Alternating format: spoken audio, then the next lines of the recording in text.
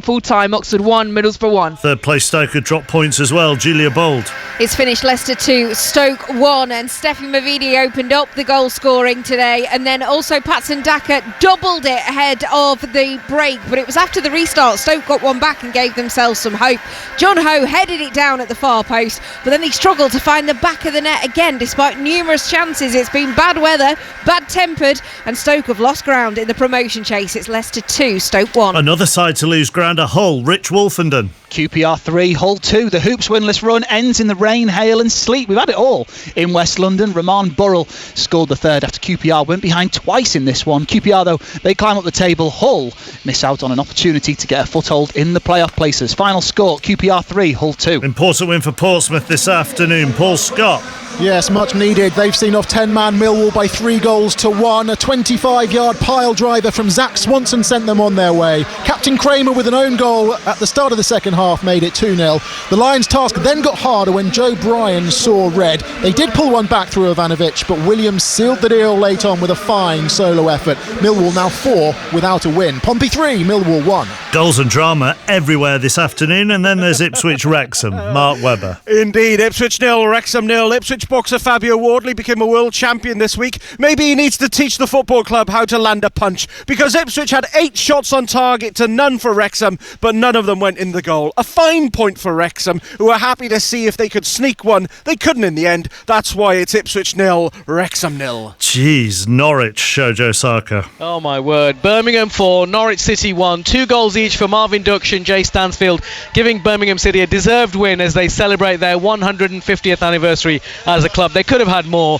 Matthias Kvistgaarden scored a third for Norwich for a third game in a row, but they've still not won a football match since August. A really tough start for new manager Philippe Clement. Birmingham 4, Norwich 1. Watford 2-0 down at Derby after 55 minutes, 2-1 down with 85 minutes gone, and Ido Kayemba scored twice for them, one of them a penalty, and it's finished Derby 2, Watford 3. Brings to an end Derby's run of 5 straight wins. In League One, leaders Lincoln have been beaten at Wickham by 3-2. Our featured game this afternoon, 4th against 3rd, Bolton against Bradford. Naz Premji. Bolton Wanderers 0, Bradford City 0, a point apiece, and Bolton will be disappointed with that. They dominated this game for long spells, and Mario Cozy-Dubry had a super game, creating and having many chances. Bradford pretty poor. It's finished Bolton Wanderers 0, Bradford City 0. Cardiff are the new leaders of League One. They've won 3-1 at Northampton this afternoon. Walsall are the leaders of League Two. They won 2-0 at Harrogate at lunchtime, and Swindon were held in a 3:00 game. Jacob Coleshaw. Swindon 2, Grimsby 2. Swindon failed to reclaim top spot in League 2 after a first half of 2 halves. The hosts scoring twice in 13 minutes through Palmer and Bodenful. Grimsby came from 2 down to earn a point. Green and then the captain rose from the spot, which takes them to 9th. Swindon stays 2nd. Swindon 2, Grimsby 2. Scottish Premiership leaders Hearts play tomorrow. Celtic play at 8:00 at St Mirren. Rangers have squeaked home this afternoon against Livingston. Crenny Crawford. Yeah, Rangers 2, Livingston 1. Hardly the free-flowing goal fest Rangers fans hoped for at home to the team at the bottom of the table, but the hosts got there eventually to make it 4 wins from 4 league games for Danny Rose since taking over Ibrox. Emmanuel Fernandez and Mo Diomande with the goals for Rangers despite Tete Yengi's equaliser. Rangers 2, Livingston 1. And to the Rugby Union, Wales, New Zealand, Owain Gwyneth. Wales 26, New Zealand 52. An expected defeat for Wales as a much changed All Black side, making 34 consecutive wins against the Welshmen. The visitors were just too powerful all over the park, scoring 7 tries. Notes for Wales winger Tom Rogers scoring a hat-trick, but Wales just not good enough today. Wales 26, New Zealand 25. Ireland, South Africa next up. That is at 5:40, and you can listen to it on Sports Extra. Good afternoon, I'm Mark Chapman. You're listening to BBC Radio 5 Live at 4 minutes past 5, and this is Sports Report.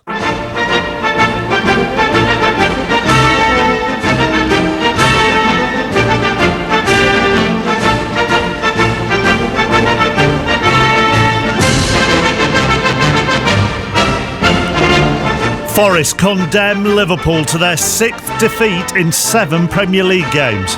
And the loose ball is put in by Morgan Gibbs-White to surely wrap up the 3 points.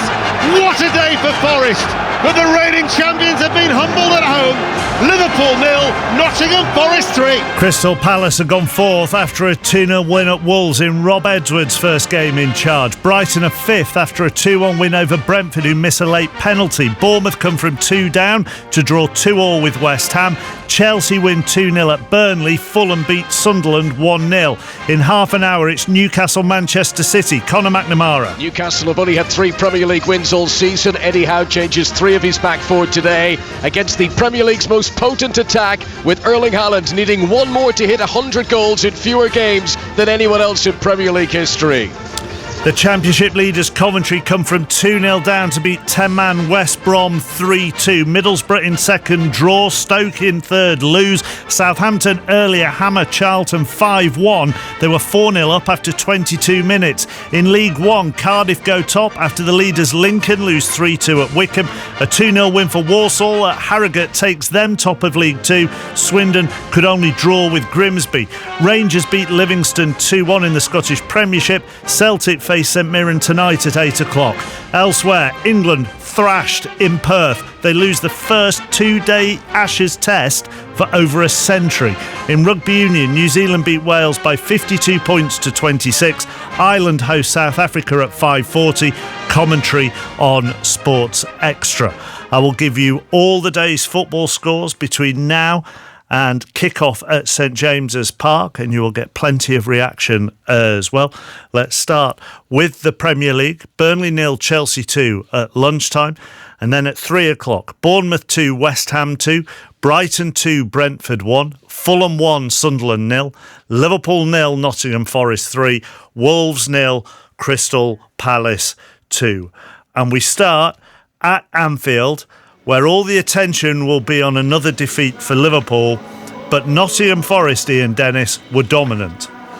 Absolutely, Mark. It was a faultless Forest performance. Arne Slot suffered his heaviest league defeat at home as Liverpool manager, and many may point to Liverpool's frailties, but that would be a disservice to Forest, who were quite magnificent. And there were so many standout performers, notably Murillo, Milinkovic and Anderson, who denied McAllister with a goal-bound shot early on in the game that I thought epitomised the spirit of Forest. Murillo also deflected a Szoboszlai shot. A misfiring Liverpool struggled to create many more chances. Forest, though, were ruthless. Murillo buried his opportunity just past the half hour. Jesus had a goal disallowed shortly afterwards. Savona stunned the home side just after the restart, and Gibbs-White sealed the win 12 minutes from time as they registered back-to-back league wins at Anfield for the first time in 62 years. Paul Robinson was alongside Ian. I wonder whether that's the biggest contrast between the two teams, and that's defensively. Absolutely, defensively as a unit. I think from Arne Slot's point of view, you wonder how often he watches a game from on high, because Liverpool looks so unbalanced without a natural right back, with Szoboszlai and Curtis Jones playing in there. They were so unbalanced. There was opportunities for Nottingham Forest on the counter-attack quite often. The amount of attacking players that Liverpool had on the pitch. Obviously Mohamed Salah is going to play on the right-hand side, but the others, Isak, Curtis Jones was in behind him, Gakpo, when he came on, Ekitike, Chiesa. There was no kind of understanding between any of them. You know, Liverpool gone by, we watched them, they're so fluid in the movement, they're so crisp and quick in their passing, they press high, they win the ball back, and all the passing in the final third is precise, it's quick, and everything is done at a tempo. But at the moment I'm watching a Liverpool team who like rotating possession. They keep possession for possession's sake at time, and when you're a team that are lacking confidence, players are not wanting to put the ball at risk. Nobody wants to be that man that plays the last pass, that gives the ball away, gives possession away. And they're a side that are struggling at the moment, and the body language of the players, they didn't have the answers when Nottingham Forest went 1 ahead. From the time when Nottingham Forest went 1 goal ahead, granted, you look at the possession Liverpool had, but they didn't do anything with the possession. Matt Sell's got a clean sheet, and it's going to be one of the easiest clean sheets that the Nottingham Forest goalkeeper will pick up, and it's here at Anfield. Thank you, Paul. Thank you, Ian. We'll do the rest of the Premier League very shortly, but there are 2 big sports stories today. The first is that win for Nottingham Forest. The second is England's astonishing 2-day defeat in the first test in Perth earlier. Australia winning by 8 wickets. They had a target of 205. They reached it in just 28.2 overs, helped by a superb century from Travis Head. We're going to talk to former England coach Paul Farbrace in a minute after we hear from former England captain Michael Vaughan. This England side at the worst possible time, where they've had the best team for the conditions here in Perth, everyone fit, the paces yesterday afternoon were absolutely outstanding, The batters have made exactly the same mistakes that they made in 2023, and that's unexcusable. The batting in the first innings wasn't good enough. Primarily, all the batting lineup have gone out there and gone, do you know what, we're going to play baseball on these massive acreage fields against some decent ball. And it was, by the way, Cummins and Hazelwood haven't played this week. The conditions have been perfect for England. No Cummins Hazelwood, not boiling hot. They've got a 5-man attack that's outstanding for this pitch, and the batters have completely let the team down. So more from Michael Vaughan on the TMS podcast. You can hear from Brendan McCullum on there, Ben Stokes on there, Glenn McGrath as well, Travis Head after that fantastic century. The former England head coach Paul Farbrace has been watching Brighton Brentford this afternoon. So let's have a quick word with him from the Amex. I'll give you the Premier League table very shortly. Is it fine margins, Paul, or can you understand the criticism that's being heaped on England? No, look, you can understand it, Mark. The batting, I mean, hearing Vaughan talking about the same mistakes from 2 years ago, but the same mistakes yesterday. You know, the batters gave their wickets away, and they gave them away in the second innings. And if you don't bat for more than 70 overs in a test match, you've got no chance of winning it. And the bowling was so good in the first innings. England got themselves back from a horrible position to a fantastic position. 40-run lead going into that. Lunchtime on day 2, you're 100 runs ahead, 9 wickets in hand. All you've got to do is bat a session. You bat one session and you kill the game. But England just didn't give themselves a chance. And the dismissals are, you know, they're woeful. They really, really are woeful. And there's no excuse. I mean, you know, if you get genuinely got out by a good ball, okay, fair enough, you can say, you know, that's a great ball. But how many of our batters have genuinely been got out in the 20 wickets we've lost? The second test is a pink ball test in Brisbane, so it's a day-nighter. There is a pink ball warm-up match. England Lions have that against an Australian 11. Ben Stokes told Jonathan Agnew that the England batsmen won't be in that. They're not going to change their approach. Would you be thinking some of them should go and play in that?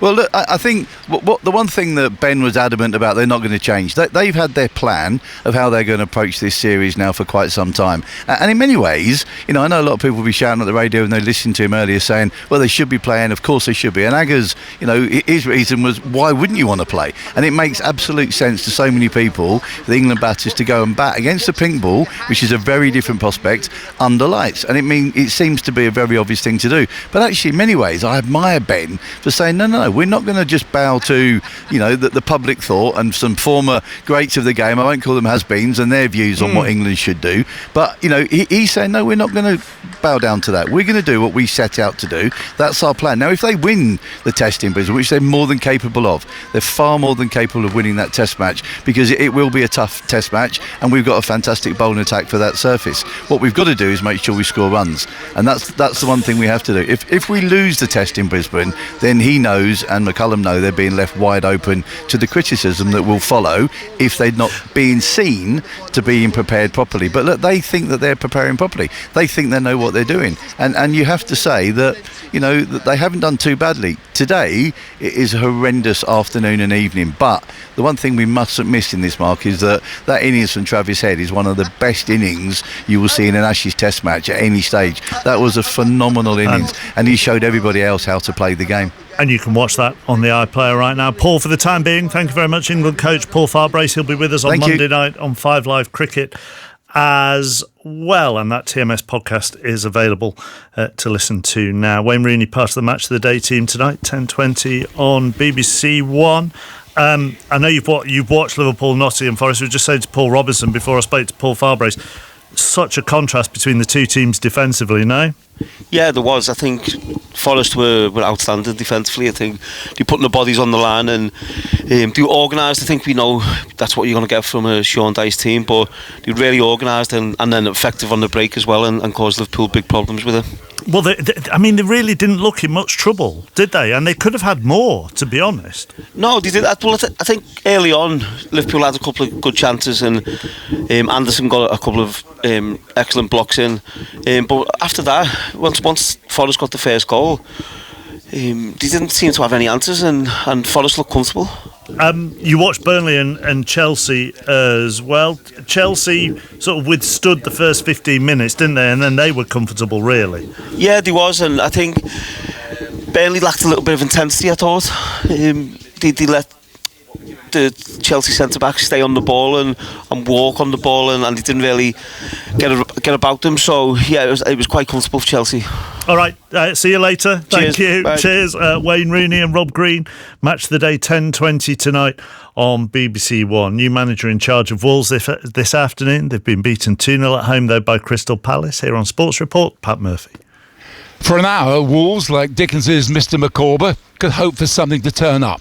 Although there was a fair amount of miskicking in their defence, reminiscent of a table football game, as Rob Edwards gestured to calm down. And Gomez's low free kick, saved by the legs of Henderson, was a warning to Palace. But their higher ceiling of talent proved decisive, especially the brilliant Spaniard Pino in midfield. Eventually, Palace were 2 up inside 5 minutes on the hour, both emphatic finishes from Munoz and Pino. For Wolves, it was a case of fingers in too many dikes, but at least there was none of the fatalism of recent matches. The club motto is out of darkness cometh light, and if Rob Edwards can turn this listing tanker around, he should be manager of the year. Pat, thank you and happy retirement. Thanks, Mark. Always leave a party before they start hoovering around your ankles. Pat Murphy on Sports Report for the final time. If you missed it earlier, after 51 years at the BBC, after 44 years in radio sport, Pat has decided to retire with no fuss. And so at the end of that, we say thank you, Pat Murphy. To Brighton, Chris Coles. They've beaten Brentford 2-1. They always seem to find a way at the Amex to Brighton, even when not at their best, even when the opponents have a stoppage time penalty to equalise with a minute to play. Igor Thiago's spot kick is second of the game, saved by Bart Verbruggen. Brentford have struggled away this season, but the inhibition they've often played with on their travels, not evident early on. Igor Thiago's successful first penalty to give Brentford a deserved half-time lead, but they faded in the second. Danny Welbeck missed a glorious chance to equalise before he did, with a much harder chance, a superbly cushioned half volley into the corner. Jack Hinchelwood then off the bench to score himself before the Verbruggen heroics. Brighton's impressive home record intact. Brentford's away struggles continue. Let me give you the table then with Palace fourth and Brighton fifth. So Arsenal play tomorrow against Spurs. They've got 26. Everybody's played 12 unless I say otherwise. So Arsenal have played 11. Chelsea have 23. Manchester City 22 from 11. Palace 20. Brighton 19. Sunderland 19. Bournemouth 19. Spurs and Villa have 18 from 11, as do Manchester United. That's the top half. Bottom half to come after Sean Dyche live on Sports Report from Anfield with Gary Flintoff. Thank you, Mark. Sean, thank you for your patience. Go on then. Put that victory into words for me. Well, so of course it's very pleasing. Massive credit to the players. They've taken a lot, and I've said it week after week, but I mean it. I reminded them of that. I said, look, we're working very hard on the training pitch, but it's down to you. You know, we can only guide you in the right direction and what we think is the right direction. You can't get it right all the time. It's a brilliant business of hindsight, real geniuses of hindsight, but trying to get it right before the whistle blows. And we did today, but I must give them credit. I thought the first 15 minutes we've had to defend fantastically well to keep a clean sheet. Matt's playing very well in goal. The two centre-halves, Nico Williams particularly, that four. Amongst others, I mean, there's so many good performances, but teamship performances, and that's important over a season. You know, there's other days when, I think we could play with real quality. I thought we showed that against Porto. I thought we showed it against Leeds. And sometimes you've got to play with a teamship and a belief in what you're doing as a collective, and I thought that was on show massively today. It is indeed a day of celebration for you, but I do just wonder, should you have had another goal? Well, look, I mean, I'm frustrated because I've seen it back, and they were talking about where the ball hits you on the body, and they were talking about the arm and the sleeve and all that. I'm bound to say it, but it looks like a goal to me. I think they've done well to even find and spot it, if you ask me. But look, I mean, we get frustrated. I'm more frustrated that my assistant gets yellow carded because we're in a technical area that's 8 feet by 6 feet. I don't know where we're meant to do our business. No, but think about it. They go, you can't have us anyone else. I said to the father, where do you want us to work then? We're working. I don't understand this rule. I think it's got to change. Some of these grounds, Goodison was the same. Obviously, they moved into the new stadium. This place, it's a small technical. Where are we meant to go? So I find that frustrating today, but it's a very small gripe, I must make that clear. No, but that's what I'm like, but that doesn't change the whole city. Well, actually, it might do. but there's no guarantees. We've got a lot of work to do, but that's really, really good work from the players, but mainly on the training pitch and the attitude towards what we're trying to do, and then show it in a game is obviously the end product we were looking for. And to be out the bottom three, what does that mean? Yeah, I mean, it's a big shift from when we went in here, or got in here, sorry, and you know, the players deserve it, and the fans as well, because they've backed us certainly since I've been in here. I can't question them before that. I can only question my time. They've accepted us straight away, it seems. Obviously, we've got a history, all of us, with the club, and the other two lads more than me, Stoney and Woney, but, you know, look, you've got to get results. You know, fans, it doesn't half lock it together better when you get results, trust me. But I think there's a belief in what we're doing, and I'm really pleased with that at this early stage. I think the players are showing that in what they're delivering on the pitch. Enjoy your night. Thanks for joining us. Thank you. And that defeat for Liverpool drops them into the bottom half. They have 18, Brentford have 16, Everton 15 from 11, Fulham 14, Newcastle 12 from 11, Forest have 12, West Ham have 11, Leeds 11 from 11, Burnley 10 and Wolves 2. We will go next to Bournemouth, West Ham. So hey. Yeah, and Bournemouth, Mark, they looked miserable when they trudged off at half-time, trailing by 2 goals scored by their former player Callum Wilson. But little did they know they'd be given a helping hand by the West Ham manager Nuno Espirito Santo. He decided at 2-0 and after 52 minutes to bring off Callum Wilson and hand the attacking initiative to Bournemouth, and they capitalised. The first came from Marcus Tavernier via the penalty spot, with Enis Unal grabbing the equaliser. Bournemouth then, they had another 3 very good chances to score the winning goal, but they'll be thankful to the West Ham manager for handing them a lifeline. Big late win for Fulham this afternoon, watched by Charlie Slater. How grateful Marco Silva will be for the comforts of home. Over 90% of their Premier League points have been won here this season, but boy did they have to work for it today against a stubborn Sunderland side who proved so tough to break down. The goal finally came in the 84th minute, scored by their talisman Raul Jimenez, a real striker's goal, who gambled on an inviting cross from substitute Samuel Chukwueze. For Fulham, it's a precious 3 points after 5 defeats in 6. For Sunderland, a first defeat since early October as their 4-match unbeaten run ends in West London. Pedro Neto and Enzo Fernandez got the Chelsea goals in a 2-0 win at Burnley. Here's Enzo Maresca. I think we need this kind of win after the international break, 12 o'clock in the morning, Burnley away, this type of pitch, small pitch, it's complicated. So very happy with the result and with the performance. With all that in mind, did you feel you were a little bit slow to get going, or was it just a game of patience? No, I think they defended very well. They didn't give us many spaces to attack, so it's complicated. Enzo Maresca with Guy Mowbray. In the Championship today at lunchtime, Bristol City 3, Swansea 0, Charlton 1, Southampton 5. All those goals in the first half. Coventry came from 2 down to beat 10-man West Brom 3-2. Birmingham 4, Norwich 1. Norwich losing their first game under new manager Philippe Clement. Watford scored twice in the last 5 minutes to win 3-2 at Derby. Goalless between Ipswich and Wrexham. Leicester 2, Stoke 1. Oxford 1, Middlesbrough 1. Portsmouth beat 10-man Millwall 3-1. QPR 3, Hull 2. So Coventry 7 points clear at the top of the table. They have 37, Middlesbrough have 30, Stoke 27, Bristol City 26, Preston 26. They were beaten last night at home by Blackburn. Hull have the final playoff place on goal difference from Millwall. Both sides have 25 points. Sheffield Wednesday prop up everybody else on -4. Norwich have 9. Sheffield United have 10. It is the Sheffield derby tomorrow at Hillsborough. Wednesday at home to United. Let's hear from the Leaders manager. Here is Frank Lampard.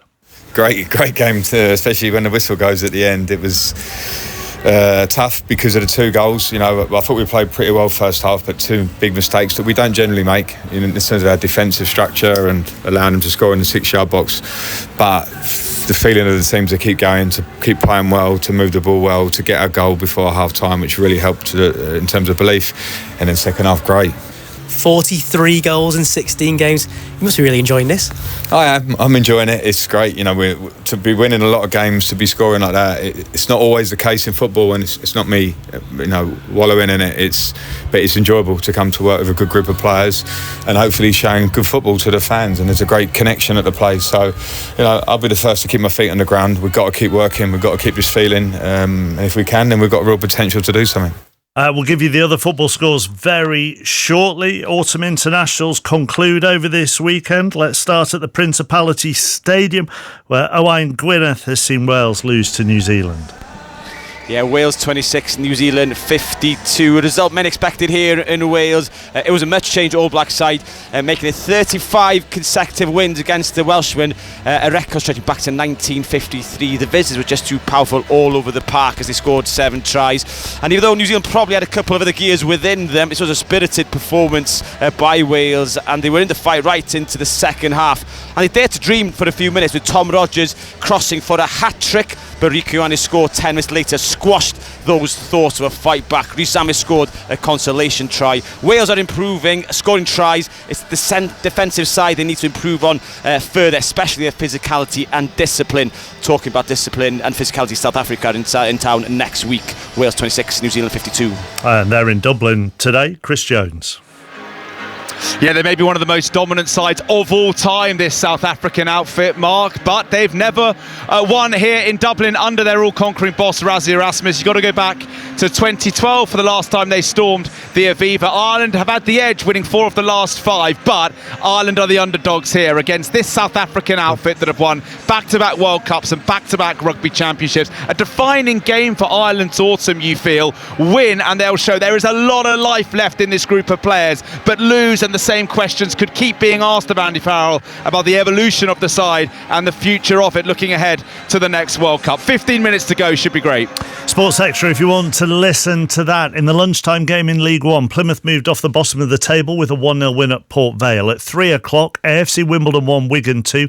Barnsley thrashed Luton 5-0. Goalless between Bolton and Bradford.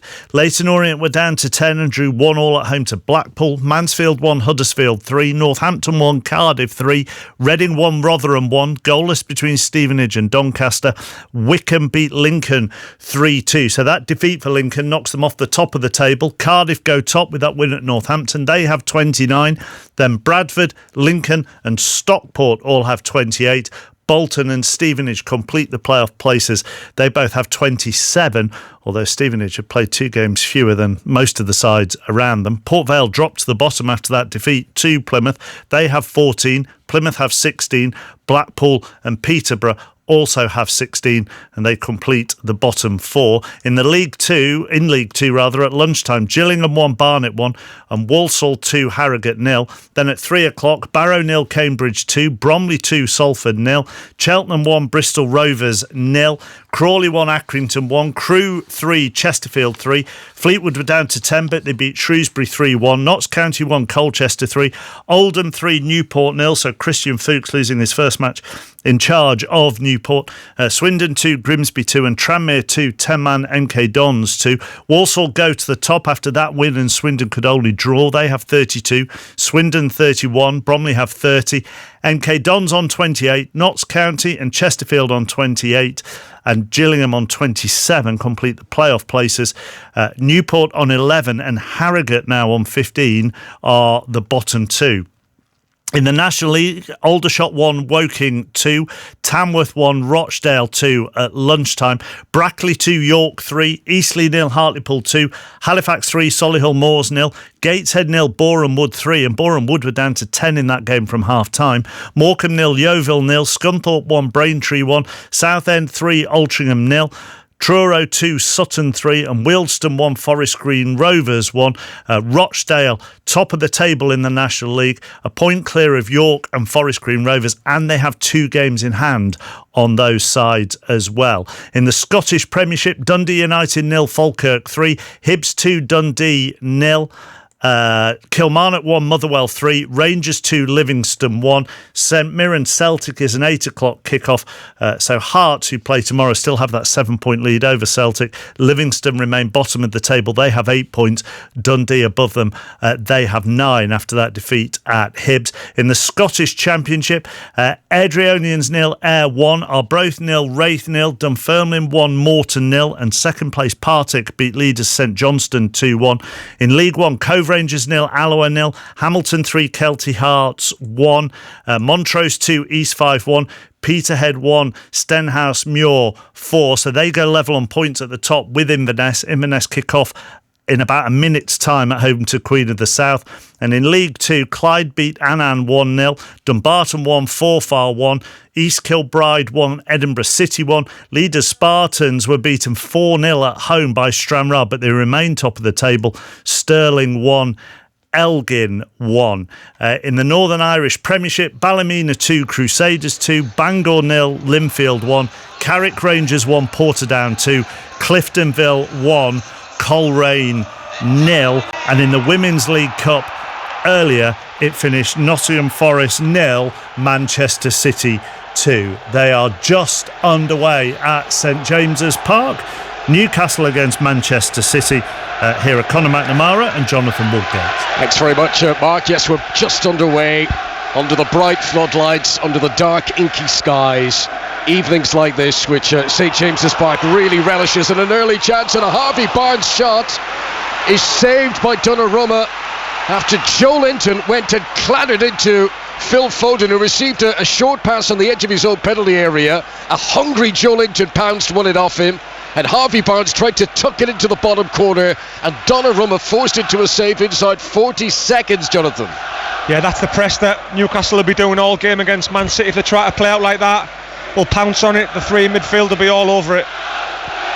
Nights like this, that this stadium so comes into its own. Dark already at kick-off. Buzz about the crowd, bit of a hunger from Newcastle to make an impact. They know they're better than recent results. Hall sends a pass just fractionally too far in front of Harvey Barnes, and it rolls through to Donnarumma. But this very early stages is a promising start from any House team. As City are calling the ball again to Gianni Reinders, tackled by Hall. Down goes Nico Gonzalez. Referee blows the whistle. Free kick to Manchester City. City who haven't put two passes together yet, and Newcastle trying to make it as uncomfortable as they can. Cold evening here. As City get off the team bus, you can see a few shivers, and Newcastle don't want them to warm up into this atmosphere. And old Doku's made a mistake now, just about remedies it. But City have had a strange start here by their consistent standards. They've given the ball away again. Yeah, you can see Newcastle going man to man, really aggressive, with them not taking a step back. But if Man City can play through it, they'll have a chance. There's the Groans, the first misplaced Newcastle pass. Haaland is in, tries to flick it around Pope, who came out of the penalty area, and it ends up 7 or 8 yards wide of the target. Not quite sure what Erling Haaland was trying to do there. Keeper came storming out towards him. He wouldn't have been able to handle the ball out there, Nick Pope. And Haaland, rather than sort of bring it around the keeper, tried to kick it over him. But by his exalted standards, that's a very strange attempt from Erling Haaland. That's a huge chance for Haaland, a huge chance. You'd expect him to score. It was better than a Newcastle chance early on. 2 chances early on in the game. What's gone 3 minutes? It bodes well, Jonathan, for the next couple of hours here. This could be fun. Bright start to the game. 5 live BBC sounds. We're on the BBC Sport website and app as well. Newcastle United 0, Manchester City 0. City unchanged for the 3rd Premier League game in a row. Newcastle making 3 alterations from their last game, the defeat against Brentford. All 3 are defenders. Livramento and Hall in as fullbacks. Fabian Schär in alongside Malik Chow at the heart of the defence. City's tall Donnarumma, who conceded 4 goals the last time he played here. It was for Paris Saint-Germain against Newcastle in the Champions League 2 seasons ago. And he's forced to kick it long here. Long searching over the halfway line. Bruno Guimaraes is underneath it, but his header goes straight to Riyad Cherki. And then immediately Fabian Schär lunges in on him and sends the ball back into the Manchester City half of the field. So Newcastle line up with Nick Pope in goal. It's the 350th appearance of his senior club career. Back 4 of Livramento, Chow, Schär and Hall. 3 in midfield is strong. Bruno Guimaraes, Tonali and Joe Linton. And the front 3, Jacob Murphy and Harvey Barnes, either side of Nick Voltemade.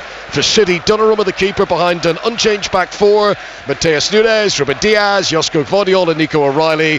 The 3 in midfield are Bernardo Silva, Nico Gonzalez and Phil Foden. And then Riyad Cherki and Jeremy Doku in support of Erling Haaland up top. Haaland, who's hoping to get his 100th Premier League goal today. If he does, it'll be in 109 Premier League games, which will be far faster than anyone else in the Premier League era. And I am keen to stress in the Premier League era, because if you go back in the history of top flight football, it has been done quicker. More of that anon, because O'Reilly's coming forward for City here, played for England in the week, gives it to Doku on the left hand side. Doku's right foot across, looking for Foden. Foden. Comes off at Joe Linton. There's a few appeals from City fans. It might have been a handball. Walter Mann is caught in possession. 20 yards outside his penalty area, so City get it back in an attacking zone. But this is Joe Linton sweeping across, regains control, gives it to Bruno Guimaraes, into the feet of Tonali. No space for him. Doku slides in, but Tonali is as strong as granite as he rides the challenge and brings possession into the City half. Hall is caught on the ball by Mateus Nunes, and it's a real feisty start to the game in the terms of challenges and both teams not allowing each other to breathe. The team out of possession's really looking to lock onto their opponent, especially early on. They try to do it. It's when Manchester City get the ball on the halfway line, Newcastle drop into a 4-5-1 system, really compact in between the lines, and that's what Man City are trying to exploit. They're trying to get in between the lines, they're trying to get Foden in between the lines. Great of Jonathan Woodgate alongside us today here on 5 Live as Cherky rolls it into the penalty area. Haaland, angle is tight, tries to pull it back, and Livramento inside the 6-yard box has no choice but to put it out for a corner kick. First corner of the game for Manchester City on the left-hand side. Haaland, who sometimes is slow to get involved in games. I mean, he often only needs a few touches, but that's twice now he's been in attacking positions of play, and City prepared to take the corner on the left-hand side. Newcastle have everyone back to defend this. No tall presence of big Dan Burn today, remember. He's suspended after that red card against Brentford before the international break. Here comes the delivery. Cherky sends it in. There's pushing, but I think it was pushing before the kick was taken. Let's see. Referee wants to talk to players. I think this is going to be retaken, and that's why there's a few groans from Newcastle fans who thought there might have been some respite for this particular City attack. I think he goes down a bit too easy. It's a tiny little shove, he just goes down too easy, which all players do these days. I think it's what players do these days, don't they? They just go down with a little shove. Ruben Diaz and Fabian Schär, the two who tangled, and Schär, who's big and tough, he's well able to stay at his feet if he wanted to. He rather dramatically fell into his goal mouth there. Anyway, referee has told them to stamp that out, and he's going to get the Manchester City corner to be taken again. And Cherky more elevated this time. Joe Linton to the front post, headed straight up into the air, and it goes out for a second Manchester City corner in succession. Interesting day in the Premier League already, with plenty eyebrow-raising scorelines. From a Manchester City point of view, if they win today, they move a point behind Arsenal, who play tomorrow against Spurs in the North London derby. Cherky, corner comes back out to him this third time, and he shoots right-footed towards the near post, well held into the gloves of Nick Pope. When he comes in on that right foot, Cherky twists, turns, little step over. I thought he was going to nestle in the back of the net, but he took it well, Pope. Another misplaced pass. This time, Newcastle give it away. Doku, the dangerous Jeremy Doku, player of the match against Liverpool last time out 2 weeks ago before the international break when City beat Arne Slot's team by 3-0. They've lost 3-0 again today. First time since 1965 that Liverpool have lost back-to-back league games by 3 goals or more. Ryan Cherky today making only his 4th Premier League start for City. He's looked really good in recent weeks as Mateus Nunes picks up possession on the right-hand side of the City attack, rolls it back to Ruben Diaz, who's already up a good 15 yards inside Newcastle territory, and then pursued by Joe Linton. Ruben Diaz has to react and retreat, and he'll roll it from the halfway line all the way back to Donnarumma, away to our left-hand side. He passes to Josko Gvardiol, who scored against Newcastle in this fixture here last season. The Croatian has gone on a big run here. He started on the edge of his penalty area, goes all the way deep into Newcastle territory, then lays it off to Nico O'Reilly. Now here's Manchester City's other Nico Gonzalez, who was on the score sheet in that win over Liverpool last time. Short pass to Ruben Diaz. For the first time, there's no high press from Newcastle today, and Ruben Diaz, almost startled by that, is dilly-dallying, and then Joe Linton does press in on him and wins the ball back for Newcastle. Newcastle are doing a really good job when Man City have the ball. They're being really compact in between the lines, and you've got Doku, Cherky and Foden just playing in that area of the pitch, trying to get him behind the Newcastle midfield. It's going to be a really good test for Newcastle midfielders. 8 minutes played. Newcastle 0, Manchester City 0, and Nico O'Reilly collects a long crossfield ball on the left wing. Livramento close by for company. It comes back to little Bernardo Silva, 15 yards outside the box, left-hand side. Cherky, low ball into the area. Thought he saw a run from Foden, and sliding back to clear it away was Malik Chow. That goes out for a City throw on the far side. Cherky has been sharp and alert in these early stages of the game. Newcastle, who started brilliantly in the opening few minutes, really putting City under pressure. Now City have settled into things a little bit more. Tonali 10 yards outside his own penalty area. Under pressure from Nico Gonzalez. Doku comes across to try and help, and the ball goes out for a City throw. Jonathan. They've got hold of the game now, Man City. Apart from the first 3 minutes of the game, you'd say Man City have got control of it now, and they're starting. They're looking for the little pockets of space to find. They're taking the time on the ball. Newcastle are in the shape. They'll be getting underway in Dublin in the Rugby Union, Ireland against South Africa. You can listen to that over on Sports Extra right now. We will keep you up to date with the events of the rugby with correspondent Chris Jones here on 5 Live, as Ruben Diaz's pass is just too high for Nico O'Reilly, and the ball goes out of play for a throw into Newcastle right back position for them. O'Reilly, who got his first caps for England this past fortnight, he started both games at left back, and left back might be one of those positions in Thomas Tuchel's team that someone like O'Reilly could make his own between now and next June. He's got a real chance. I think he's an exceptional player. With Guardiola giving him his opportunity last season, and especially this season, he's kicked on. You know, he used to be a number 10 and he's playing left back. That's the credit to the manager about putting him in that position of a left back. I think he's a fantastic talent. I think he's got every chance of going to the World Cup. Nico O'Reilly, still aged just 20. He is still unbeaten in every Premier League game he's ever started for Manchester City. So any game that they haven't won in the last couple of seasons, he's not been in the starting team. So Livramento is a throw-in for Newcastle. Gives it short to Jacob Murphy. Bruno Guimaraes prods it on forward to Tonali. That's nice. Back to Bruno Guimaraes again. Voltemada will hold it up on the halfway line. Now Tonali looks to switch it. High and expansive over the head of Mateus Nunes. Controlled perfectly by Harvey Barnes. And he plays a nice pass for Hall to the byline. Left hand side. Hall's cross comes in.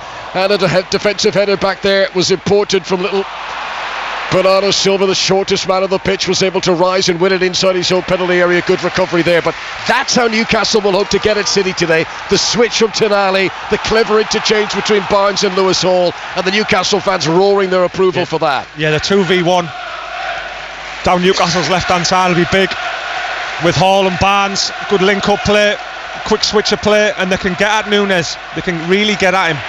No goals on 5 Live at St James's Park. Harvey Barnes' possession, 10 yards into the City half. And Mateus Nunes backing away from him, so Barnes makes up quite a bit of distance here, gets to the edge of the penalty area. Short pass to Lewis Hall. Foden is back to help out Mateus Nunes now in that defensive position. Bit of space in field for Bruno Guimaraes here. Sprays it over to the right hand side to Tino Livramento. 3 changes in the Newcastle starting team today. Good ball in. Voltemada, what a save, Donnarumma. Oh, he couldn't have hit that better, Voltemada. He hits it down low to the goalkeeper's right from a high header. It's a really good attempt from Voltemada, but that's why Donnarumma is ranked as one of the greatest goalkeepers in the world. What it's a save. It's a huge chance. Voltemada just pulls off the back of the centre back. But what a save with his right hand, strong, knocked it out into a good area. No chance for a rebound. It's a fantastic save. I mean, it really is. We've seen the replay. It's not tucked in the corner from Voltemada, but that's a difficult place for keepers to get down to, low to their body. Pushing the penalty area from Ruben Diaz. There's appeals that there was a penalty for a foul on Lewis Hall. However, the referee is giving an on-field decision of no penalty. He will delay the restart. The video assistant referee will always take another look at something like this. They're sprinting back into the penalty area. Hall gets his body in front of Ruben Diaz and then goes to ground. I think Hall realises he's not going to be able to do much with it by the byline. But is there any case, Jonathan, that there's a foul there by the defender? I think Hall was looking for it. It was looking to run across Diaz. You can see there the referee's just wave play on, not a penalty, and I totally agree with him. So that has been confirmed. There's the whistle from the referee confirming that play can get back underway. The video assistant referee today is Craig Pawson. So decent opportunities at both ends. 13 minutes played. Newcastle 0, Manchester City 0. Newcastle fans feel that City are taking too long over this goal kick. Josko Gvardiol eventually boots it down the field, looking for Jeremy Doku, cut out by Livramento. This is Jacob Murphy on the far side, controlling possession. Gives it back to Livramento, who received it very well with the first touch that propelled him forward. And then he runs on it, actually clipped his own heel there, Livramento. He could have got back for a third time in the move. As it is, Donnarumma gets possession and clears it under pressure. High up into the floodlights. Haaland jumps, misses it completely. Taken down onto the deck by Jeremy Doku, who scored again for Belgium over the international break, having got his first Premier League goal of the season. Last time out for City against Liverpool. Back to Donnarumma again, who's wearing bright yellow today. Bright orange gloves away to our left-hand side. Haaland makes a run. Donnarumma spots it. Sends it long. We don't see City do that often. And Malik Chow gets in ahead of Erling Haaland, makes an important interception. He done really well there, Chow. You can see what Manchester City are trying to do. They're looking to play out, but if Newcastle will go one-on-one with Haaland on the halfway line, Man City going long into Haaland. Well, free kick given to Newcastle for a foul inside the centre circle. I think Malik Chow's been one of the signings of the summer, actually. It seemed a lot of money, £34 million from Milan. A player who wasn't very heralded, but he has settled in really well. It's now his 8th start in a row for Eddie Howe for Malik Chow. He's looked good. Out the team as well, isn't he? Yeah, and doesn't that just say everything? Yeah. Yes, Sven Botman, who's dropped to the bench today with the returning Fabian Schär, who's making his first league start since mid-September. Right. Newcastle free kick, 0-0 at St James's Park. This is the Premier League on 5 Live for the BBC. City are holding a really high defensive line here. They're fully 10 yards outside the penalty area. Tonali will play it in behind that line. City now scurry back. Vodiol wins an important header. Then Malik Chow puts it back into the box. And then Guardiola sort of jumped across Erling Haaland, but it did the job. And it helps the ball back to Donnarumma once again. Scores elsewhere today in the Premier League. Chelsea moved up to second by beating Burnley by 2-0. Bournemouth came back from 2-0 down to draw 2-2 at home against West Ham. It finished Brighton 2, Brentford 1. 7 goals in 7 Premier League games for Danny Welbeck as Brighton came from behind to win there. Fulham beat Sunderland, a late winner for Raul Jimenez. Liverpool 0, Nottingham Forest 3. 6 defeats in 7 Premier League games now for Liverpool as Forest win at Anfield for the 2nd season in a row.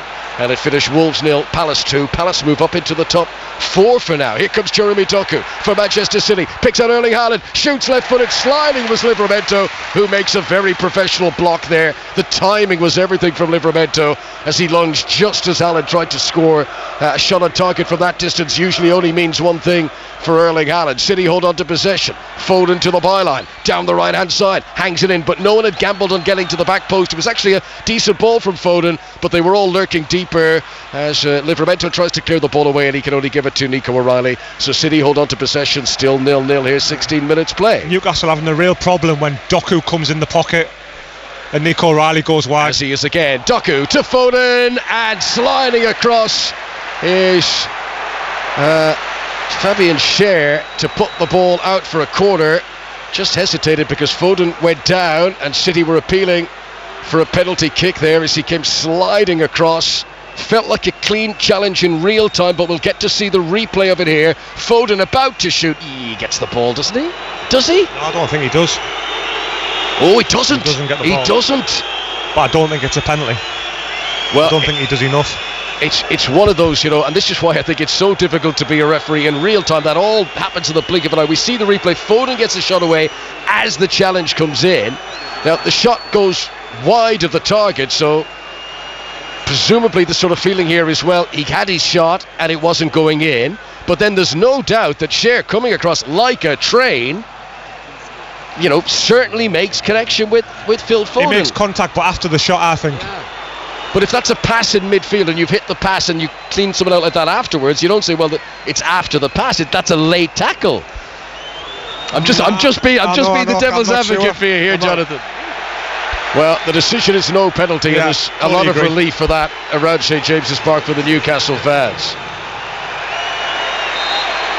I mean, Foden, I think that, it's not a penalty, and we're not trying to dispute or change that. There's no doubt Foden's aware of the player coming in. That affects the quality of shot that he takes, but I guess he's got to just be stronger. He's got to take it full on. He's got to be confident in his own ability to finish it. He should finish it, really. And Phil Foden, who has only got 1 Premier League goal this season. He scored in the Manchester derby in September. 0-0 here as Fabian Schär hits a long crossfield pass. Tonali's made a great sprint after this. Donnarumma's to come out of his penalty here. Controlled him with his upper thigh as he came out of the box. And he clears it away. Anywhere will do as the Italian then turns and scampers back into his penalty area. Schär over the halfway line to Joe Linton. stabs it with the outside of the boot to Harvey Barnes on the left wing. Barnes fancies a run here against Mateus Nunes. Little tug of the shirt from the Portuguese international. They both fall in a crumpled heap on top of each other. Referee says there's no foul there. Rayad Cherki back helping out Mateus Nunes in the right back position. Clears it up towards the halfway line, and Malik Chow, nothing fancy, puts it out for a Manchester City. He done well throw. there, Nunes. He done really well. Harvey Barnes running him down the line. Stood strong. Wait for Barnes to make that first move, and just took the ball off him quite easily.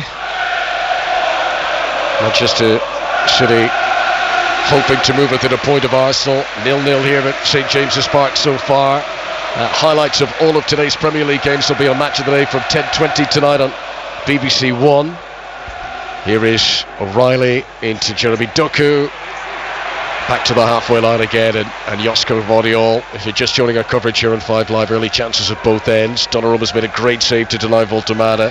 Haaland put through pretty much one-on-one with Nick Pope, scooped it way wide.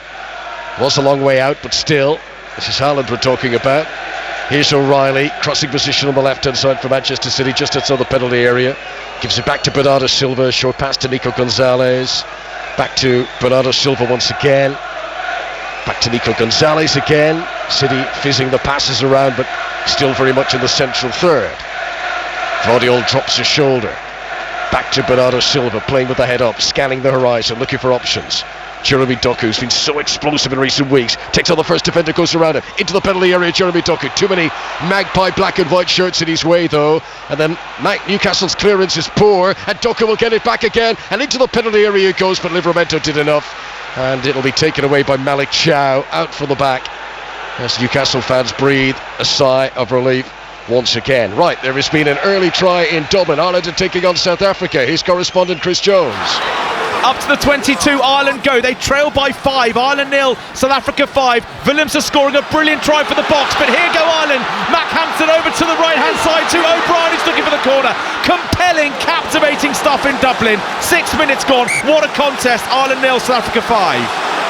So commentary continues on Sports Extra. South Africa, who haven't won in Dublin since 2012, here at St James's Park. No goals between Newcastle United and Manchester City as Foden plays the ball onto Rayad Cherki down the right-hand side. It's a chance to get his head up and see who's in field. Rolls it back to the edge of the box. This is Foden. Closely monitoring him is Bruno Guimaraes. Back to Cherki again on the right-hand side.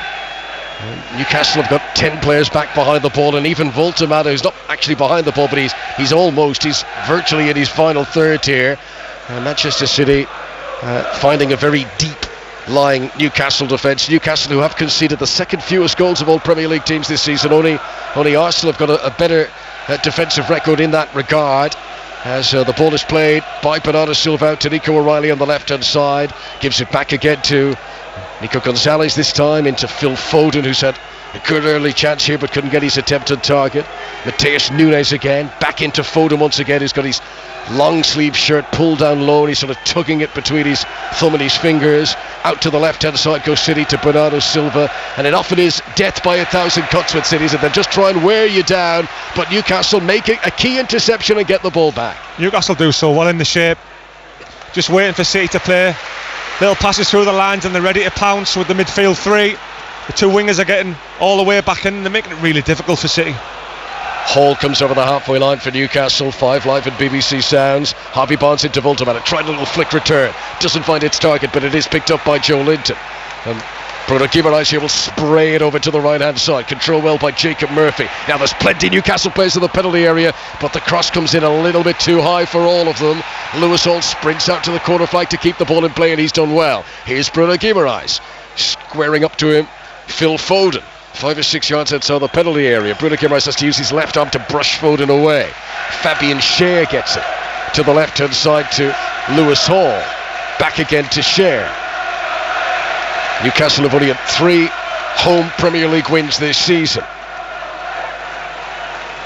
This is Hall, back to Schär again. He's looking up, he's looking for options, and he plays it long. Jacob Murphy's the target here, but that was a very ambitious pass, and it's cut out by Josko Gvardiol. Tonali's unbelievable at picking second balls up in the centre of the pitch. Any knockdowns, he's on it. Same with Joe Linton, really, but I think Tonali's the pick of the midfield three for Newcastle at the minute. He's on everything. Sandro Tonali, who's played in all of Newcastle's Premier League games this season. And that is a midfield three that you would imagine would get into most Premier League teams, really. Bruno Guimaraes, Tonali and Joe Linton. If Newcastle do have problems, it's not in that area. Here is Bernardo Silva, midway inside his own half. City playing from left to right as we look down. Their traditional sky blue, the white shirts, the sky blue socks. Rayan Cherki receives it off Erling Haaland. And nudges it out to the left-hand side to Nico O'Reilly. Back into Rayan Cherki once again. Tonali tries to get it off him, but has fouled Cherki right in front of the referee, and that's a free kick to Manchester City.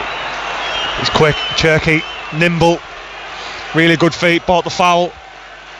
But you can see now Man City really gaining control, looking to play through the middle of the pitch, looking for up-back throughs, hitting Haaland, then into Cherki, and then they're running.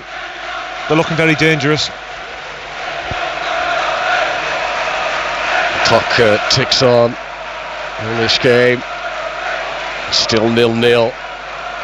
Phil Foden rolling the ball back to Ruben Diaz. Attempted flick by Rayan Cherki. He's a bit too fancy that time. Bruno Guimaraes is able to win it back, and then Tonali sets Harvey Barnes in motion. We received that brilliantly. Now in for Voltemana. Saved by Donnarumma again. Second time in the match that the big Italian has denied the big German one-on-one. Connor, I think it was an easy save. I thought it was a really bad finish. Didn't catch it well. Lacked a bit of composure. Needs to hit the corners.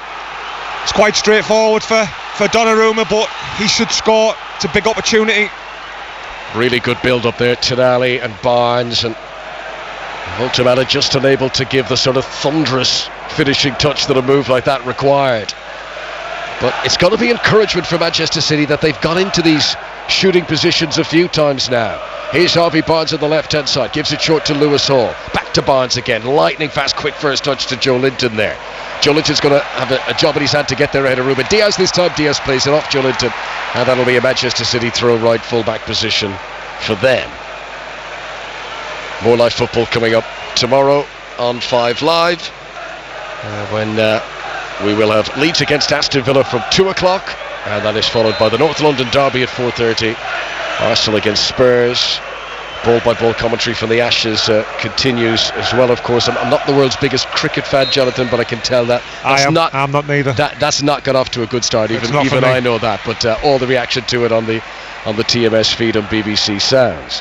Here is Mateus Nunes, Rayan Cherki, Tonali again. He's having a storming game so far, really rising to the occasion today. Good cross into the centre, but there's no one there for Newcastle, and Donnarumma is able to come out and gather it all in one motion. He bowls it out overarm for Nico O'Reilly, dealt with well by Tino Livramento. Newcastle have just upped to gear in recent minutes. Here's Livramento down the right hand side. What a tackle by Guardiola.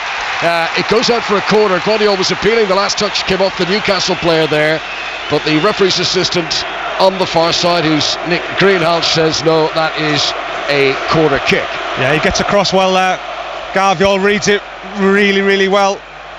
Livramento took off. He was quick. He was looking to maybe be a foul, but it wasn't. It looks like he's just his ankle a little bit, but I think he'll be okay.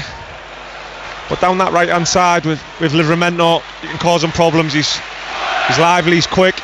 He wants to get into the box and produce crosses. And he's just a little bit gingerly stepping back to his feet here. Tino Livramento, a player who's just come off the back of an injury. It was a knee problem that he picked up against Arsenal in September. Eddie Howe will have slight concern there, but it's good to see he doesn't need treatment anyway. He's up and he's hobbling. And Newcastle have got 2 players standing over the corner kick. Murphy takes it. Haaland sort of scuffs it clear, not fully.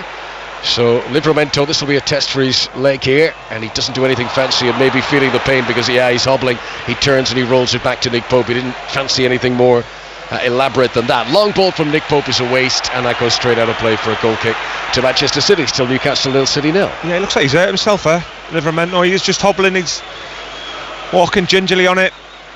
Won't be good for Eddie Howe. He's had so many injuries, especially for this game. It won't be ideal, that's for sure. Eddie Howe, who is 4 years in the job this week. He's got the warm, padded, hooded top on down there, the sort of zipped up tracksuit top. Watching play on what is a cold evening in St James's Park. Donnarumma's clearance here looks for Erling Haaland. gets there ahead of Cher, does well to keep the ball in play, but Cher did well against Haaland there, because even though the Norwegian kept the ball in play, it was going to go back to Chow, which is what happens, and then between them, Cher and Chow were able to deliver the ball to Lewis Hall on the left hand side. He drops a shoulder. That's good. Up to the halfway line he comes. Newcastle just in the last few minutes have got a new confidence, and after one or two sloppy moments, they're now beginning to ask real questions again.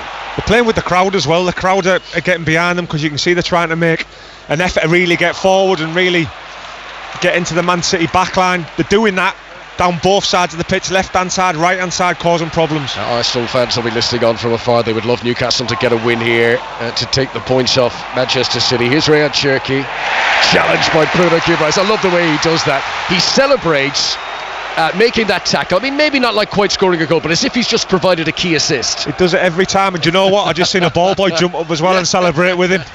It does, though. It drums the atmosphere. It stirs the pot, doesn't it?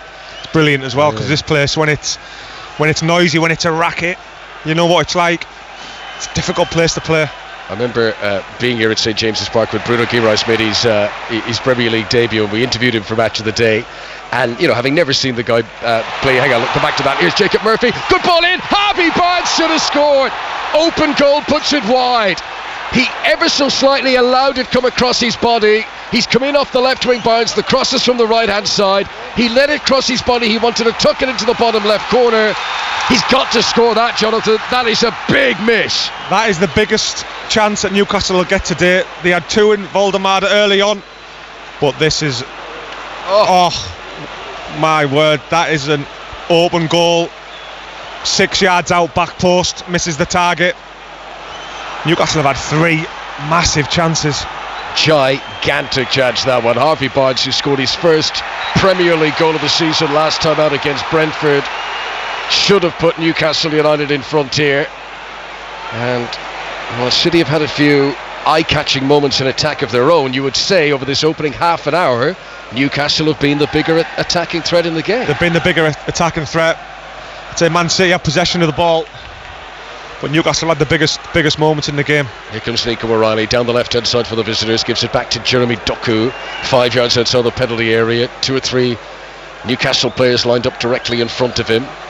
City start fizzing it around, little short triangular passes in around the edge of the Newcastle penalty area. Back to Josko Gvardiol, back to Ruben Diaz, back to Gvardiol again. City quite stagnant here inside the centre circle.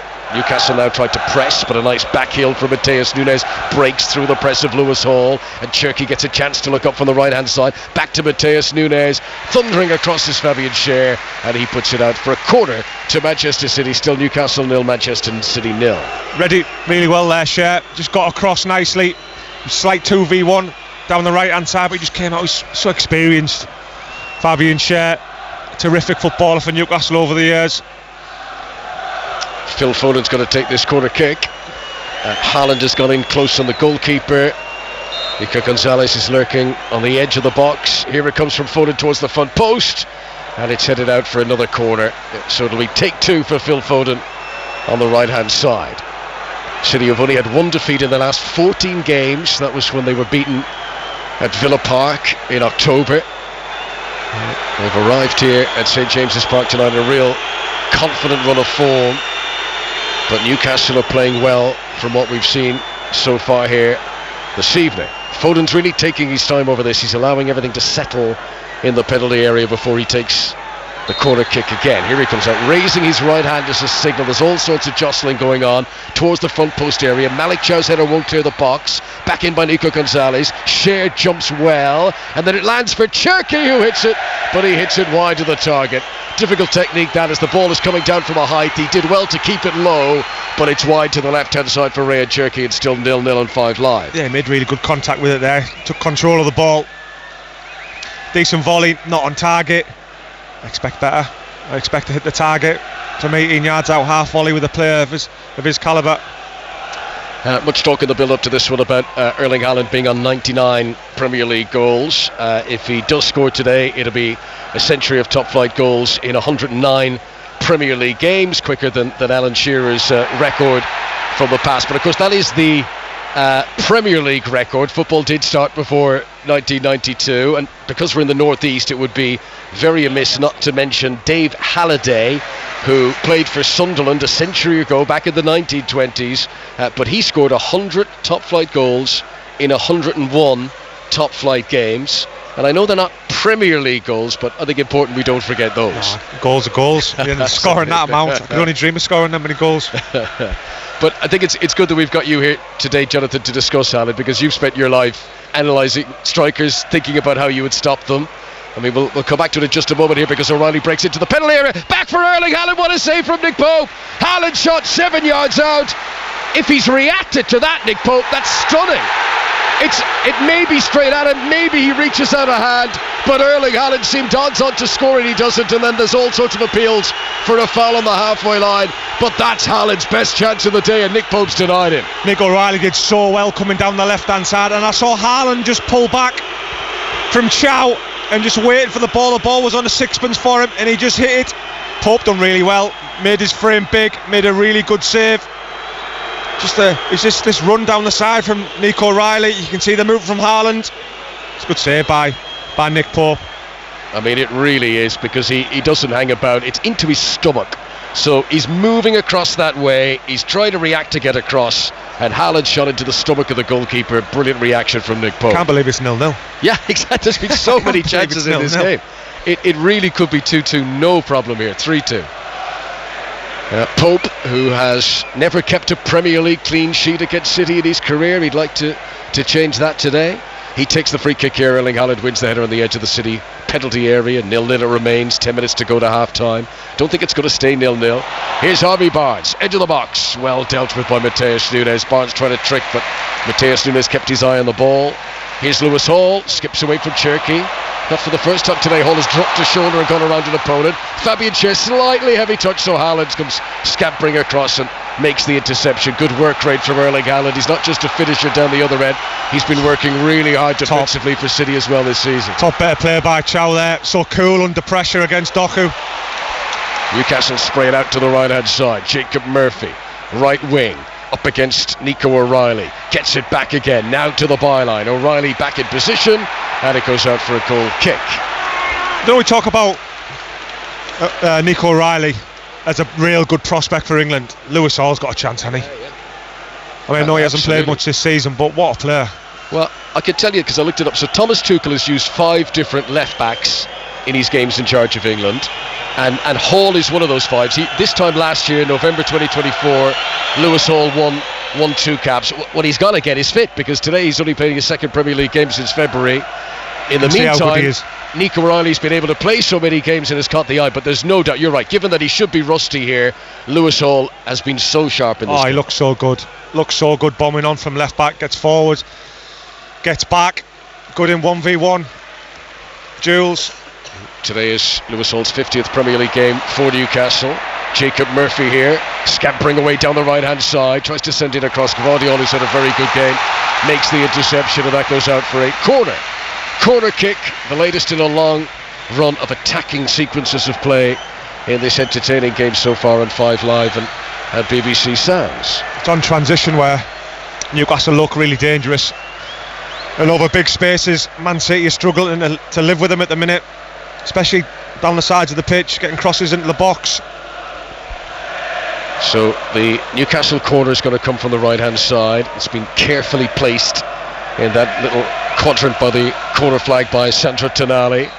Most of his teammates are on the edge of the box here. They'll all run in though as he takes it, met by Mateus Nunes at the front post. Falls to Lewis Hall, who I did see score a goal from that exact situation at Old Trafford a few years ago, but this time he took a touch to kill it. He didn't fancy hitting it first time on the volley, and that first touch was soft, and Donnarumma. He's got the ability to do it, hasn't he? Yeah, absolutely. He's got the ability to do it.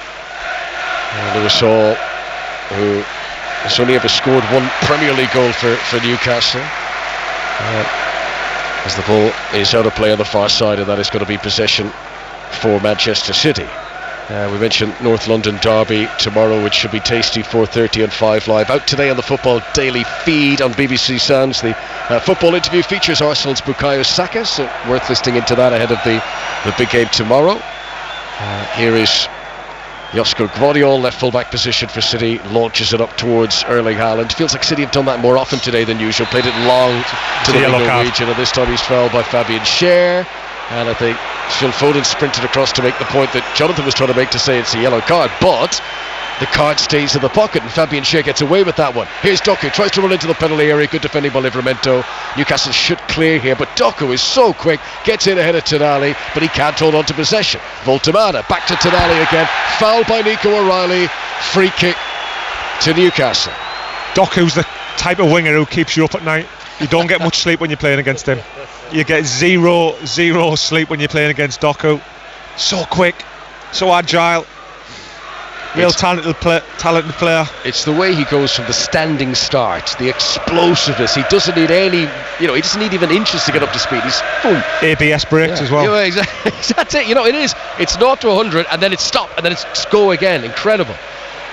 This is Bernardo Silva nearly winning the ball for City just on the edge of the Newcastle penalty area, but Newcastle able to hammer it away. Voltemada wins a flick-on header, but Nico O'Reilly will pick up that for City, and he should be able to clear on the left-hand side here. He's confident, takes on Jacob Murphy. He was a bit weak there. Groans from the Newcastle fans. I think Jacob Murphy thought O'Reilly was going to clear it there. Didn't think he was going to try and dribble past him.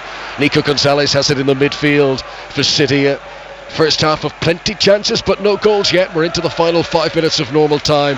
Ahead of the break, we'll be back to Mark Chapman over half-time to analyse the rest of the day's sporting news. Jeremy Doku here gives it to Nico Gonzalez. Into Phil Foden. Here is Erling Haaland. They're trying to dribble it in. It gets bogged down just on the edge of the box. There's too many defenders to go around. Nico Gonzalez looks for space. Gives it to Mateus Nunes on the right-hand side. Newcastle are full of concentration out of possession. They are working really hard to narrow the space for Manchester City when their opponents have the ball.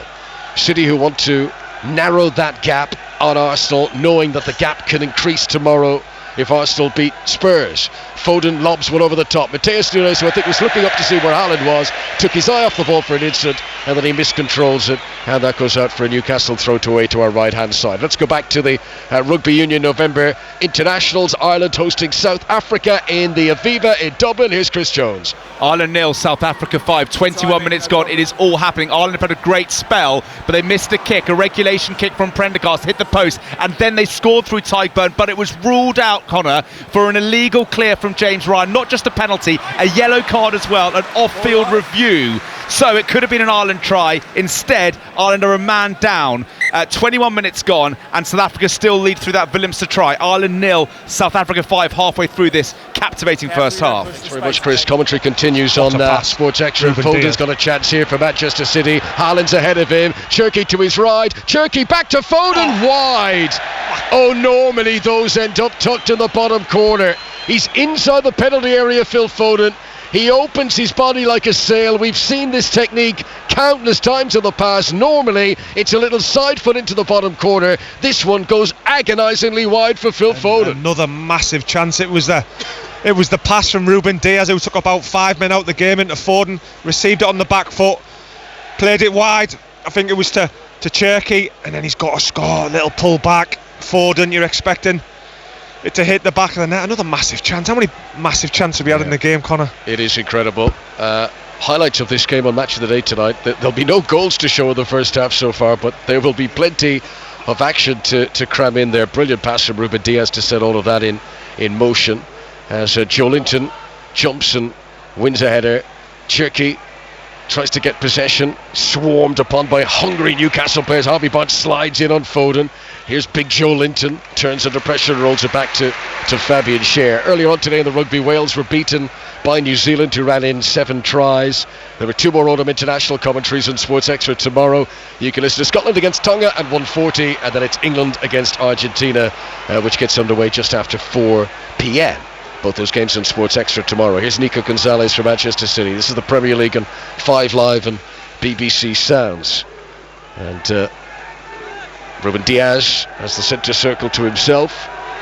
But a very congested half of the field lies in front of him with all his outfield Manchester City colleagues and all of the Newcastle players. Foden drops deep, and it has been a deeper position lately for Foden in the team since Cherki has come in to be a regular starter. Bit more space on the left-hand side here for Jeremy Doku, running at Jacob Murphy, easily past him, low ball in, Haaland sort of flicking him with the outside of the boot, and it lands on the roof of the net. Still 0-0. Yeah, they're still looking to try and find the pockets of space. They can't find them. You know what, Newcastle are defending really well, stubborn in the defensive actions, you'd say, really being compacted between the lines. Man City trying to move it, need to try and move it a little bit quicker to get in between the lines. Newcastle 0, Manchester City 0. Nick Pope wearing all purple today. 5 Premier League clean sheets this season. Only David Raya has more than that. He was subbed off, you might remember, with concussion against Brentford last time out. Quite fortunate with the timing there of the international break for Nick Pope, that it didn't mean that it would miss a Premier League game. Aaron Ramsdale came on in that match. Ramsdale, the former Arsenal keeper, is on the bench today. But Nick Pope pass fit to make the 350th appearance of his senior club career. Here's Bernardo Silva, midway inside Manchester City territory. And we are about to see the fourth official raise the board to tell us what's going to be added on for stoppages here ahead of the break on 5 Live. Haaland gets possession inside the Newcastle half. Turns Fabian Schär, lays it off to Nico Gonzalez. Looked like it might have been a foul, and it was. Foul by Bruno Guimaraes, free kick as we move into 2 minutes, which are being added on for stoppages here. And we mentioned earlier on that Livramento was hobbling. He still doesn't look comfortable, Jonathan. He just had a sprint there as well. He was chasing Doku. It doesn't look too clever, to be honest, Connor, when you see him. Keeps on limping a bit, hobbling. It's close enough to half time, so they'll wait till they get him in at half time and have a look at him. So 2 minutes to be added on. First half that has flown by, absolute flurry of chances in the game. It's been very entertaining stuff, really. You think back through the game, the Voltemada header, then the Voltemada shot, that was the really big one. Then the Harvey Barnes was the glorious chance for Newcastle. Haaland's had a couple of attempts, one when the goalkeeper took him storming out of the penalty area. Haaland tried to shoot from distance and put it wide. Foden's had probably the best chance. Although I say that, Joe, there was the Haaland chance which was straight at the keepers. I mean, there's been so many here, it's difficult to keep up, but somehow the game is still at 0-0. Yeah, I'd say that 2 chances Voldemar had, the 1 chance Barnes, the 2 chances Haaland, the 1 chance Foden, are all really, really good opportunities. Really good chances, yeah. Especially with a calibre of player. Murphy clips one over the top here. Mateus Nunes, stooping header just in front of Harvey Barnes to cushion it back to Gianluigi Donnarumma, the Italian who will be playing against Northern Ireland in the World Cup playoff semi-finals in March.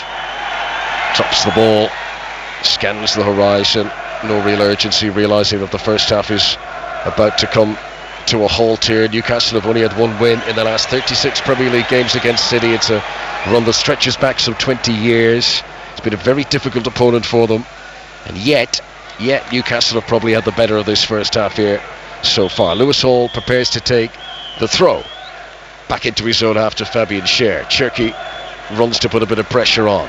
Schär gives it back to Nick Pope, and there is the whistle for half time. So we're not quite sure how, but 0-0 it is, and I think Eddie Howe will feel in this team talk he's about to deliver, Jonathan Woodgate, that there is much for Newcastle to achieve here in the second half if they can really throw everything at City now. Yeah, I think it's anyone's game. I really do. I think Newcastle had some great chances, but so have City. This game could go either way. The first goal's massive, as the same football, but especially in this game, whoever gets the first one could win by 2 or 3.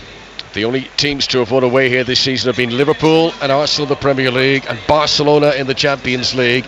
It's only that the top teams that have been able to win here. This has been a determined performance so far, and yet we know at Manchester City they only need half a chance and it can be all the difference. For now though, at St James's Park, it's Newcastle United 0, Manchester City 0. Thank you. Earlier on in the Premier League, Burnley 0, Chelsea 2, Bournemouth 2, West Ham 2. Brighton went 5th with a 2-1 win over Brentford. Brentford missed a late penalty in that game. Fulham beat Sunderland by a goal to 0.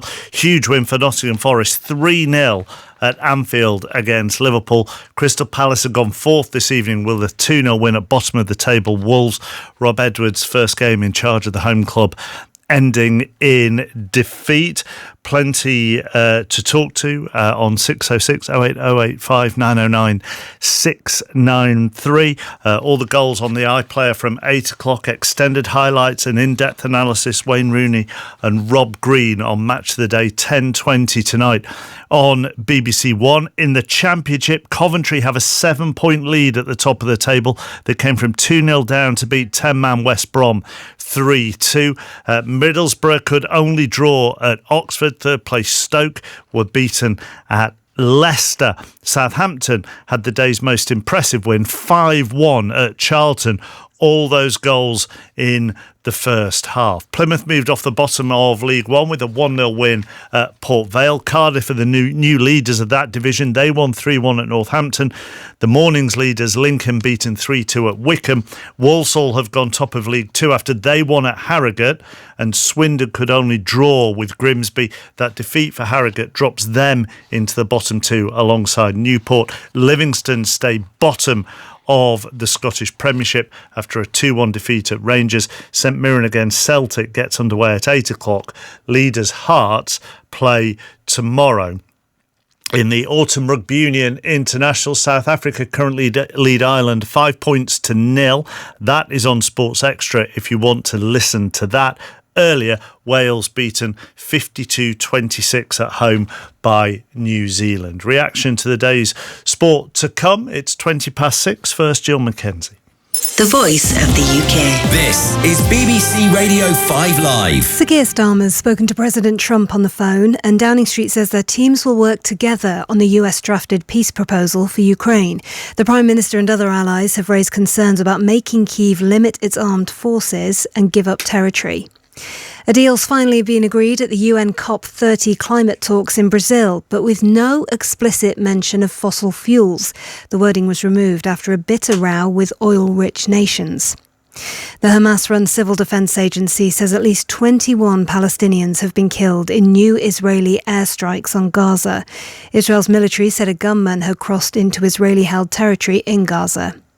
And two of Britain's biggest newspapers could soon be owned by the same company after the publisher of the Daily Mail agreed to pay £500 million to buy the Daily Telegraph.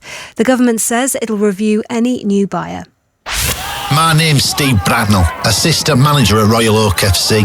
You may have seen me online going viral. Viral sensation.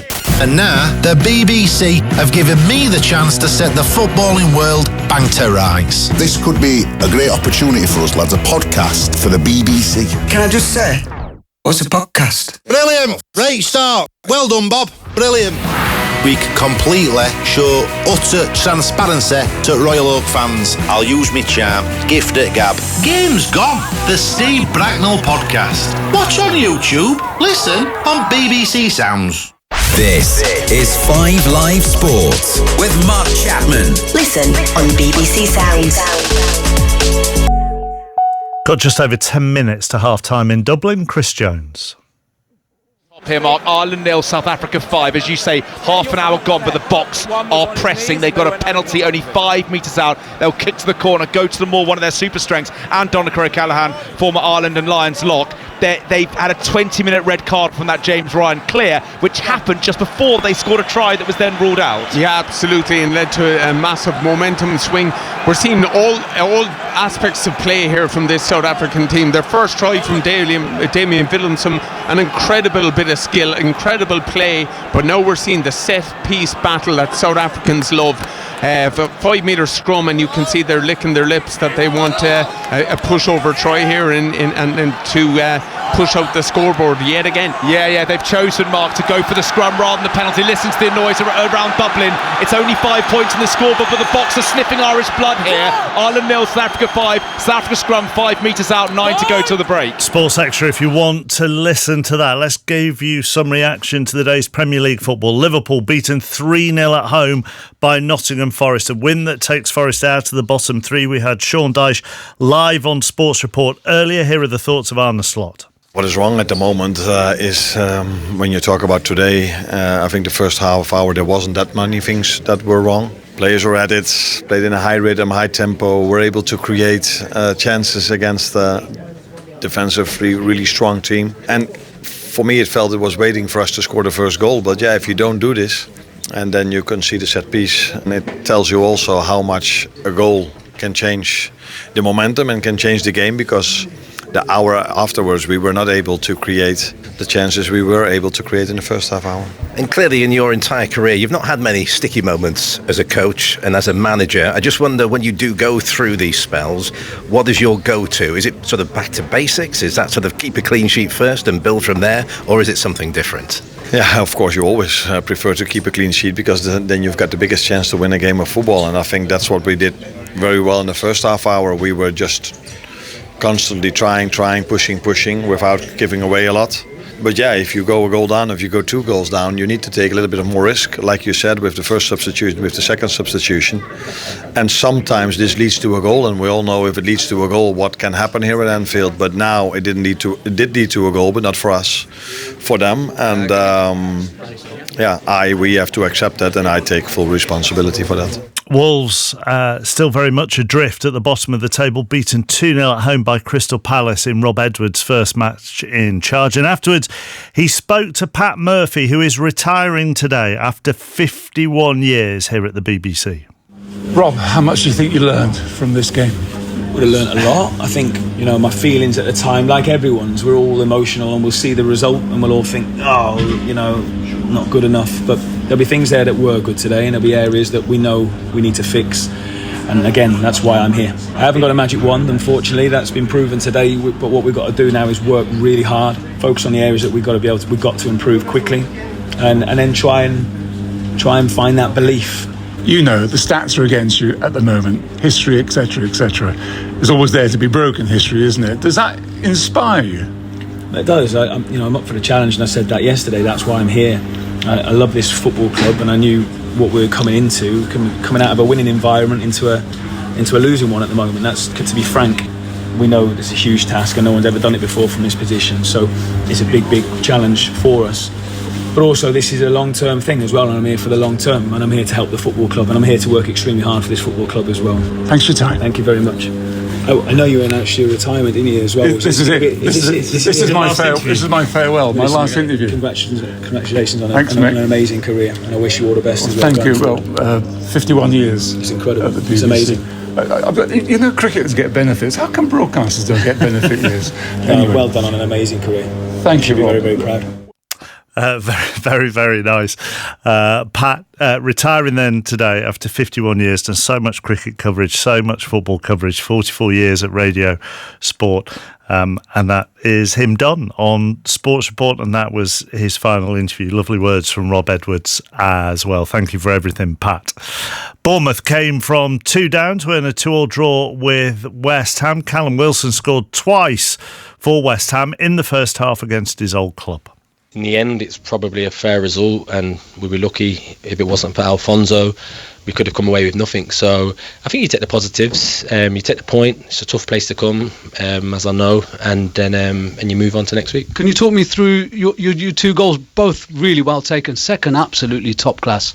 Yeah, I think the first one, chested it inside from a long ball, and when it's opened up, it was almost too inviting not to shoot. Thankfully, I did that, ended up in the back of the net, and then the second was a little bit more instinctive, but I kind of felt the defender push me on the one side, so I knew that if I chested it inside, I'd have an opportunity to get a shot away, which is what I did, try and do it so quickly. I think in the first few minutes I heard a few boos when I was receiving the ball, so it fired me up a little bit to go and score a goal, and then when I did, I was debating whether to celebrate or not. But I mean, when I come off, obviously fans singing your name, it's a nice feeling, because we shared some good memories together in this club.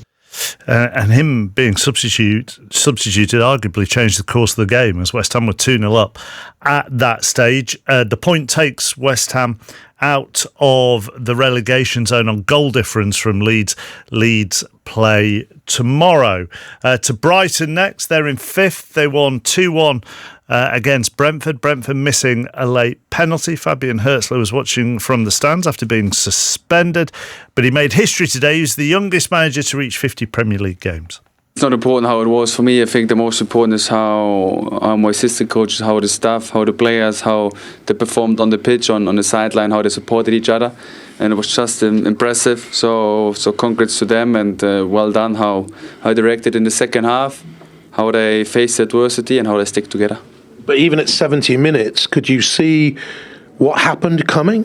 I think we were a much better team. So through the whole game, of course, we didn't create that many chances, but in the end, we had the right momentum on our side, and in the right moments we scored the goals. We weren't that precise in possession, not that structured like we wanted to be in the first half, but I think we reacted well in the second half. We stabilized us. We were good in out of possession, and overall we always have to believe that we can score goals. We always have to believe that we can turn the game around, and that's what we showed another time.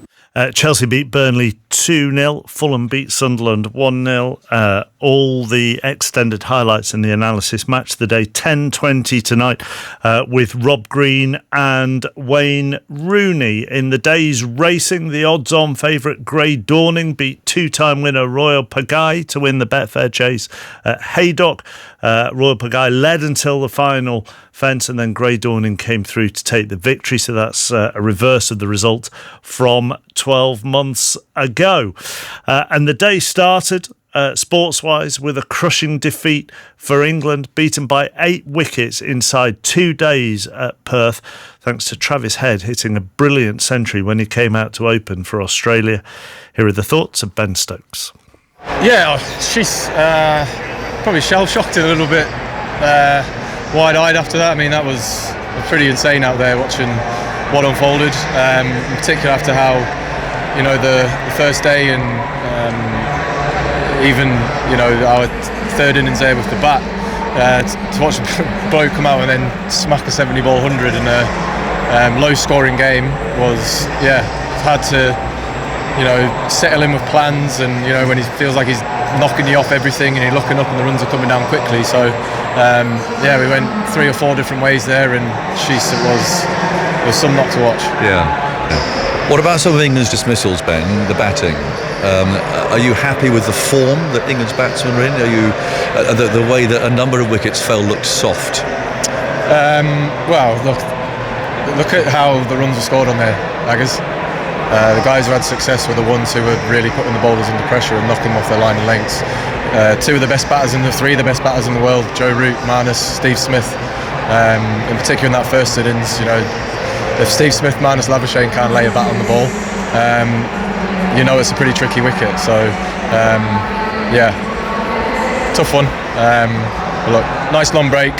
We'll let this hurt because it does, and we got to get over this and get back training hard as we always do, and then get ourselves to Brisbane and come away with the result we want there. Plenty of reaction and analysis on the TMS podcast, which you can download from BBC Sounds now. So no cricket through the night for the next 3 nights. But overnight tonight, we still have plenty of live sport here on 5 Live.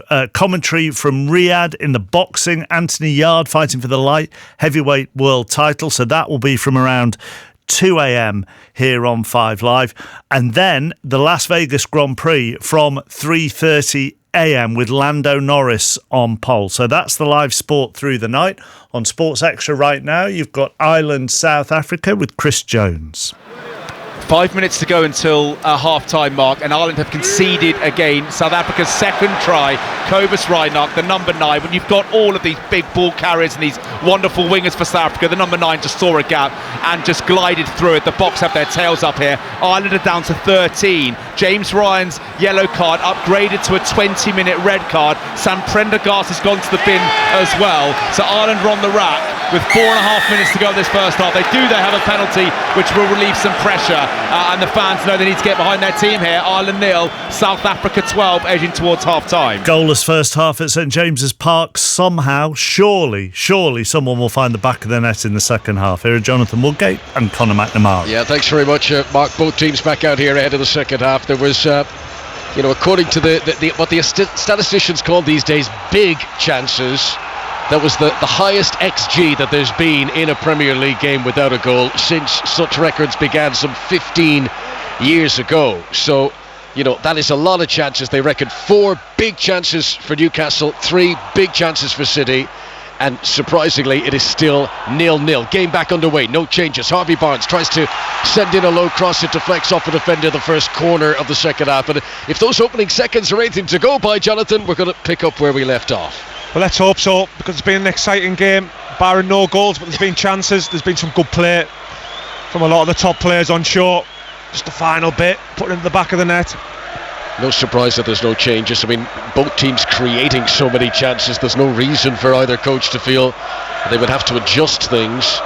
It feels when rather than if that the opening goal will arrive. Newcastle fans would love it to be right now. Corner, Tonali swings it in, missed at the front post, flashes through a host of bodies and squirts out for a goal kick. Any touch from anyone, that could have been 1-0. I thought there was going to be a touch on that from Valdemada. I thought there was just going to be a little glancing in, or someone round the back post. There was no one there. Could have been a tap in. It was an excellent ball in, drifted in. And Newcastle have 12 points from their 11 Premier League games this season before today. It is their fewest at this stage of a campaign in the 4 seasons that Eddie Howe has been in charge. Newcastle with just 3 wins, and this feels like one of those narrow margin ones. This could end up a Newcastle win, this could end up a Newcastle defeat. If they could win this, it really could be a big turning point of the season. Jeremy Doku has gone down. Now, he claims he's been fouled by Livramento there. No free kick given. Doku getting back to his feet, holding his face. He's definitely implying that he was struck in the face there. This is Malik Chow for Newcastle. Stabs the ball to the near touchline to Livramento. It was on a backspin on the way that pass was played, and Livramento wasn't able to control it. Ball goes out of play for a throw-in to City, taken by Nico O'Reilly, up to Jeremy Doku. Both he and Livramento pulling at each other's shirts. Jacob Murphy comes across. Doku goes down again, claiming he was fouled again. Referee says no. He's done well there, Murphy. Doubling up with Livramento. That's what you need against Doku. Poor pass by Chow that time. Doku picked it up, trying to give it infield to Bernardo Silva, but another pass goes astray, and Newcastle are able to clear the ball away. A reminder of how the teams line up. Nick Pope in goal for Newcastle. Back 4, Livramento, Chow, Scher and Hall. 3 of those back 4 are changes today. Midfield is Bruno Guimaraes, Sandro Tonali and Joe Linton. And the front 3, Jacob Murphy, Nick Voltemada and Harvey Barnes. Barnes is had the best chance of the game and really should have scored. City's team, Donnarumma in goal. Mateus Nunes, Diaz, Gvardiol and O'Reilly are their defence. Bernardo Silva, Nico Gonzalez, Phil Foden in midfield. And then Riyad Cherki and Jeremy Doku playing off Erling Haaland. Here is Jeremy Doku rolling it in front of Haaland. This is dangerous now. Chow is close to him. Haaland tries to take him on, and he stopped one-on-one. Malik Chow didn't buy the dummy there, and he kept his eye on the ball, and he tackled Erling Haaland, and that brought a huge roar, understandably, for the Newcastle fans. Outstanding bit of defending. You just thought Haaland was going to go down his right-hand side. Chow just comes across, watches it well, moves his feet well, his side on, great body position. Extremely well timed.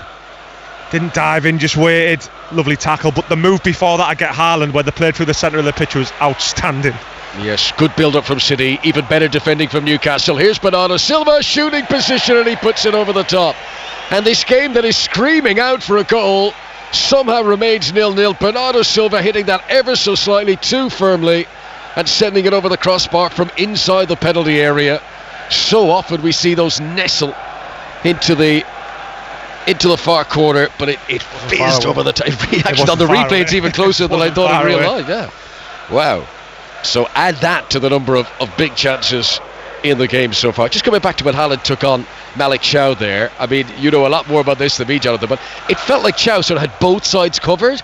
If Haaland went left or right, he wasn't showing him either side. He was blocking both sides. It was great body shape. He has to show him to his right hand side first of all, and then when Haaland makes the move further outside, then he can go and engage, and that's what he did exceptionally well. Yeah, really made it difficult for Erling Haaland there, who, as we know, often just brushes defenders aside in that kind of one-on-one situation.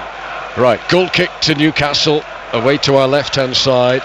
City, who've been the top scorers in the Premier League this season, coming into this weekend, more goals than anyone else in the top flight, and they'll be disappointed not to be on the score sheet yet today, but Pep Guardiola will be especially pleased that his team haven't conceded, given the quality of chances that Newcastle have been able to drum up here.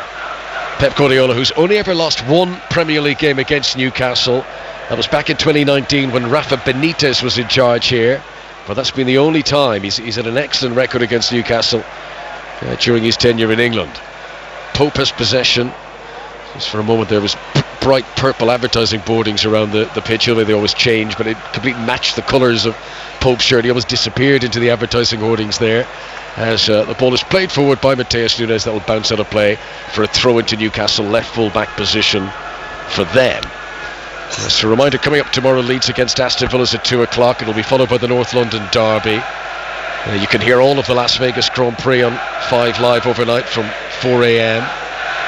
And Champions League commentaries wall to wall next week. 5 Live will bring you Chelsea against Barcelona on Tuesday. You can listen to Manchester City against Bayer Leverkusen on Sports Extra. On Wednesday, another big game, Arsenal against Bayern Munich. That's on 5 Live from 8. Or the choice of Paris Saint-Germain against Spurs on Sports Extra. Mateus Nunes gives the ball to Nico Gonzalez here in the midfield. City playing from right to left as we look down here. 0-0 in the early stages of the second period. O'Reilly, tall, slender frame, into the much smaller stature of Phil Foden. Another small stature player, Jeremy Doku, is challenged from behind by Tonali, and that is a foul and a free kick to Manchester City, and a chance for City to push some big bodies into the box once again. He's been causing them problems all game, Doku, not by staying out wide like he normally is and attacks his full-back, by coming inside the pitch, letting Nico O'Reilly go high on the left-hand side, and he's just getting in and around Tonali and off the back of him, and he's causing real problems for them. 6:06 coming up from 7:30 once this game reaches its conclusion on 5 Live. Aaron Paul and Clinton Morrison taking your calls this evening. The lines are now open. 08085 909 693. That is 08085 909 693. So much to discuss up and down the football spectrum today, starting at the very top of it with the reigning Premier League holders and the real muddle and mess that Arne Slot has got into. I was wondering, has a reigning Premier League manager ever been under so much pressure since Claudio Ranieri, actually, when you think about it? And I'm sure there'll be many hot takes on that topic to discuss with Aaron and Clinton at 7:30, but also Chelsea moving up to second place today. What a win it was for Nottingham Forest. That shouldn't be lost in the Liverpool story. And poor old Wolves remaining bottom of the pile despite Rob Edwards' arrival. City playing into the penalty area here. Cleared away, Mateus Nunes. Centre of the park, tries to ping it out to the left wing towards Jeremy Doku, controls in his right instep, but he was offside. Doku, as the pass was played, he was offside. Flag is raised from Nick Greenhalgh. That's a free kick to Newcastle, right full back position for them. 0-0, staggeringly it remains in this game of so many chances. Just to remind us of the other scores today, Bournemouth came from 2-0 down to draw 2-2 at home against West Ham. Brighton were behind at home to Brentford, but they came back to win 2-1. There was a late winner for Raul Jimenez as Fulham beat Sunderland. Crystal Palace moving up into the top 4 when they beat Wolves at Molineux by 2-0. You can watch the highlights of all of today's games. Match of the day from 10:20 on BBC One. This is 5 Live. This is St James's Park. And this is a game that could still go either way as Newcastle punted forward. Tonali goes in pursuit up against Josko Gvardiol, who, Gvardiol, he may not be the tallest, he may not be the broadest, but I don't think there's many Premier League players would beat him in an arm wrestle. He is strong as an ox. He's strong. He's dominant in the air as well. Well, he can be when he gets his body into good positions. He really puts his body into an area which forwards don't like. He gets in about them. He's difficult to play against as a centre forward. Absolutely. This is Nico Gonzalez, neat and tidy, still filling the Rodri role for City today. As Ryan Cherki turns and executes a pass to Bernardo Silva. City really swarming over the halfway line. Look at this, a huge surge of blue shirts. Mateus Nunes down the right, sent in the low cross, important interception by Fabian Schär, because Haaland was ready to lurk in behind and Schär puts it out for a throw-in. That was impressive, the speed in which City counter-attacked there. Yeah, you talked about City counter-attacking really quick, but equally Newcastle got back quickly in numbers, and that's why Schär. Here's Cherki to the byline, pulling it back but into the gloves of Nick Pope, alertly stepping off his goal line to gather the ball there. Newcastle have done well defensively against City today. Good ball through the midfield though here to pick out Harvey Barnes. He'll lay it off to Jacob Murphy. Newcastle over the halfway line. City now the ones who've got to work hard to get back into position. Bruno Guimaraes with number 39 on his back comes forward, rolls the ball in front of Altamada, but very well intercepted by Ruben Diaz, who didn't even have to quicken his pace there. His positioning was so good, it was almost like the pass was played to him. How good is Tonali? How good is Tonali? Every blade of grass he covers. Good on the ball, tenacious, wants to get on the ball, wants to take responsibility for his team. Still so young as well, Tonali. He's only 25. I mean, you look at him, you see the career he's already had. You'd expect him to be 30 by now. As the ball is played back by Cher to Nick Pope. And this game is still on a tightrope. Really could go either way. Header on from Livramento was good, but Murphy had strayed offside. Free kick to City, 10 yards inside their own half. This game, which finished 1-1 here last season, 0-0 for now. 3 Scottish teams in European action on Thursday coming up, all available to listen on BBC Sounds, by the way. 5:45 on Sports Extra, Europa League Feyenoord against Celtic. That's followed by Rangers against Braga at 8. And on Sports Extra 2 from 8 o'clock, you can listen to Aberdeen against Noah. That one is in the Conference League. So we've got it all covered this week with the 4 Champions League commentaries and the Scottish teams in action in the Europa and Conference Leagues. Livramento's about to take a throw in here for Newcastle, right full-back position. For him, it's his 7th Premier League appearance of the season, but his first since September. Only turned 23 earlier on this month, Tino Livramento.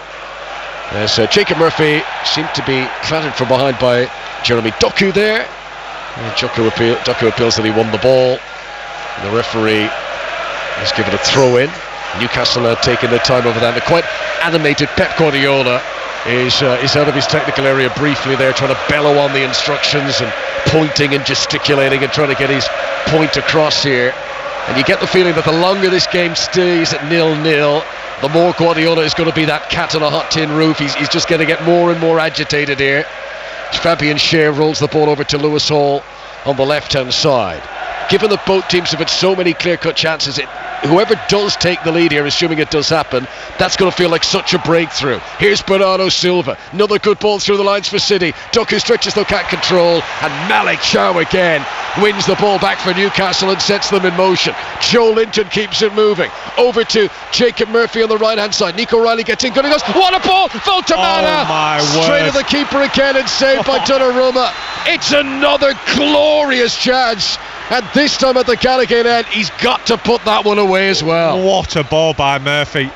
What a ball. Side foot. Like a side foot half volley. What a ball, and it's again. Valdemara's got to score. The linesman said offside. I don't think he was offside. It says in line. He's got to score. He's got to do better. Put in for the corners. Well, it wouldn't have counted anyway. The flag going up, but Voltamana, right-footed, goal at his mercy. Donnarumma will claim it as a save, but it is straight at him from there. 0-0, it staggeringly remains. This is 5 Live and BBC Sounds.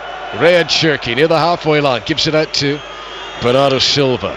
Hush now descends over the stadium a little bit as City have possession of the midfield. Phil Foden, halfway line to the near touchline, City's left, and Nico O'Reilly.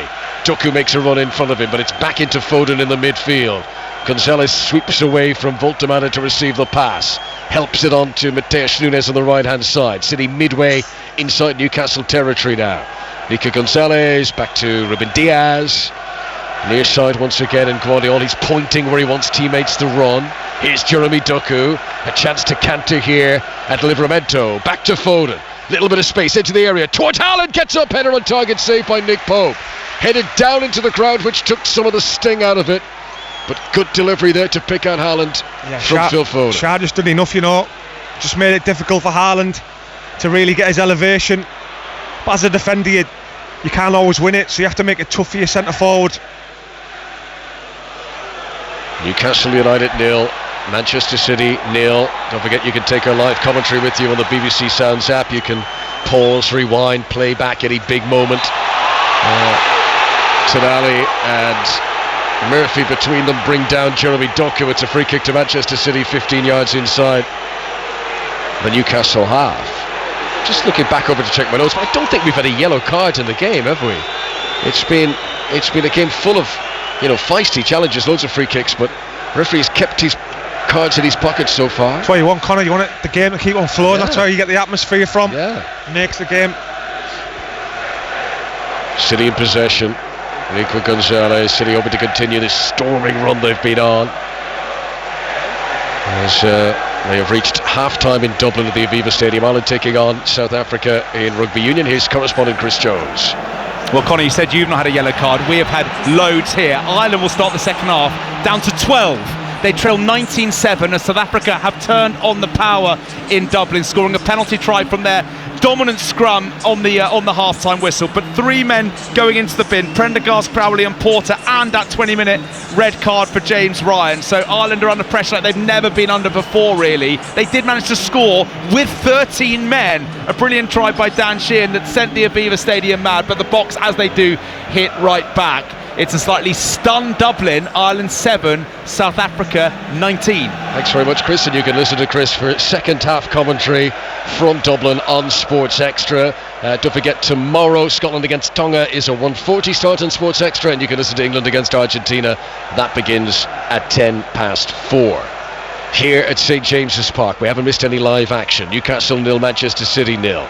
61 minutes on the clock now. Bernardo Silva has possession on the halfway line, sends it over to Jeremy Doku, who's on the left wing for City. Takes on Livramento. A few boos for Doku, who Newcastle fans have felt has gone down a bit easily in this second half. Nico Gonzalez, who scored from the edge of the penalty area against Liverpool 2 weeks ago, doesn't have the space to try a shot there, but it was a similar position. Here is Josko Guardiol to the feet of Nico O'Reilly, back out to Doku on the left. There's the boos for the Belgian. This is intricate from City, and Newcastle know they need full concentration here. City, like a master thief here, trying to pick a lock here. They're just delicately prizing each little tongue and seeing if anything shifts a little bit, if they get closer or move a bit further away. This is Bernardo Silva. Ball motionless at his feet, gives it low to the feet of Nico Gonzalez, onto Ryan Cherki, and eventually a touch for Newcastle as Sher tries to get it away, but all he could do is return it to a sky blue shirt. City come again. Cherki, Foden allowed to turn. Here's a chance, but again he can't keep it down. That's been a problem for City today. Similar to Bernardo Silva earlier. Phil Foden puts it too high. Yeah, it's again Phil Foden just receiving it in the pocket from a pass from Cherki. Just threaded it in between Joe Linton and Bruno. Again, doesn't hit the target. Foden, expect a bit better from him. But do you know, when you're watching Phil Foden, you just watch him in a game, and I'm taking 10 seconds to watch him, constantly checking his shoulders, constantly he's on the swivel, he's looking what's behind him, what's in front of him, what's to the side, trying to see the full picture. Well, the Voltemata chance, which was a really good one but was ruled offside at the time, that one doesn't count if it was offside. The last 7 shots in the game now have all come from Manchester City. Pep Guardiola will take that as encouragement that his team are beginning to swing the tide. Newcastle with a dominant force in the first half. Here comes Bruno Guimaraes though. Good surge to the edge of the area. Harvey Barnes! That's the goal for Newcastle! Stuck into the bottom corner! Harvey Barnes scores in a second Premier League game in a row, and against the run of play, Eddie Howe's team take the lead on a day when Liverpool have been beaten in the top flight and Arsenal play tomorrow. Manchester City find themselves behind. It's Newcastle United 1, Manchester City 0. It's Harvey Barnes. It's an unbelievable finish by Harvey Barnes, but it's the work from Bruno, who just takes it on his right foot, feeds in the Barnes, and he just drills it in the bottom corner. It's an exceptional finish.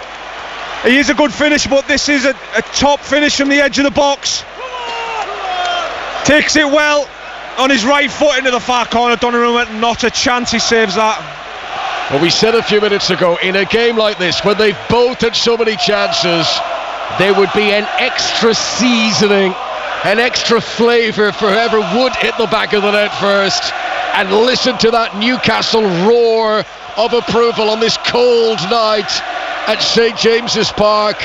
Manchester City are now seriously regretting some of their near chances. Think of that Foden miss, fractionally wide at the end of the first half.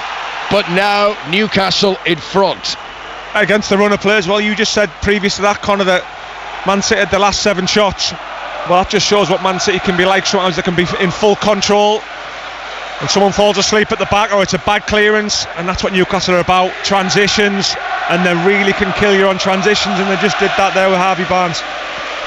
Harvey Barnes, who scored his first Premier League goal of the season against Brentford.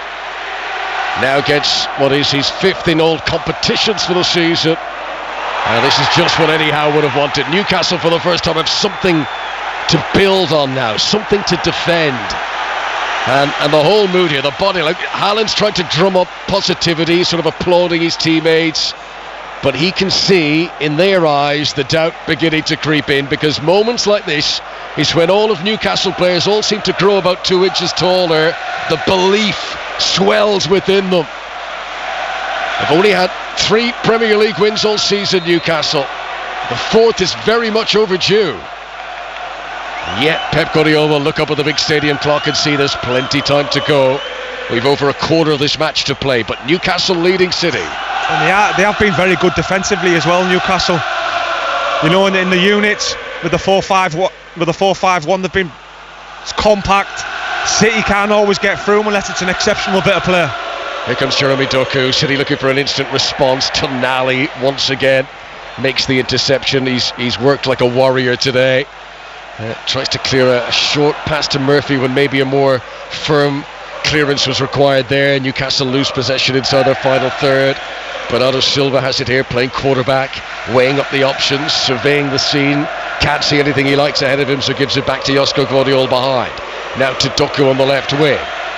Doku tries to take on Tonali, flashes in a low cross, looking for Haaland, and it's put out by Malik Chow for a corner kick. Corner to City, who trail by a goal to 0 on 5 Live and BBC Sounds. Now this is the 7th time that Newcastle have scored first in a Premier League game this season. Before today they had lost 3 out of the 6. Half the games they had taken the lead in, not just drawing, they'd end up losing. So Eddie Howe won't be counting any chickens just yet. Corner comes in high. Voltemano wins the header. Taken down onto the deck again by Jeremy Doku. Great reverse cross in. Haaland tries to jump. Cherki, who taken the corner, tries to shoot in a shot. Comes to Ruben Diaz and he shoots it through and it's in. And Ruben Diaz scores against Newcastle. It's his first Premier League goal since he scored here 4 seasons ago. It surely takes a few deflections on the way in, but Ruben Diaz won't mind that. And Newcastle's lead lasted, barely 3-4 minutes. Ruben Diaz makes it Newcastle 1, City 1. Yeah, it's some reply from Man City with Diaz. Ball in the box corner. Doku gets it, crosses it back in, lands to Diaz. Gets a few deflections, but you'll take them, and it's a great reaction. Tell you what I liked about City, as soon as they went a goal down, Doku got on the ball and started attacking his fullback again, putting them on the back foot, went out for a corner, and that's where they score from. Wow. So Manchester City just confirming the run of form that they've been on lately. Mentioned how Haaland was visibly tried to keep chins up in his team and they conceded the goal. What a response. Ruben Diaz has had to leave the field. Now I think it was a blood injury.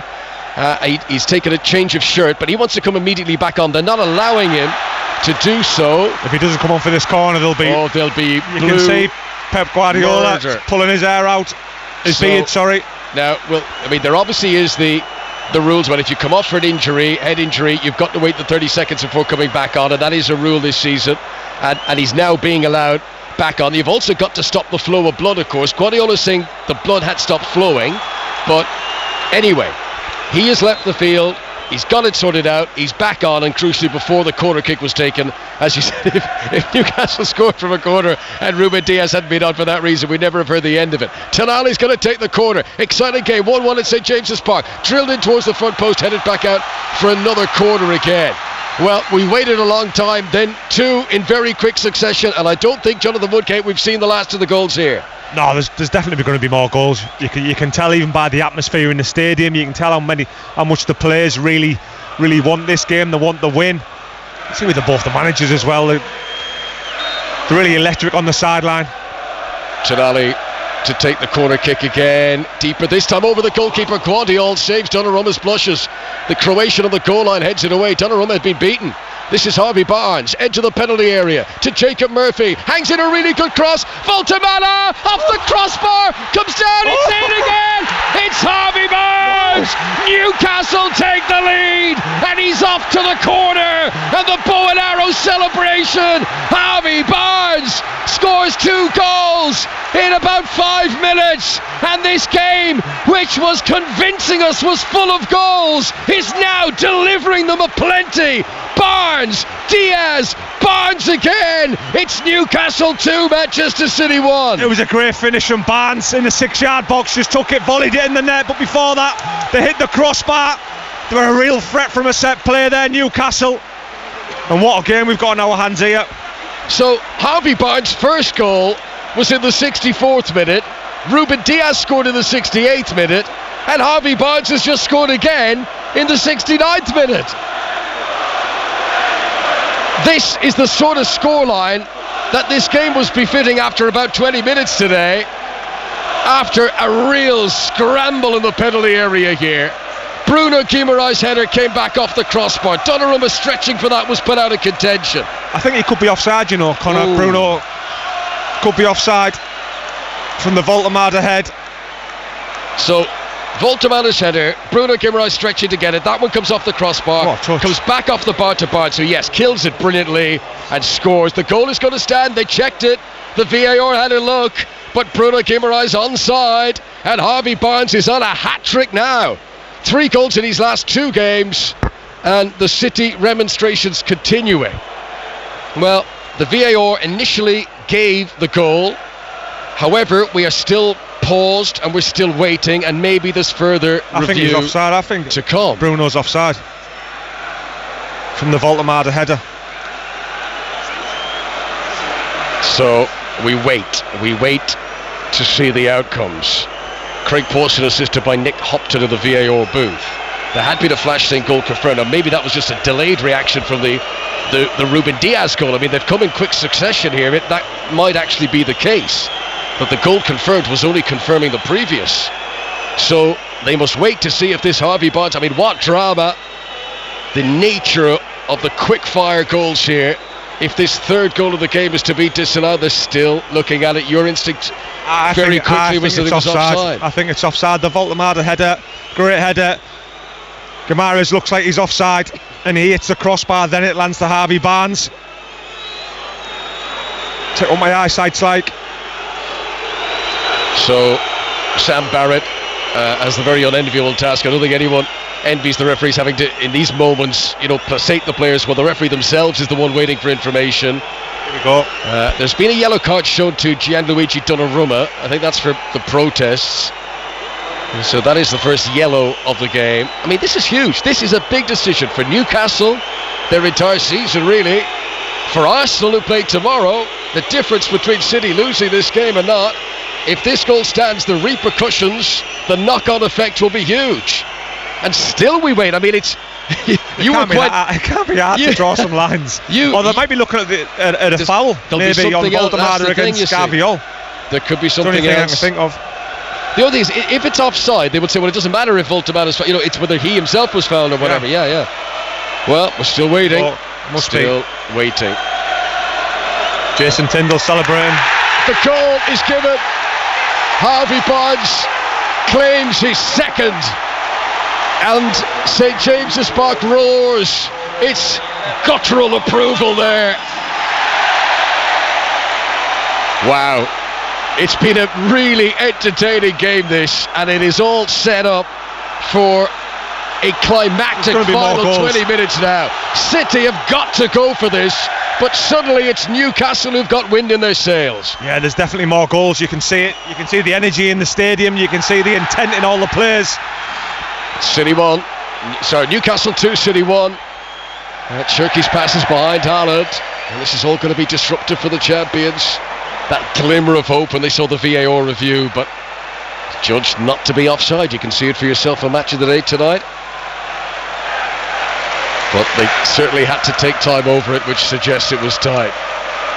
Nick Pope has possession for Newcastle. I mentioned Newcastle, that worrying record of giving away leads in the Premier League this season. They'll hope to hold on to this one. This is Bruno Guimaraes. Low ball to the feet of Tonali.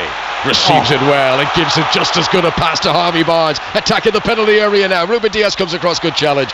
Barnes hit it ever so firmly ahead of him there. It was a heavy touch that gave away possession, and then Bernardo Silva wants a free kick.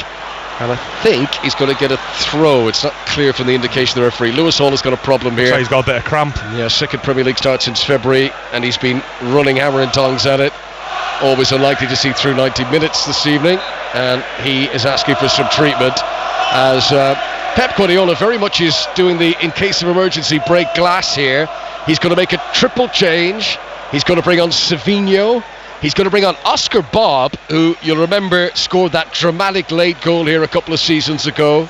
And he's also going to bring on Tijani Reinders. So Savinho, Bob and Reinders are all coming on for Manchester City here as Newcastle assess Lewis Hall and see if he's going to be okay to continue.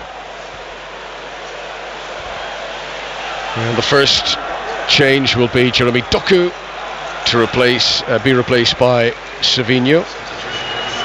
And Botman is being prepared by Newcastle to come on as a change, and presumably if Lewis Hall is not okay to continue Tell you what, himself. I'll be pleased to see the back of Doku, because he's been a live wire. Really talented player. Playing a bit more inside today, but I'll be glad to see the back of him. Tijani Reinders is going to come on in place of Bernardo Silva. They're still working on Lewis Hall. He's still sitting on the pitch, and it's going to be Ryan Cherky who comes off for Oscar Bob. So plenty attacking flair brought on there. Bob, who's a live wire with the ball at his feet. Savinho very direct and getting into positions to create chances for others. And it is Sven Botman coming on, confirmed for Lewis Hall. So that presumably will force a bit of a rejig for Newcastle. Looks like three at the back maybe. Chow to five with Murphy wing back. Murphy goes left wing back, Livramento right back. Chow, Scher and Botman to batten down the hatches. 5-4-1. It's up to City to break them down. So, quarter of an hour of normal time to play here. It's been an exhilarating game. We're really enjoying it. Let's go back to Dublin, though.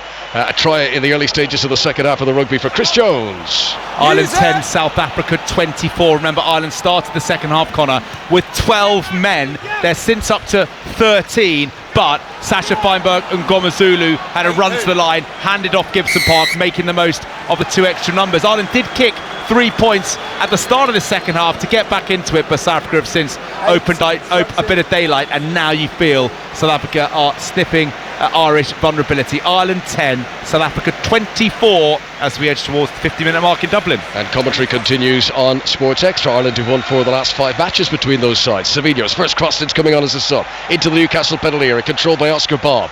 Can't get anything goal-bound, so he retreats back to Mateus Nunes. Right foot delivery in to a very busy penalty area. Newcastle relieved to clear that away. Bob will try and keep it in play on the far side, and City have got to switch up a gear or two. They've had a good second half overall, but they've been caught cold by that double whammy of the 2 Harvey Barnes goals, and Pep Guardiola's team finding themselves 2-1 down here, and time beginning to run out. 12 minutes of normal time remaining on the big stadium clocks. Here's Jonathan Woodgate alongside me. Newcastle are going to be even harder to break down. They've got something to hold on to, and when you've got something to hold on to as a team, you work that little bit harder, and that's what Newcastle are doing here. Man City are really struggling to find any gaps in between the lines, and Newcastle are defending well. Formation wise, I mean, City, it's hard to really grasp what they're doing here. It's almost like everyone's up at attack at the moment. Nico O'Reilly's up in the penalty area, Foden's in there, Tijani Reinders, Haaland of course. Here's Gonzalez on the edge of the box, back to Gvardiol. All 11 men back behind the ball for Newcastle, of course. Eddie Howe would seek this as a very, very important win. He's never beaten Pep Guardiola in the Premier League. This is Savinho, left-hand side, rolls it into Ruben Diaz. Ruben Diaz, who briefly equalised this game at 1-1. It's almost exactly 4 years. 4 years to within a month since he last scored in the Premier League, and wouldn't you know it, against Newcastle as well, Ruben Diaz, and scores against that same opponent here today. Long time between drinks. Here's Mateus Nunes, 15 yards outside the penalty area. Right hand side of City come forward. City in their sky blue. Newcastle in the black and white stripes. City playing right to left as we look down. Heavy touch by Ruben Diaz. He nearly lost it there, and he was the last line of defence. Here's Nico O'Reilly.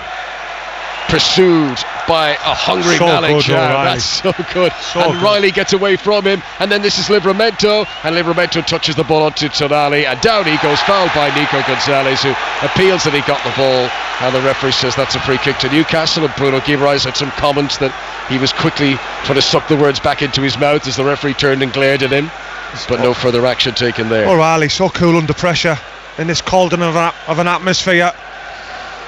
Some specimen, exceptionally good technical ability.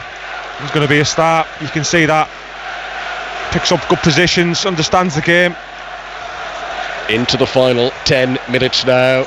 Newcastle, who've dropped more points from winning positions in the Premier League this season than any other team, need to fasten down the hatches now. Of course, a third goal would give them real comfort, and they won't abandon the hopes of that.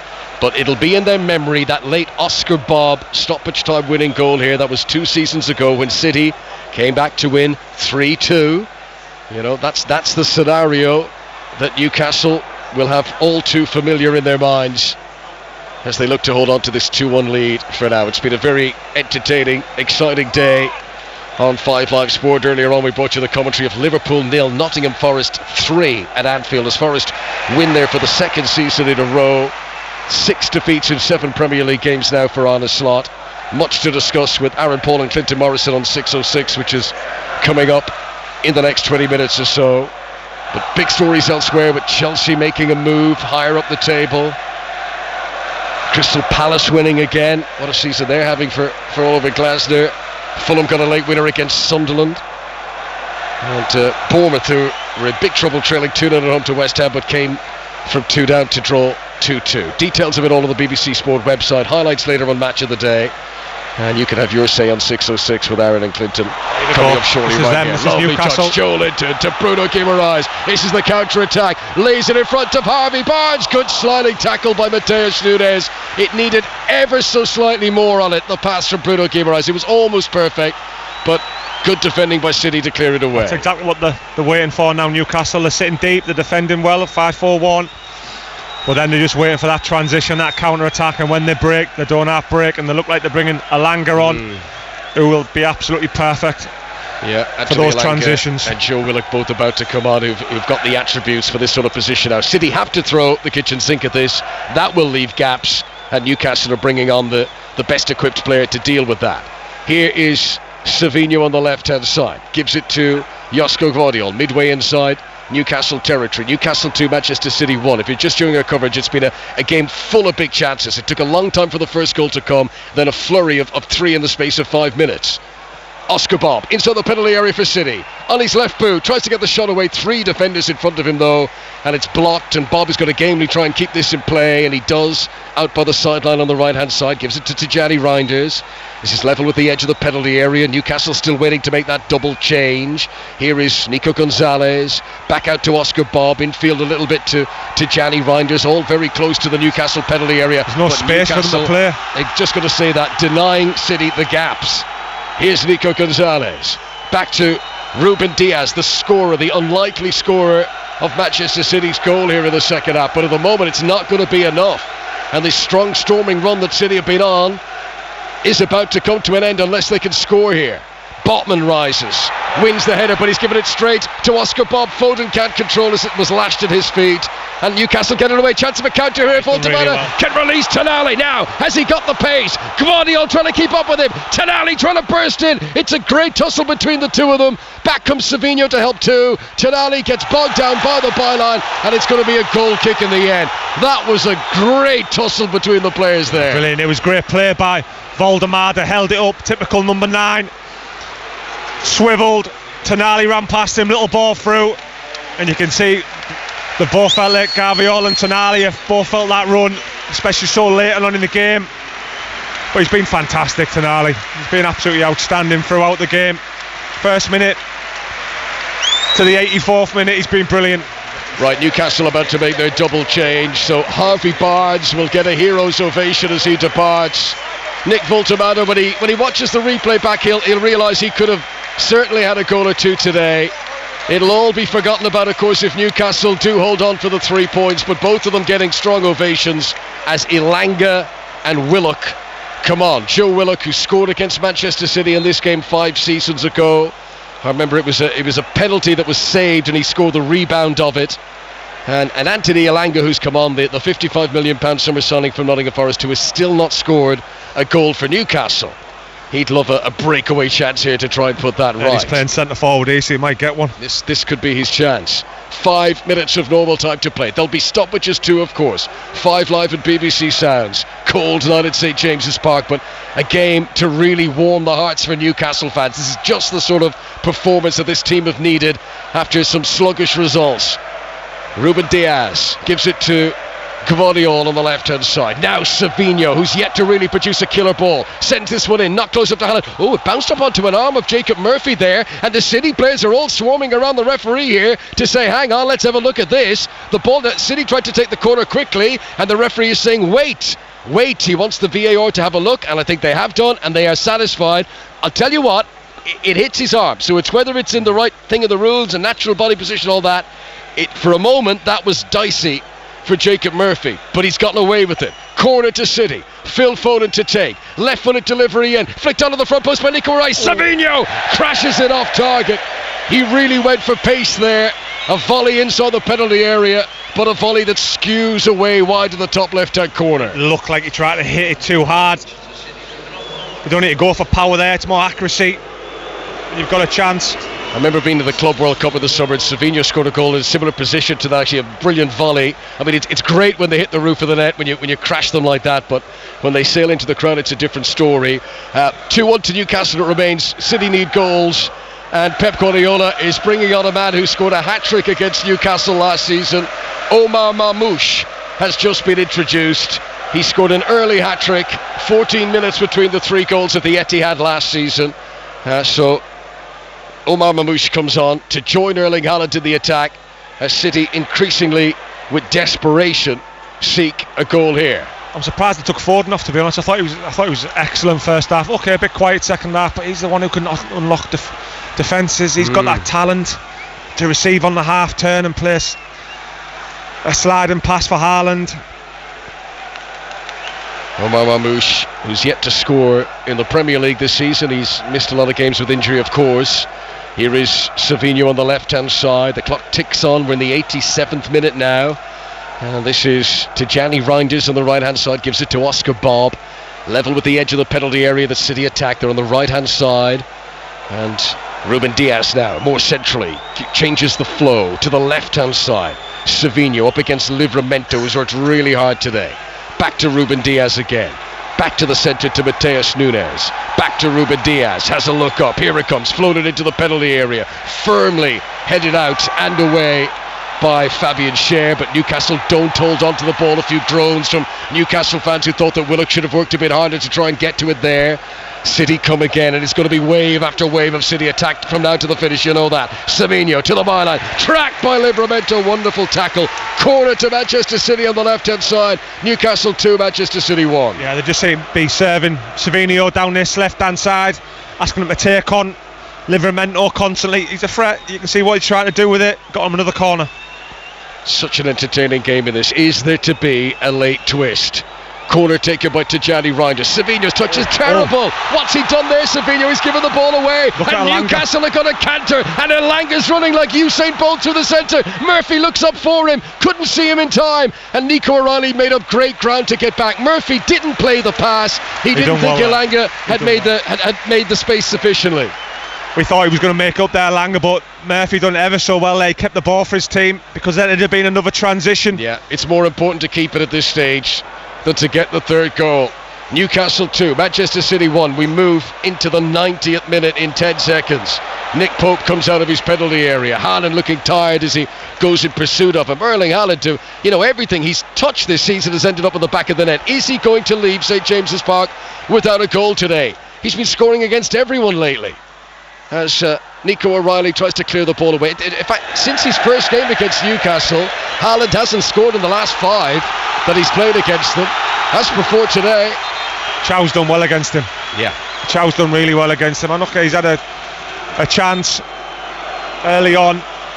Maybe should have scored, but over the 90-minute period, Chow's done well against him.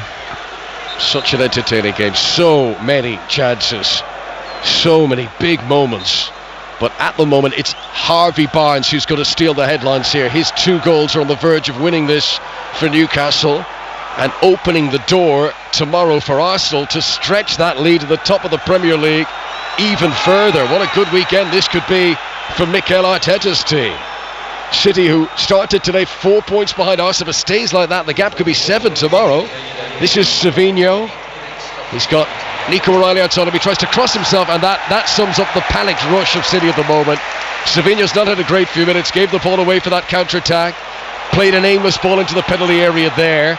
I think City's race is run here. You know, you never rule them out, especially when 8 minutes are added on, but they looked a bit out of ideas there the last few attacks. Donnarumma comes sliding out of the feet of Elanga. Elanga rather dramatically fell to the ground, but that's not a penalty.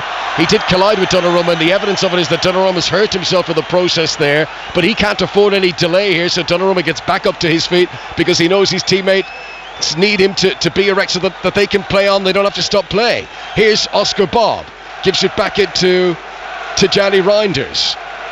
To the near side, to Josko Gvardiol. City need to dig deep here. They need something special. Good run by Reinders into the penalty area, tries to pull it back, but who else but Malik Chow makes the block. He has covered so much ground today. It's another Manchester City corner. Newcastle lead 2-1. He's a brilliant reader of the game. Sees it before the forward sees it. Sometimes he's there before the forward. He knows where the pass is going. 8 minutes of stoppages. 1 has elapsed already. To Gianni Reinders' corner from the left-hand side. City have never been ahead in the game. Cross comes in towards the front post. Livramento's header out. Back to Savinho, edge of the penalty area. Can he deliver here? Bruno Guimaraes in close proximity to him. Gives it to Gianni Reinders. Low to the feet of Mamouche. Mateus Nunes. Back out to Savinho. Here comes the cross into the area. And there was a lunge by Nico Gonzalez, but he couldn't get there. Mamouche tries to shoot. Joe Willock with the block. I think Bruno Guimaraes actually made most of that block. And Tonali's going to try and run it out here, but he's been caught on the ball. But he was fouled in doing so. Fouled by Oscar Bob. Free kick to Newcastle. Yellow card for Oscar Bob. Newcastle will take their time over this free kick. Yeah, perfect scenario now for Newcastle. Look, just try and sell this game. They need to control it. Try and keep the ball, play in the corners. Make it difficult for Manchester City, who have struggled a bit second half to really create top opportunities like they did in the first half. I think the first half they were really, really good. Second half they've dipped. And Newcastle have just been better on transitions and better in bigger spaces to win the game. City have had 15 shots in this game. They've had 31 touches inside the opposition penalty area. But Newcastle's defence have limited them to just the 1 goal scored by Ruben Diaz. And the 2 goals taken so well down the other end by Harvey Barnes have got St James's Park in thrall here. Just looking around the stadium, they're on their feet, they're twirling the scarves, they're clapping their hands. So it's going to be some night out in Newcastle tonight if it stays like this. Big market, can you? Are you staying over, Connor? I've got to get to London for tomorrow, so I've got to get out of here quick smart. But I have a feeling this could be a lively evening on Tyneside tonight. This is Haaland jumping and beaten by Botman. It's just not happened for Erling Haaland on the day that he was ready to celebrate 100 Premier League goals. Those celebrations are going to have to be put on ice, it would appear. When you never rule it out with Haaland, there's still 4 minutes of stoppages to go here.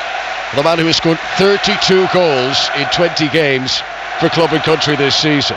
But Newcastle are turning the screw here. They're down by the corner flag. Willock plays it off Mateus Nunes. Appeals for a handball. Knows as the referee. City trying to break it out from the back. Josko Gvardiol to Nico O'Reilly. A confident backheel in the circumstances to pick out Savinho. Fouled by Joe Linton. Knew exactly what he was doing there, Joe Linton.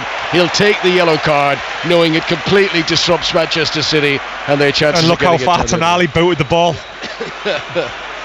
But it's a great foul. It's a sensible foul. It's what they want to do. They want to slow the game down. You got to do it to win games. This would be a big one. I mean, all 3 points are worth the same, no matter who you beat. But I just think the mood shift, the confidence boost that Newcastle would get at the start of what's a big week for them. Travelling to France on Tuesday to play Marseille. They've got Everton away next weekend to the Premier League. Spurs here then at St James's Park. Bob sends in a cross looking for Haaland. Nearly, but not good enough as Botman clears away. Gvardiol hounded down by Elanga. gives it to Savinho on the left-hand side. Newcastle 2, Manchester City 1. Really high-octane game here tonight at St James's Park. City about to leave empty-handed as things stand. Bob, full of trickery on the right wing, tries to go around Murphy. Oh, he's done really well, Bob, into the penalty area, but Joe Linton is like a brick wall as he blocks Oscar Bob, and the ball goes out for a Manchester City corner. What a bit of play from Oscar Bob. How sharp did he look? His feet, close control, but Joe Linton, again, similar to Tadali, in the aspect of not giving up and going all the way to the end. Corner to City. Swung in, high and hopeful. It landed at the feet of Nico Gonzalez. He wasn't ready for that. He couldn't get a shot away. Perhaps he should have done. Tijani Reinders sends it in low. Blocked away by Malik Chow again. Again, Newcastle celebrated like they've scored a goal. The ball is out for an attacking Manchester City throw, and we are midway through the 6th minute of 8 that have been added on for stoppages. This is 5 Live at BBC Sounds, live from a cold St James's Park that is ready for a huge roar of celebration if Newcastle can hang on for another 90 seconds here. Mateus Nunes with the long throw. Little push on the back of Ruben Diaz, but it's not firm enough. Then there's a header by Guardiola down into the penalty area. The free kick is Newcastle's. They roar again their approval, and City appear to be out of time. Yeah, minute to go. Defended it well against Newcastle. Got all the players in there, willing to head the ball out, willing to put the bodies on the line, willing to block. And to be fair, they've done it really well. They've done it really well, especially in this second half. You know, just to put it in context here, how long it's been. This would be just a second Premier League win over City in 20 years for Newcastle. And Eddie Howe, who's never beaten Pep Guardiola before in the league, he did have a League Cup victory against them, of course, but not in the Premier League. He is seconds away from realising that now. It's not easy to beat the greatest. And Pep Guardiola will wonder where it's gone wrong today, because, you know, you look at all the stats and the data, his team had the chances, the really good, clear-cut chances, and this team, which has been so full of potency all season, just couldn't put one of them away, apart from the Ruben Diaz one. Guardiola, left-hand side, never over till it's over, of course, with City. 2-1 Newcastle lead. City on the halfway line with Nico Gonzalez. 40 seconds of the 8 minutes remain. There might be another little bit to add on top, but it won't be much. There's not been stoppages. Ruben Diaz floats it in. O'Reilly jumps and heads, but it's off target. He was always stretching to get to that. He was never going to be able to really direct it or plant the header. It was a flick on, and it's a flick away off target that gives Newcastle a goal kick, and they'll waste as much time as they can overtaking. There was no real pace on the cross neither. It was a tough one. His timing was slightly off, but it was the cross, no speed on it, no real swaz on it. It was just sort of like poked into the box. Highlights on Match of the Day tonight, BBC One at 10:20. You'll want to watch the highlights of this. It's been a really entertaining game in terms of chances. City, of course, will be so disappointed if they go home empty-handed, but make no mistake that Newcastle have earned this today. May have been a little bit of fortune about the offside decision for the Harvey Barnes second goal, but the VAR looked at it for a long time, and you know, those offsides are subjective decisions. Here comes the free kick, taken by Mateus Nunes. Everyone forward for City now, apart from Donnarumma. Marmoush can't control. Oh, they're in trouble now. They're all up in attack and they're trying to get back as Willock puts it in front of Elanga. This is why they brought him on. Mateus Nunes slides and collects with him, but the referee says it's not a foul. And there is the final whistle. And there is the St James's Park roar. And Newcastle beat City in the Premier League for only the second time in 20 years. Make no mistake, this is a blow to City's title charge, because attention will now turn to the North London derby tomorrow to see if Arsenal can capitalise against Spurs at the top.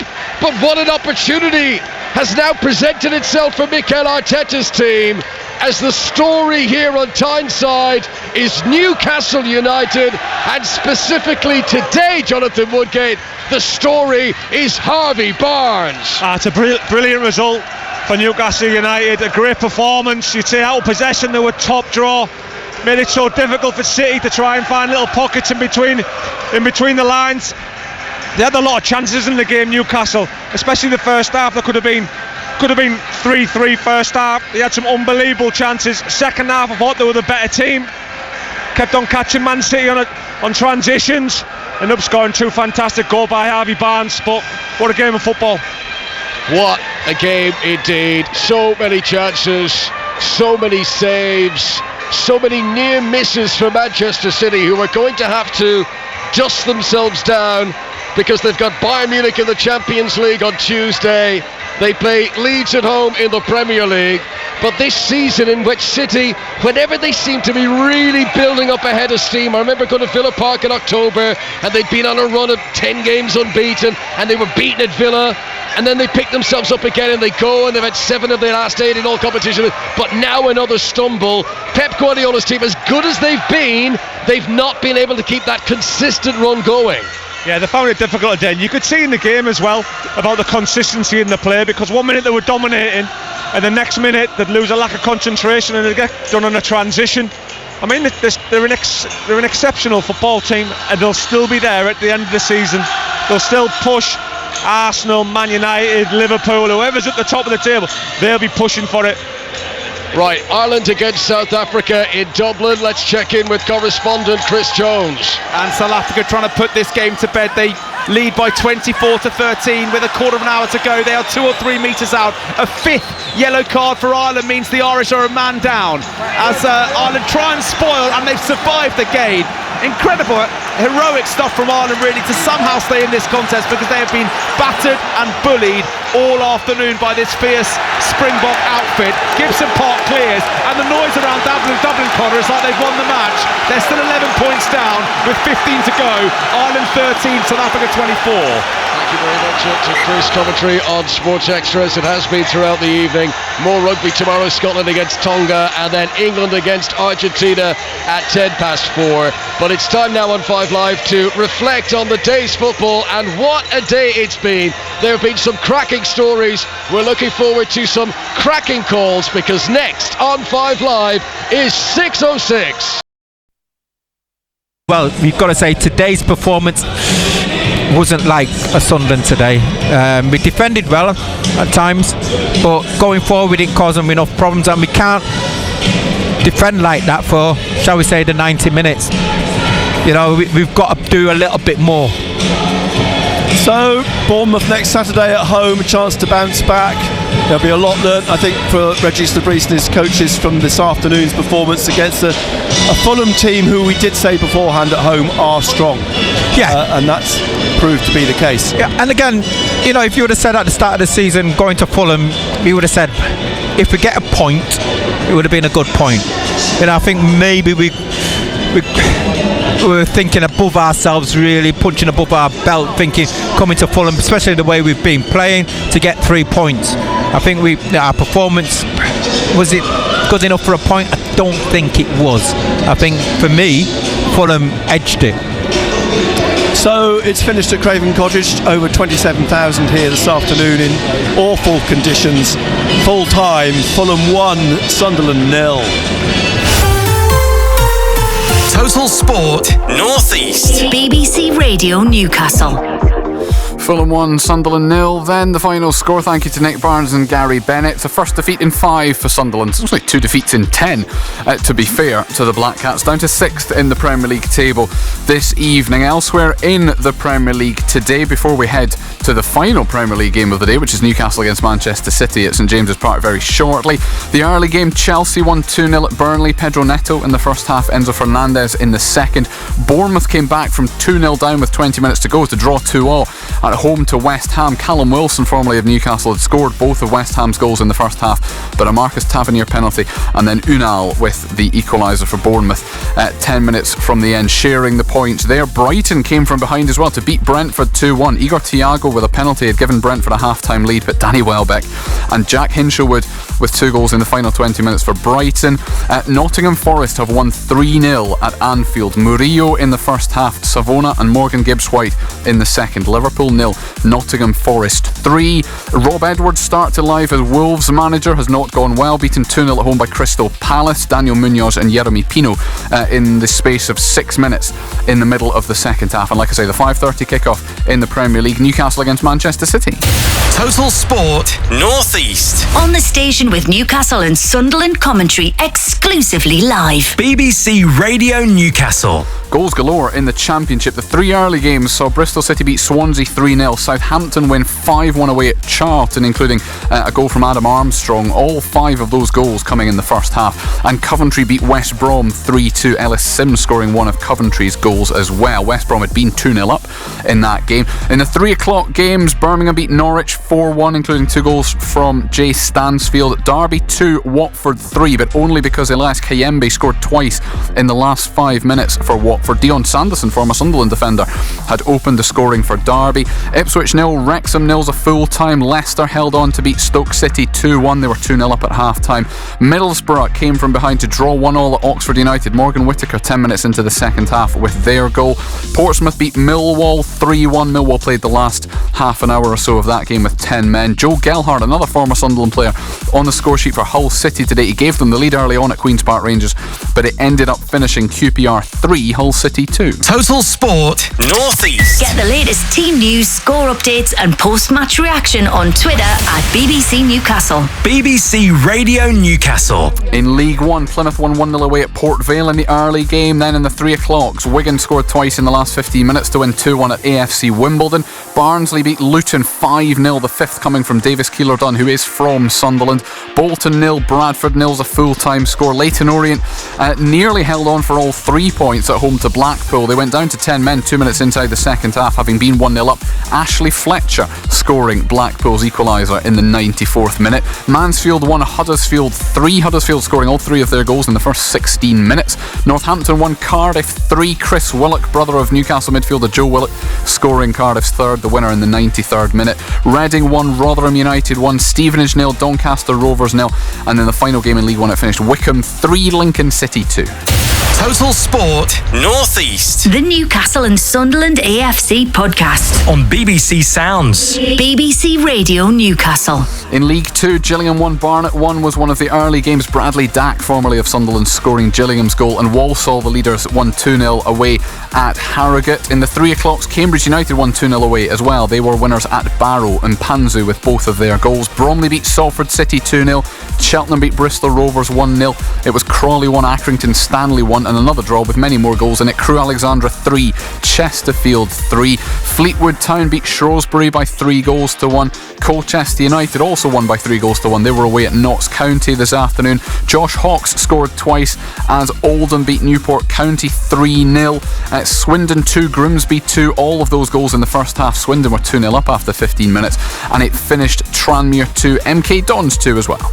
Total Sport North East. BBC Radio Newcastle. Into the National League, into non-league football. Not a good afternoon for Gateshead, beaten 3-0 at home by Boreham Wood. Zach Brunt scored twice. Boreham Wood had a man sent off 10 minutes before half-time as well. And then Regan Booty, formerly of Gateshead, who only signed for Boreham Wood in the week, came on as a substitute and fairly inevitably scored the third goal. So Gateshead 0, Boreham Wood 3. Elsewhere in the National League, a hat-trick for Will Harris, former Sunderland striker. Halifax beat Solihull Moors 3-0. Hartlepool scored twice in the second half to win 2-0 away at Eastleigh.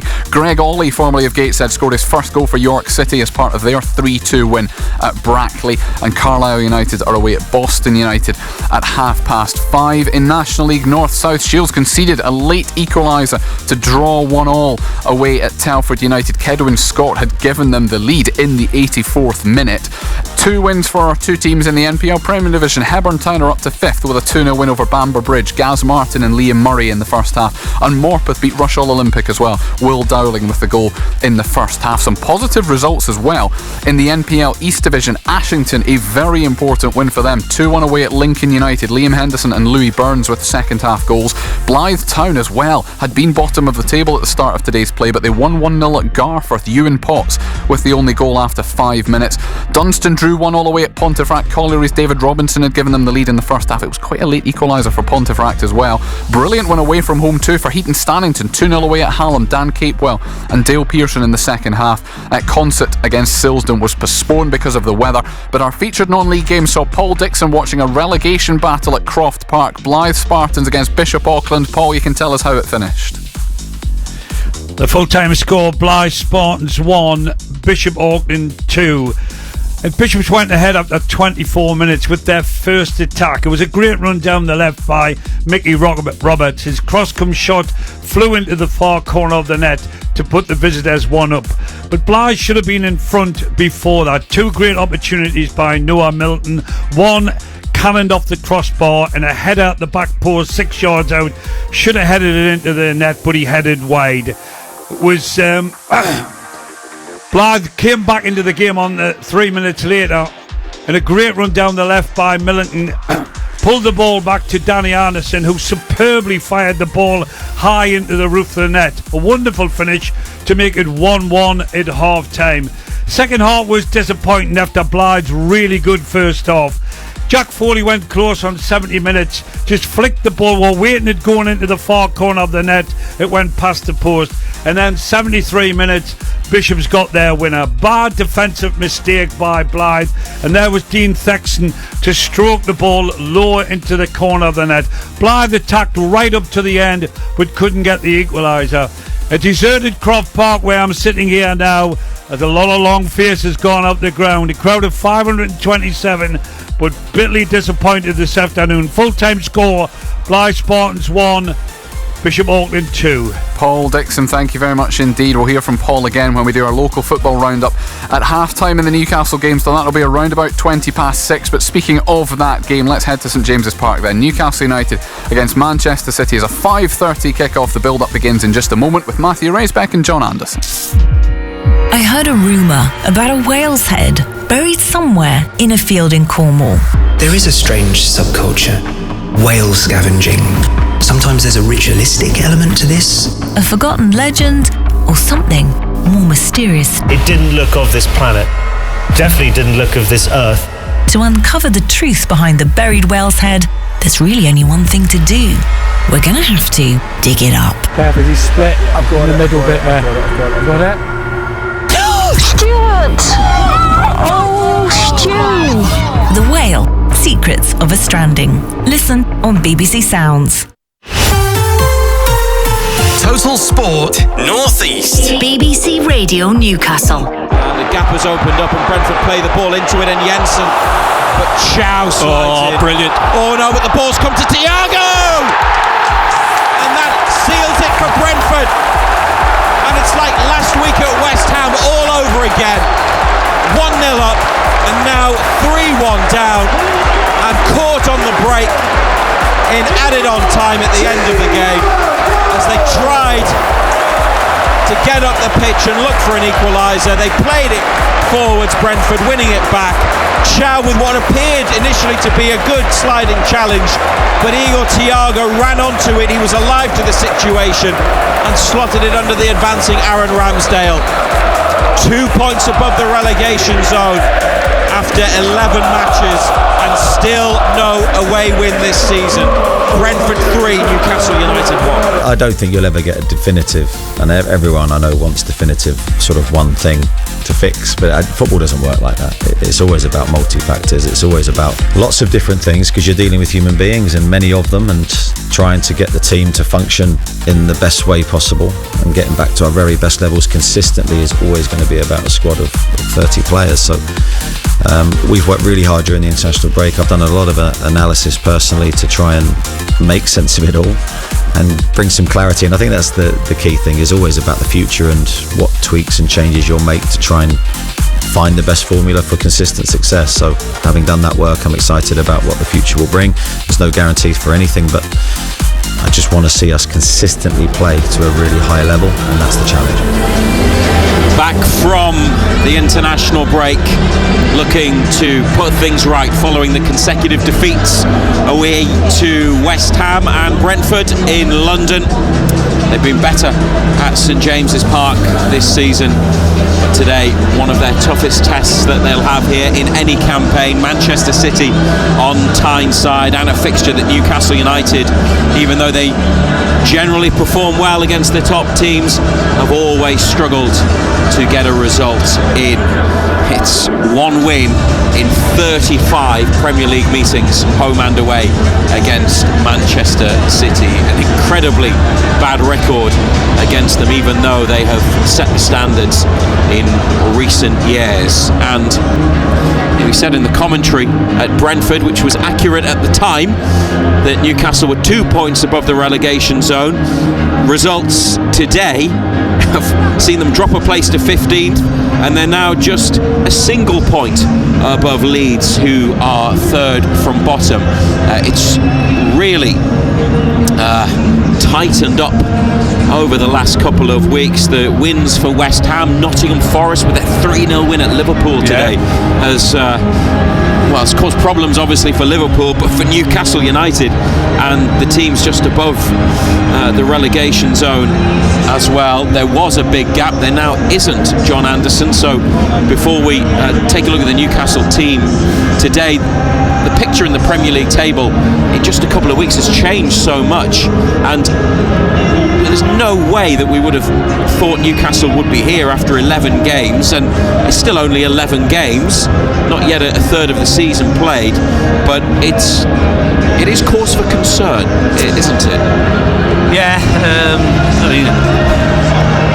I think the one thing you can say is the league table never lies. You know, you're there for a reason. And we're there because we haven't won enough games. You know, our away form is a real concern.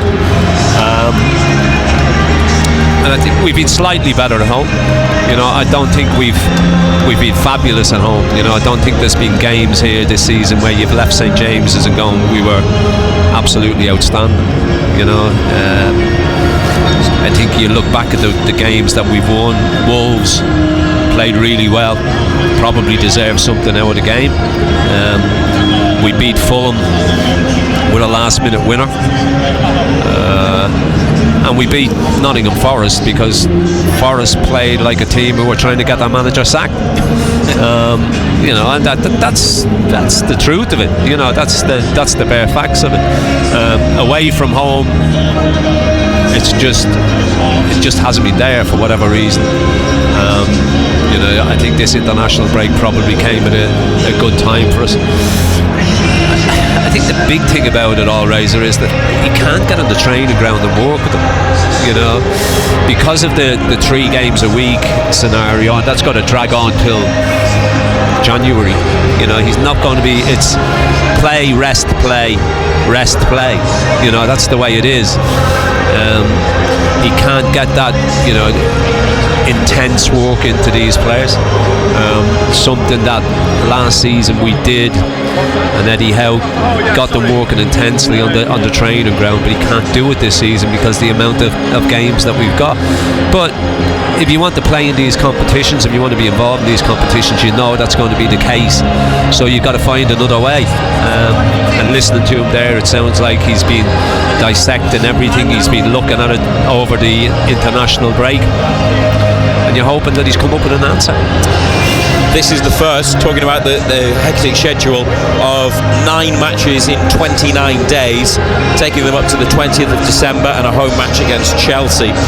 They've got 8 games to play next month, still including today 3 before the end of the month, so that's 11 before the turn of the year, and if they were to get through in the League Cup and reach another semi-final, they'd have extra matches in that competition in the latter stages in the new year as well. So look, that is what they want, because they want to compete in cups and in Europe, and you know, continue domestically in the league and be near the top there. But what it does is it highlights the difficulty of being consistently successful, something Manchester City have mastered, and they've done it brilliantly over the years, managing their squad in different competitions.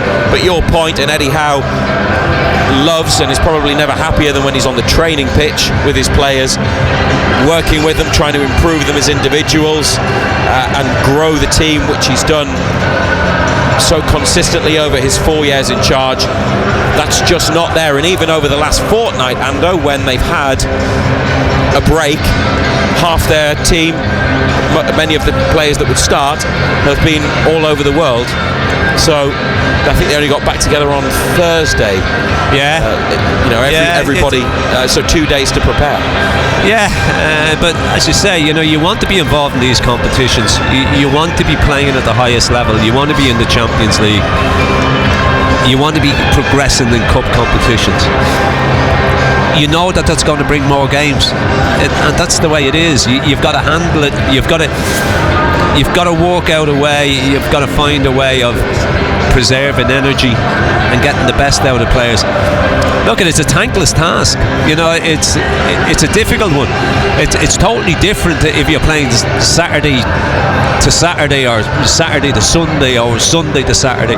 You've got a full week, and in that week we've seen last season where he was on the training ground. The training sessions were intense. You could see that on a Saturday with the way that they played. He's had to drop that intensity in games this season as well because of the 3 games a week. You couldn't play with that intensity all the time, 3 games a week for over 29 games or whatever. It's just not physically possible. So you've got to find another way of dealing with it and another way of playing with it. So it's not easy. But as we heard him say, he's been dissecting everything, he's been looking at everything, and hopefully he's found the formula that works. BBC Radio Newcastle, live from St James's Park, ahead of Newcastle United versus Manchester City. It kicks off in about 10 minutes time. You can also listen to us through the BBC Sounds app today, or if you have a smart speaker, ask it to play BBC Radio Newcastle. Let's recap the team news. 3 changes, all in defence. Tino Livramento's missed the last 9 games, but he's back today following the knee injury that he overcame, the one that was sustained in the defeat by Arsenal. Fabian Schär comes in for Sven Botman, who's on the bench, and Lewis Hall replaces Dan Burn, who's serving a 1-match ban. There's no Kieran Trippier today, and Anthony Gordon is still out, despite the manager saying that he was close to being fit after a hip problem. So Pope in goal, Livramento, Schär, Chow, Hall, Bruno Tonali, Joelinton, Murphy, Barnes, Voltemada, and on the bench 2 goalkeepers, Ramsdale and Ruddy, Botman, Elanga, Willock, Alex Murphy, Ramsey, Neve and Miley. Only Malik Chow, Ando, is starting today and started the defeat by Brentford. Schär for Botman is interesting because Chow it started 12 games and 11 of them had been alongside Sven Botman, but he's with Fabian Schär today, though they did well, it's a whole new back 4 basically. Well, pretty much, yeah. They did play together, didn't they, in the cup tie against Spurs a couple of weeks ago. Yeah, but it's basically a whole new back 4. You've got 2 new fullbacks in there. Livramento's come back, good to see him back. Hall's back. He's been involved in a couple of cameo appearances. He's played for England. He's looked sharp, he's looked good. But he's had time to work with those players, although Hall's been away on international duty. Chow's been away with Germany as well, so he's only had Livramento and Schär here. But that's the other part of it all, isn't it? These international breaks come around when you're doing well, when you've got good players who are involved in the national side. They're going to be away. They're going to be away for whatever number of days it's going to be. So you can't get that full squad out and get walk into them. Manchester City are unchanged from their 3-0 win over Liverpool just before the break. In goal is Gianluigi Donnarumma. who was signed from Paris Saint-Germain in the summer at the end of the transfer window. That means James Trafford, a former Newcastle target who ended up back at Manchester City after Newcastle's long pursuit of him, is on the bench. Trafford started the season in the team but has lost his place to Donnarumma. At right back for Man City, Mateus Nunes, Ruben Diaz and Joško Gvardiol are the centre-backs. Gvardiol was the goal scorer for them here last season in a 1-1 draw. Nico O'Reilly at left-back. In midfield, the captain Bernardo Silva alongside Nico Gonzalez and Phil Foden. And the front three, Ryan Cherki, one of their summer acquisitions. He cost £30 million from Lyon in France. Jeremy Doku, who was playing well and was very impressive in that victory over Liverpool. And Erling Haaland. What is it? 99 Premier League goals, so one more for the 100. He struggled against us. Only 1 in 6 against Newcastle. Yeah, he struggled against us. Is a surprising statistic. He's got 32 in 20 for club and country this season. Yeah, but his goal scoring record against us isn't great. And you hope that continues tonight, but he's been in unbelievable form this season. Yeah. Well, the numbers prove that, don't they? Now, the Man City bench, Trafford, the goalkeeper, Tijani Reinders, John Stones, Nathan Ake, Omar Marmouche, Ryan Aït-Nouri, Savinho, Abdou Kadir Kuzanov, and Oscar Bob. Not a bad bench, is it? I mean, those players would start for probably more than half of the Premier League, wouldn't they, every week? That's Manchester City have. Newcastle got 2 keepers there and a couple of academy players who are on the fringes of the first team, so no doubt about it. And they signed well in the summer. They made some signings before the Club World Cup in that mini transfer window in June, so I suppose you can say the last season was extended, or this one started earlier, however you want to look at it, with some of their new players and a new team. But they had a bad start, 2 defeats out of 3, and then they've only lost 1 of 8 in the Premier League. 4 points behind Arsenal. They'll catch them, won't they? They'll look at it and see that they've got an opportunity. They seem to have got the bit between their teeth. Arsenal see them in the rear view mirror.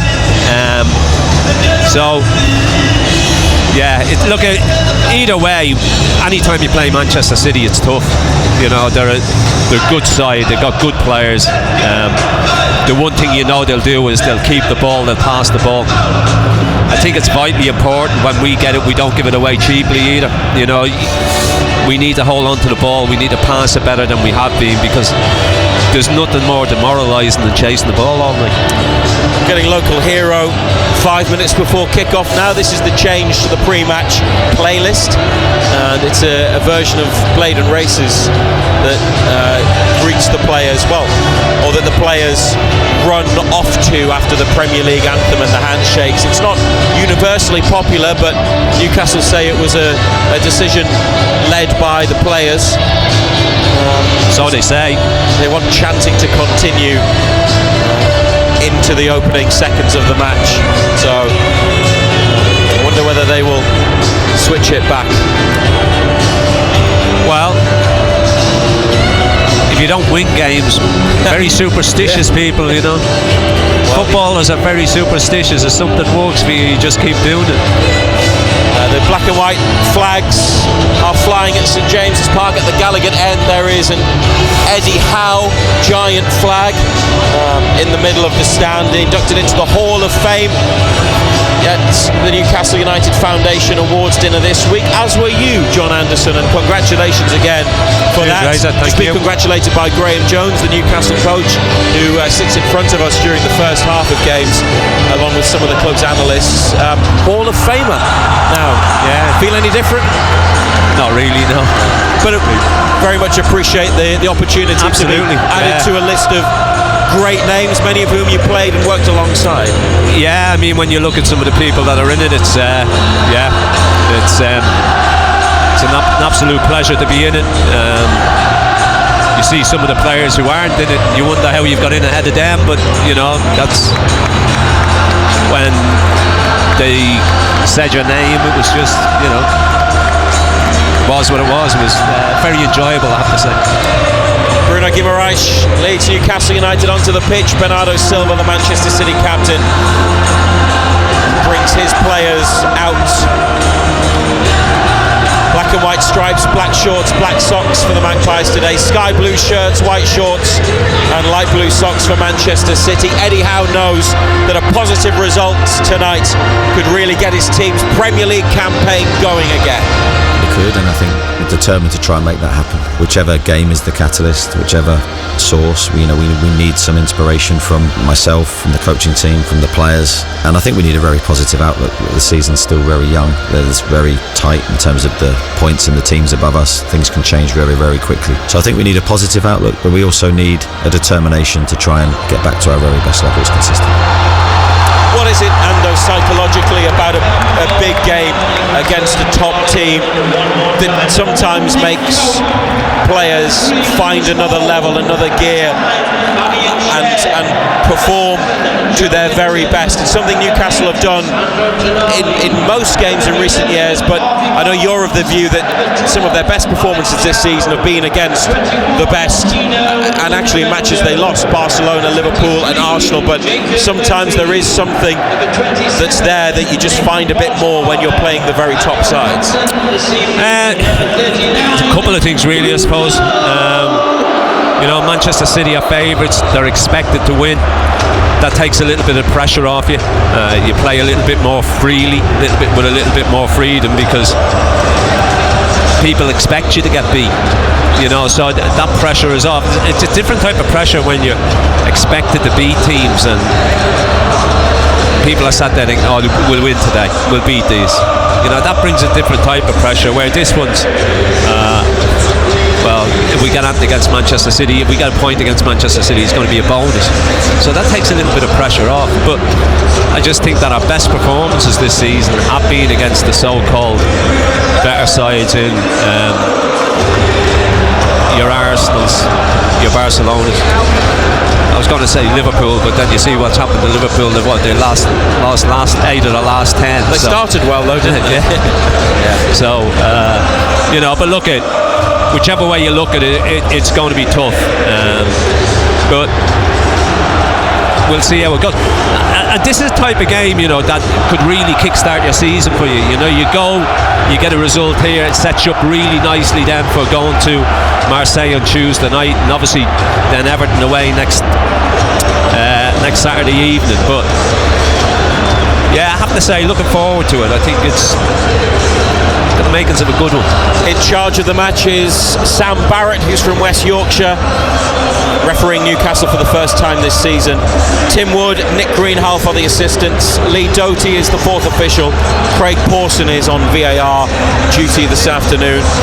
Tino Livramento and Lewis Hall are back in the team from the start. Livramento first appearance for nearly 2 months, and Hall only his second Premier League start of the campaign. Pope in goal, Livramento, Chow seems to be at the right centre-back, Cher at the left, Hall at left-back, Bruno Tanali, Joelinton, Murphy, Barnes, Voltemada.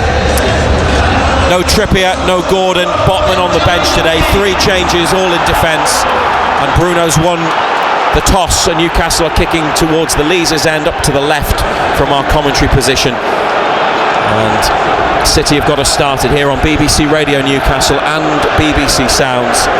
Long ball forwards and sent back up the pitch by Newcastle United.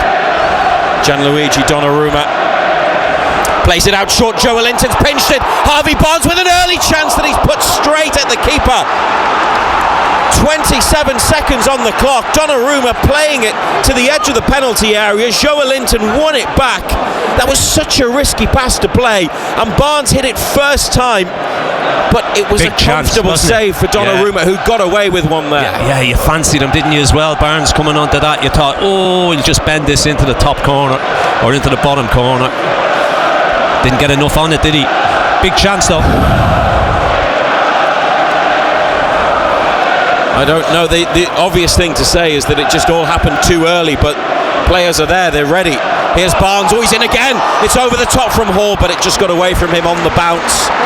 It's lifted over the head of Mateus Nunes, who is a central midfielder that's been converted to right back, and Barnes couldn't bring it down because it bounced and got away from him. Now there's a free kick given for a trip on Nico Gonzalez by Lewis Hall in the City half, and they've restarted the match immediately. 0-0 after 90 seconds, but Newcastle should have been ahead. Tonali on the edge of the area, and Murphy trying to put pressure on. City have it with Doku, who's lost control of the ball, but it goes back to Nico Gonzalez, and Newcastle pressing high. They're all over them. Chow up to Bruno, back to goal, finds Joelinton, uses his size to protect the ball, but then his pass towards Bruno has got Man City away, and Haaland, as Pope comes well out of the box. Haaland scoops it up from about 25 yards and well wide of goal. A player in... Two huge chances inside, the opening 2 minutes, one for each side. You'd have fancied him, wouldn't you? Pope comes rushing out and you think he's just going to dink it, and he's put in an absolute mile wide. Even by his incredibly high standards, Erling Haaland is in remarkable form, but he just got his angles all wrong there. Pope was out quickly, but how often do you see Haaland finish from any position? Well, we've played 2 minutes 40 seconds. It could be 1-1. It should be 1-1 on the basis of the chances. Lewis Hall takes a throw. Fabian Schär lifts it forwards. Header away by Ruben Diaz. Foden back to the centre half, and Mateus Nunes takes control, plays it back to Ruben Diaz, and now Donnarumma. Voltemada on the edge of the penalty area. Barnes, Joelinton, Livramento. Look at Livramento. He's an attacking central midfield there, up from right back. Bruno with a header from the goalkeeper's long ball forwards, and Shirky challenged by Schär. The ball is pushed away back into the Manchester City half. It's been a fast-paced start, hasn't it? Both teams have just given the ball away in midfield, and Manchester City have it back on halfway, left of centre. Nico Gonzalez. They've got no Rodri, City, at the moment because of injury, but good. Gonzalez, 50 million from Porto in January, is playing the Rodri role in deep central midfield. Bernardo Silva, the Manchester City skipper, up the line to Nico O'Reilly, now an England international.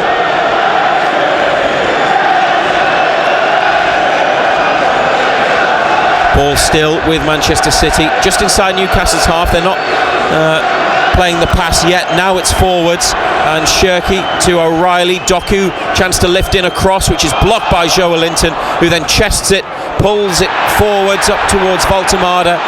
Challenge on the edge of the area now from Haaland on Schär. Joelinton comes out to the left to win it back for Newcastle, and Bruno starts to come away. Tonali here, he's got a man on. Doku slides in, Tonali wins it back, and now the drive from Tonali up the left flank onto Hall. Mateus Nunes wins it, then Tonali makes a challenge, and it goes out for a Manchester City throw.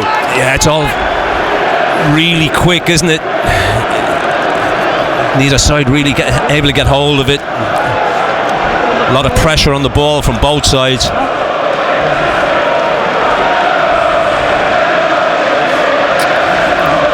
Moved out to the left by Manchester City. They've switched the play, and Bernardo Silva inside to Doku. He's 30 yards out, the Belgian. Now Shirky, edge of the area, through for Haaland, wide of goal. Haaland cuts it back, Livramento stabs it behind. Yeah, neat, wasn't it? Good movement. Wasn't the best pull back by Haaland. Livramento taking no chances, puts it behind, first corner kick of the game. On the far side, Manchester City's left, Pep Guardiola out, staring at the floor in the technical area, hands in pockets, dressed all in black, no coat, on a chilly night at St James's. Haaland makes a run from the front post, referee's whistle's gone. They're going to be asked to take the corner again, despite Newcastle having a player down, but I'm not sure what Sam Barrett saw there. I didn't see any, just Fabian Schär ended up they've in the both goal. got their arms wrapped round each other. Schär got pushed over after the ball was he got played in. pushed. I'm not too sure he got. Well, he tumbled. Yeah. He ended up in the goal. I mean, he's 6 foot odd and 13 stone. He's standing next to Nick Pope, middle of the goal, with Ruben Dias there. They've got hold of each other again. The corner is to the near post, up off Joe Linton and behind, so it'll be another Manchester City corner kick. 0-0. This is the third in a row, or only the last one actually counted. Here's another one to the near post. Joe Linton heads it back out to that far side. Shirky with a step over, now an angle for the shot, gathered by Pope low down at his near right hand post. Comfortable save. He's cut inside, he's hit it through enough. Straight into the midriff though, wasn't it? Livramento's got it, plays it inside, but it's away from Bruno and collected by Doku. Shirky to the left to Nico Gonzalez, and now Nico O'Reilly. Manchester City with possession. We're in the 8th minute, and it's Ruben Dias here next to the centre circle. Nico Gonzalez on, Lewis Hall at full stretch, diverts it out towards the touchline. Mateus Nunes keeps it in, centre now of Newcastle's half. Nico Gonzalez with it, and Ruben Dias back to halfway. Joe Linton putting him under pressure, and they play it to the goalkeeper, and Voltemada goes off in pursuit. It's pushed just out to the side to Gvardiol, and he sprints up to halfway and is now 10 yards into Newcastle's half. He's carried it an awful long way there up the pitch, keeps possession for his team, and everybody behind the ball in black and white. 4-5, and then Voltemada, the one player slightly more advanced. City for Ruben Dias, almost lose out to Joe Linton, but it wouldn't run for Bruno just inside. Manchester City fortunate there. Diaz trying to take liberties, wasn't he? Nearly got caught. Joe Linton got his toe on the ball, but it ran just ahead of Bruno and across to the far touchline, where it's kept in by the visitors, who have a pretty mixed set of away results this season in the league. 2 wins, a draw and 2 defeats, beaten on the road by Brighton and Aston Villa. They have it 30 yards from the goal. Shirky slides it into the box. Chow slides in to lift it up and out for a throw in line with the penalty area. Newcastle 0, Man City 0 on BBC Radio Newcastle and BBC Sounds. Livramento's got it back now. Short ball played to Bruno on the corner of the area, and Tonali here under pressure. He's got 2 on him in light blue, and the referee's given a throw the way of Manchester City. Yeah, they squeezed them in, didn't they? Got plenty of blue shorts around them.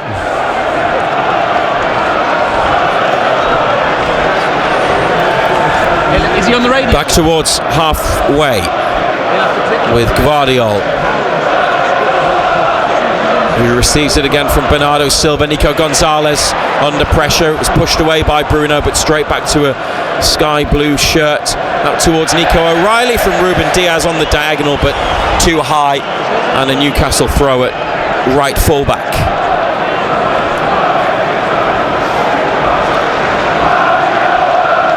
This is the ground where Manchester City have won most times away from home in the Premier League.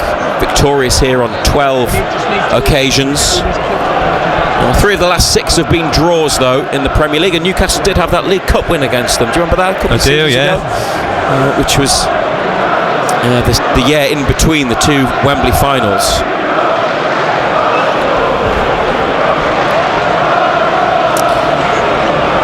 Nothing's happening because Guimaraes is tying his lace.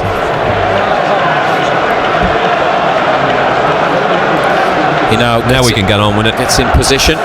Livramento could take the throw short to Bruno. Murphy drops in to get it. Back to Livramento. Under pressure, but slips it away from his man onto Bruno, who gets it back. They've worked this nicely on the far side. Nick Voltemada here to Tonali. Now they're going to switch it. Diagonal ball in behind Mateus Nunes. Barnes, good first touch. Hall makes the forward run. Barnes brings it inside, then plays it outside for Hall. From the goal line, the cross. Too high for Voltemada.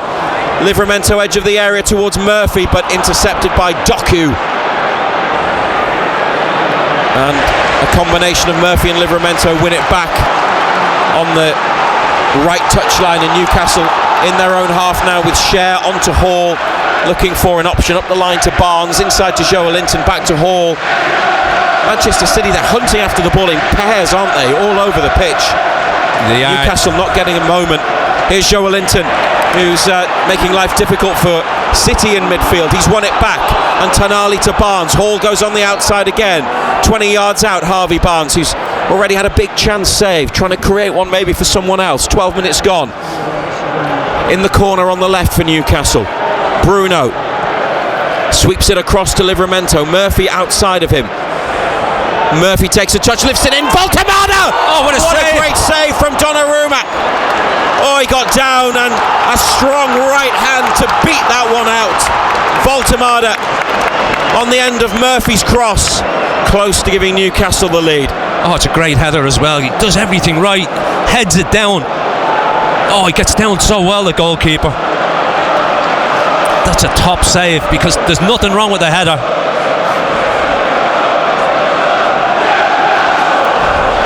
Hall to Joelinton. Atmosphere is building, and Hall makes a run to get in behind for Joelinton's pass. Takes a tumble, but it's a goal kick. And he looks at the referee and pleads for a decision. But Sam Barrett was close to the action. It was a good race between Ruben Dias, who's now is he waving an imaginary yellow card? Hall came across him. Manchester City given the goal kick. They're looking at it. They are looking at it, VAR. But they always look. They always VAR, look. and that's it. They've had a quick look and no more. There might have been. It's not as if Ruben Dias has seen him there and thrown him over, gone to knock him off course. There may have been some contact. We've only seen one camera angle, but Lewis Hall felt it should have been a penalty. Obviously 50,000 Newcastle fans agreed. Referee and VAR said not.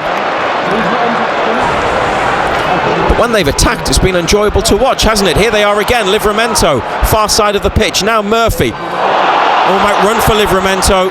Took a deflection. City back to the goalkeeper, Donnarumma. It's a high ball towards Haaland. It bounces over his head and comes to Doku. A back pass which sends City back into the corner on the left. And it's with the goalkeeper once more.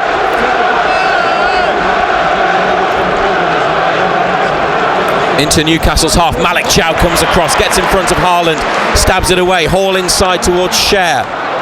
Drops his shoulder, plays it to Bruno. He has a look, trying to find space or a black and white shirt. Oh, free kick given, but they've got the advantage. The referee's brought it back, and Newcastle are not happy. Yes, he'll take the free kick. Bruno was tripped, but it ran for Joelinton, and he had the opportunity to take them forwards. Should he have let that go? Yeah, he could have waited, the referee, couldn't he? Blew very early.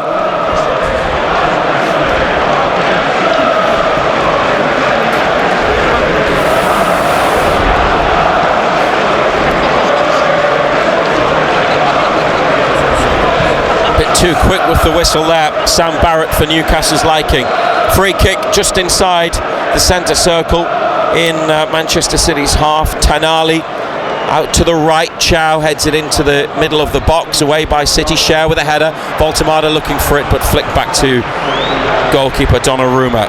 0-0 after quarter of an hour. But you've enjoyed it, haven't you? Yeah, it's been good. It's been very good. Oh.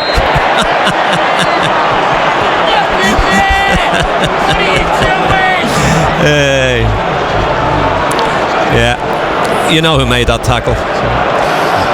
Joelinton breaking up Manchester City's flow.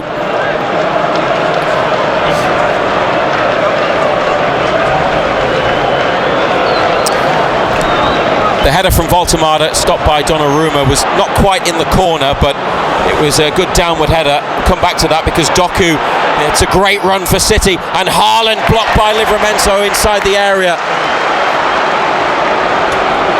Doku just picked space up in the middle of the park, didn't he? They couldn't catch him. Slipped in Haaland in the box. Livramento with the block. Now Foden released by Mateus Nunes. Floated cross to the far side of the area. Livramento lets it run and then sends it up the line. But Nico O'Reilly has brought it under control, the 20-year-old.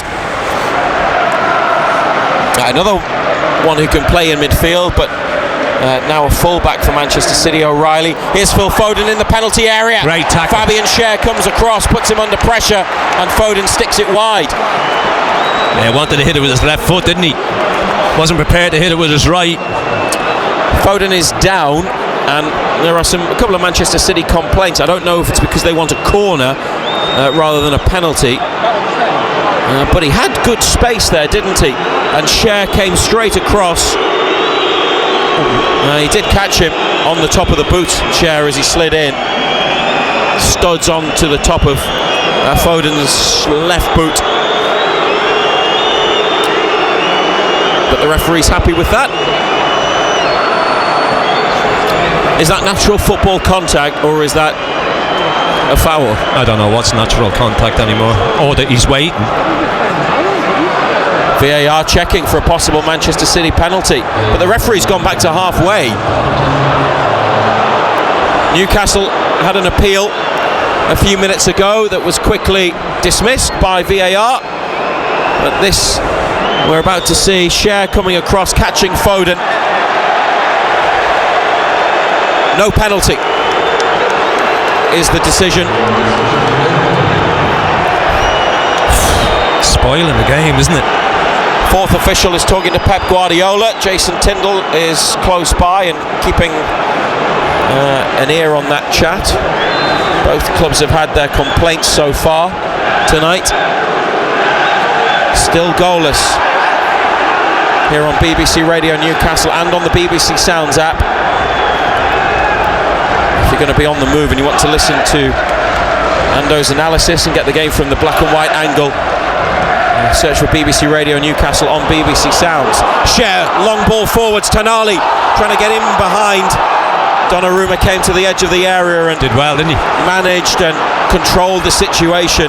Schär with another one of his searching long balls.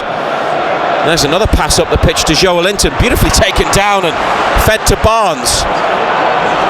They've looked really good on the attack, Newcastle, so far. Barnes under the challenge of Mateus Nunes.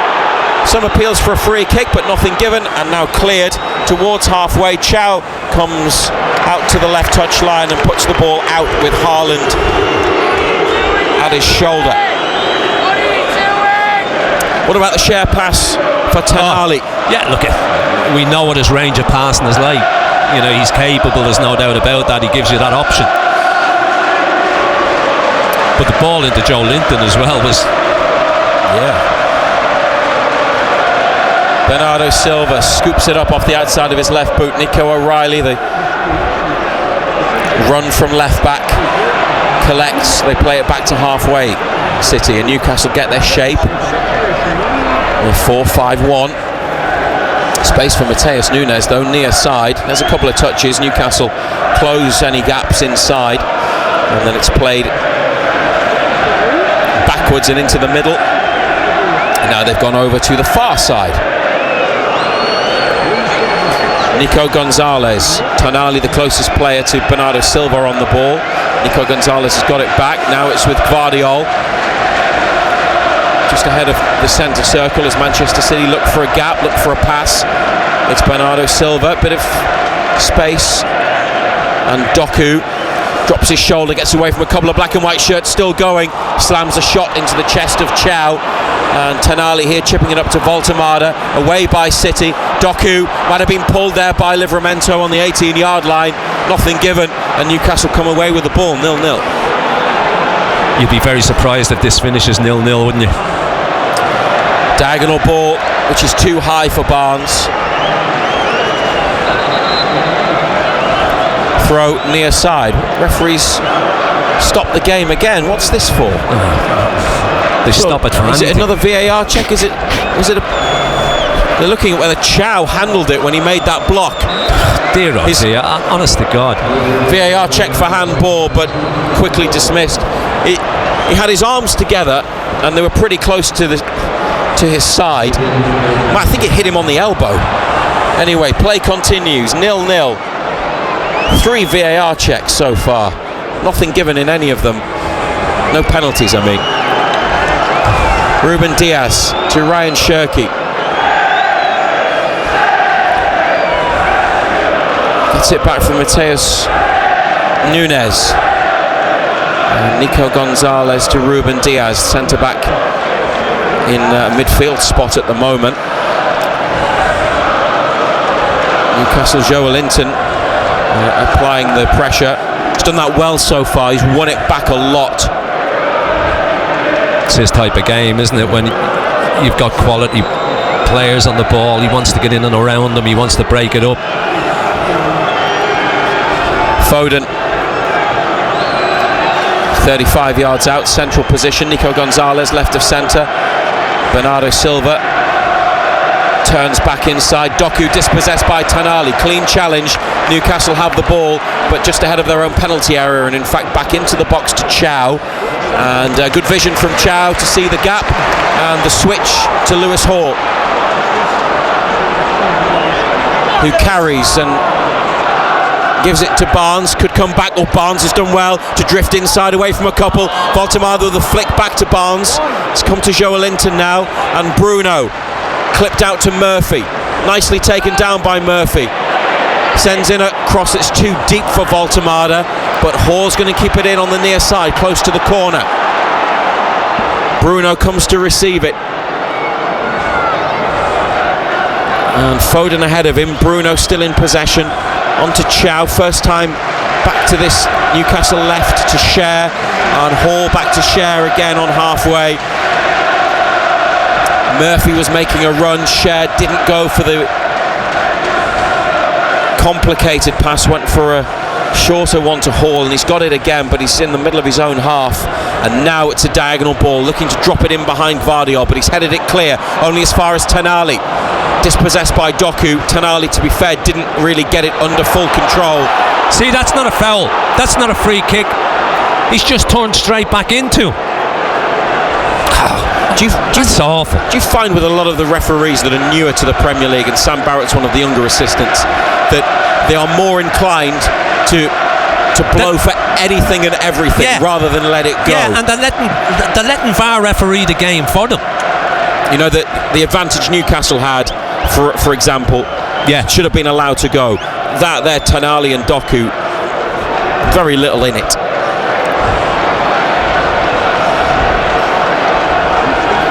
Manchester City restart with a free kick played along the floor, and they have possession in midfield. Voltemade gets his boot to the ball, and Tanali adjudged to have committed another foul. Ryan Shirky holding his left leg and rolling around. And there's nothing wrong with him. There you go, told you. Now, I must apologise to Tanali, because it was Voltemade initially rather than Tanali who came in later that made physical contact with his boot on Shirky.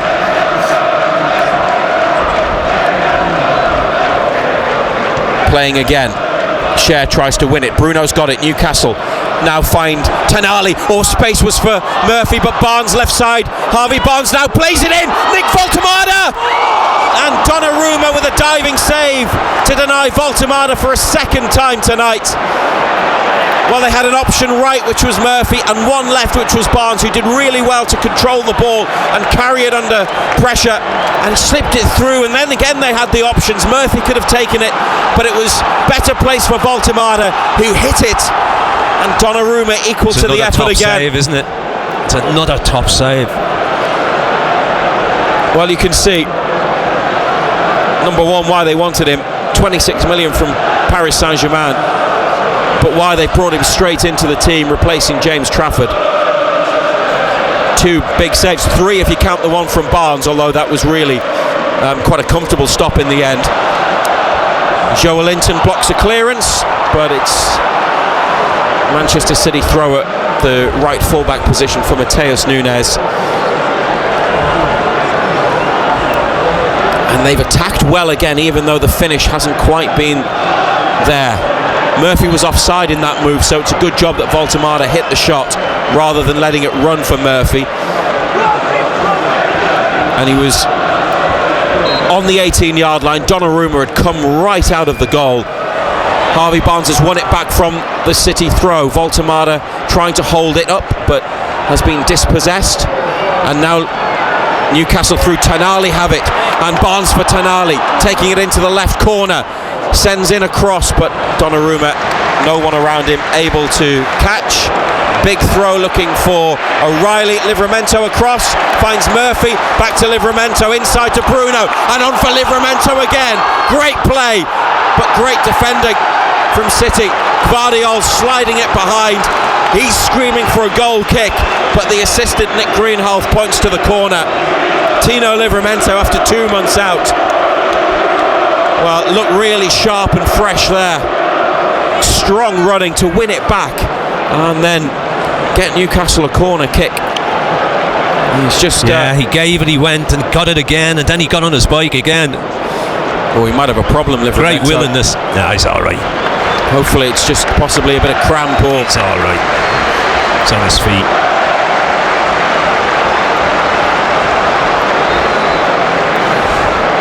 He's limping back towards the middle of the half. Hopefully it is nothing serious. It would seem to be something muscular rather than the type of injury that he just had. Anyway, corner kick. Bruno tying his bootlace again. He's back on his feet. Murphy with an outswinger. Oh, they're looking for Tonali at the edge of the area. It's away by City. Barnes is first to it. Livramento here. Oh, he's gone back to Pope from the middle of Manchester City's half, and the crowd wanted a forward ball. They get one from Pope. There's no one there. So a corner kick completely wasted, unfortunately. Newcastle United 0, Manchester City 0. Yeah, nearly on the half-hour mark. Good game, isn't it? Really good. Yeah, it's been good. I'm excited when Newcastle play forwards and go quickly and try to excite with their attacking play. When Manchester City get near the Newcastle penalty area, it's nerve-wracking because anything's possible with them, isn't it? The Cher dispossesses Haaland on the near touchline. Chow to Bruno, got to be careful. He's got 2 on him, back to Chow, and now Cher. Short ball up the line to Hall, drops his shoulder away from Foden, and now away from Mateus Nunes. Hall turns back on himself on halfway. Nobody to hit, to be fair. Picks out Bruno, finds another black and white shirt. Out it comes to Livramento on the far side. He's brought it down, given it to Murphy, flicked on for Tonali, back inside to Livramento. Played back 5 yards to Bruno. Hall now to Barnes, corner of the area. Joelinton wants it slipped through. Barnes lifts in the cross, which is headed away. And then Bruno stops the run of Cherki.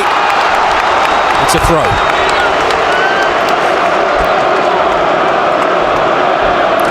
Three changes for Newcastle tonight. The team is Pope, Livramento, Cher, Chow, Hall, Bruno, Tonali, Joelinton, Murphy, Barnes, Voltemada. Bench of Ramsdale, Ruddy, Botman, Ilanga, Willock, Alex Murphy, Ramsey, Neve and Miley. Nick Voltemada on the right wing with it. Bruno has played in Murphy. Murphy looking for Harvey Barnes. Up his body and missed. How did he miss?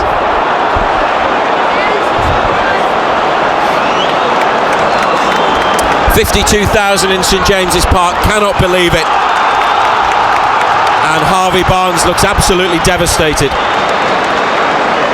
Murphy from the through ball, could have been tight for offside, but Barnes let it run across his body. It's coming onto his left foot at the back post, and all he's got to do is roll it into an empty roll it in straight, and it's bent away from the post and gone wide at the near side of the goal. It's a glorious chance. He's had 2 that you would expect a player who averages about a goal every 4 appearances, 18 in 80 Newcastle matches before tonight.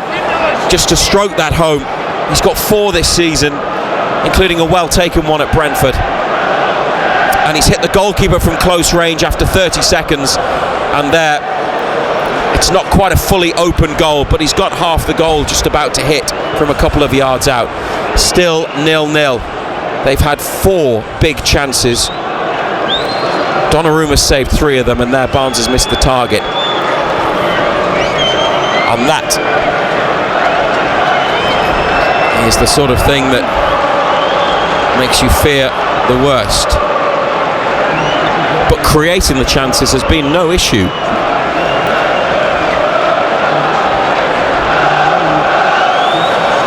Hall went to close down Nunez, who's flicked it away into the space behind him for Cherki. Nunez continues his run and wins a corner off Cher on this near side. Had chances. Yeah. I mean, the keeper's made a couple of top saves.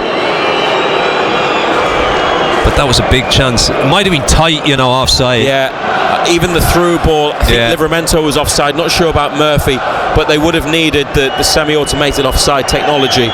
So it may not have counted anyway, but you put it in and worry about it afterwards. Here's the City corner. It's headed behind again. It'll be another corner kick. Livramento appeals to the referee, as does Hall, for something. Manchester City are complaining now. Every set piece, every corner, every team's got a complaint, haven't they? Now, the 4th official is sending a Manchester City member of staff back to the bench. Jason Tindall has been at the 4th official. Here's the corner, Foden in swinger, header up and away from the near post by Chow, back into the centre of the box by City, Cher away, Barnes flicks it on, Cherki. Good strike. Off target, but it's a good strike. Good technique on the volley, half volley, as it was dropping, hit it as it hit the floor. And it's wide of the target. BBC Radio Newcastle and on the BBC Sounds app. 0-0. Thoroughly enjoyable, but for those missed chances that they've been responsible for not taking. Yeah, it did. As I said, the keeper's made 2 great saves. The Barnes one, as you said, it might have been offside, but you put it in and worry about it afterwards. Joe Linton ended up on the floor after a challenge in the air, nothing given. Helped on there by Haaland, back from Chow towards Cher. Rather than go to the goalkeeper, he's turned it out. Throw to be taken about 25 yards from Newcastle's goal by Ryan Cherki, the French international. He's got 3 goals for City. This is Ruben Diaz now. Foden's dropped in, received it on the turn. That's a floated pass out to Jeremy Doku, as well as being informed for City. He got 2 for Belgium during the break. Nico O'Reilly cuts it back. Haaland! What a save, Nick Pope! Erling Haaland looking for his 100th Premier League goal, denied by a brilliant save by Nick Pope, who stayed big and tall and blocked his effort at the near side. Now Voltemada dragged to the floor in not even a rugby move, a wrestling move, and Newcastle get a free kick next to the centre circle, and they are screaming for a card. Josko Gvardiol, that's ridiculous. Surely that's got to be a booking. Jason Tindall. Well, if that's the case, you'd be booking everybody at corner kicks, wouldn't you? Yeah, fair enough. Jason Tindall, again at the 4th official. Newcastle continue to complain. Not like Tindall, is it? Yeah. Some of the officiating has you scratching your head. I mean, they were at it. It was Fulham, wasn't it? Bassi and was it Diop, the other centre back? Bassi was our best player. For the 2 goals. But they were all over Voltemada. He got very little that day. He did get the free kick there, but no card. Pope sends it up to the edge of the City penalty area. It was from behind the centre circle. Hall out to Tonali, hooked forwards. Oh, it's bounced away from Mateus Nunes. Barnes trying to bring it under control, but couldn't do so. Now Fabian Schär has intercepted and kept it in for Lewis Hall, who skips away from his man, finds Barnes. Schär with a chance to cross. Haaland making the challenge. Great defending from Haaland, and now Chow covering behind Livramento, turns and gets away from Doku. Bruno here has got to lift it and does. What a pass from Bruno. Murphy lets it bounce, lets it come to him on the touchline, in line with the edge of the penalty area. It's come back to Murphy in the corner. Goal kick though. Good defending, Riley.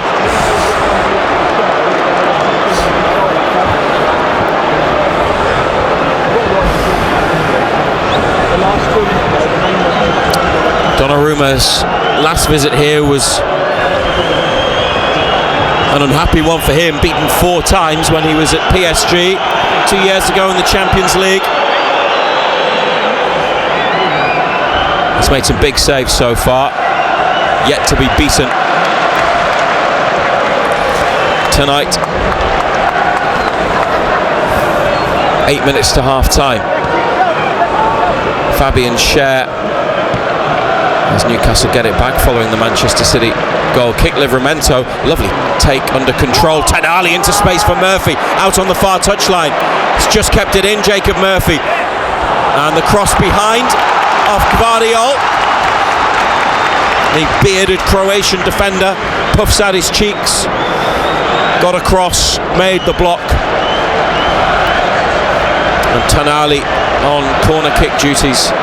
No Trippier today, Gordon still out, Dan Burn suspended, and still no Wissa for Newcastle.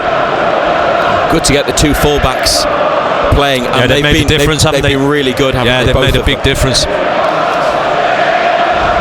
Voltemada, Chow, Joelinton, Schär at the edge of the area, ready to make their move as Tonali sends it in. It's flicked away by City, comes out to Lewis Hall on his thigh, and just a high ball hoisted into the area, caught by Donnarumma. Hall had to rush it, and that didn't help.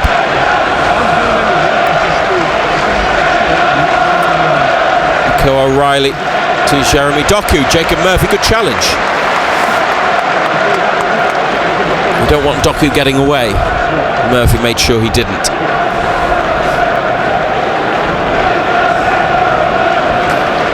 Manchester City, who were 3rd last season and ended it trophyless, didn't they? Yeah. Something of a surprise after they'd obviously had a lot of success and they'd won, what have they won? 3 trophies the previous year, including the title. They have now won a free kick. Schär on Haaland.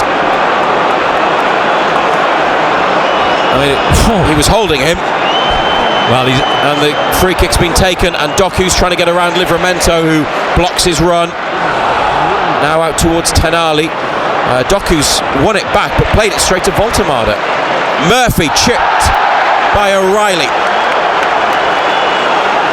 Sorry, I beg your pardon. This referee's going to give a boatload of yellow cards in the second half. It was Tonali who was tripped by O'Reilly, just for clarification. Murphy over on that far side as well. I feel like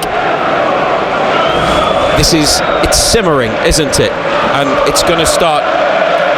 There's going to be a decision, or I don't know, maybe a bad challenge, and I just feel it's going to boil over. And I'm not sure about how well the game will be managed from an officiating point of view. It could spiral out of control, maybe. Voltemada header on from a Newcastle ball up to halfway. 40th minute, O'Reilly's got around Murphy's challenge. Tall, long-legged O'Reilly just glided away from Murphy. Moved really well with it and keeps Manchester City in possession now in Newcastle's half. 0-0 the score. We'll have non-league football roundup and reaction to Sunderland's late defeat at Fulham coming up at half-time here on BBC Radio Newcastle. Foden looking for Shirky. It's found its way to Haaland. Newcastle with half a clearance. Haaland edge of the area, dispossessed.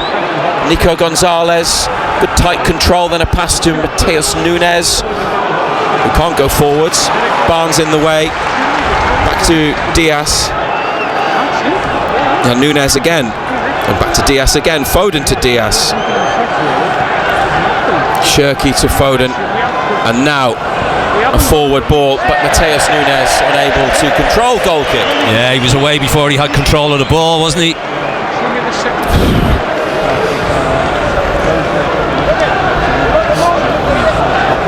On the run of 2 Premier League defeats in a row, Newcastle last lost 3 Premier League matches in a row. It was almost 2 years ago, January 2024. That was a run of 4 that continued into the January and included the late defeat by Man City here. You remember that Oscar Bob last minute winner when De Bruyne played an unbelievable ball over the top? Yeah. And Newcastle, remember, Newcastle were winning till De Bruyne came on that night. Here's Phil Foden, looking to cause problems now. Shirky in the box, cuts it back. Foden wide. Foden from Shirky's cutback has dragged it wide of Pope's right-hand post. There've been multiple big chances. Been no goals in this game. Has been at both ends, and Foden there with the latest. They just opened us up, didn't they? They just broke, played straight through the middle. Wow. Great miss. Sometimes you can't believe your eyes, and you're watching, and because of the angle we have looking on towards that goal to the right, which is where the ball was played, and following the path of it, it seemed destined for the bottom corner, and at the end it's just bent away. It was always going away from goal, wasn't it? It was always going away from that right hand post. Newcastle United 0, Manchester City 0, and as John Anderson says, somehow 0-0. Hall and Barnes making challenges. City get it back. Barnes on Foden. Strong from Barnes,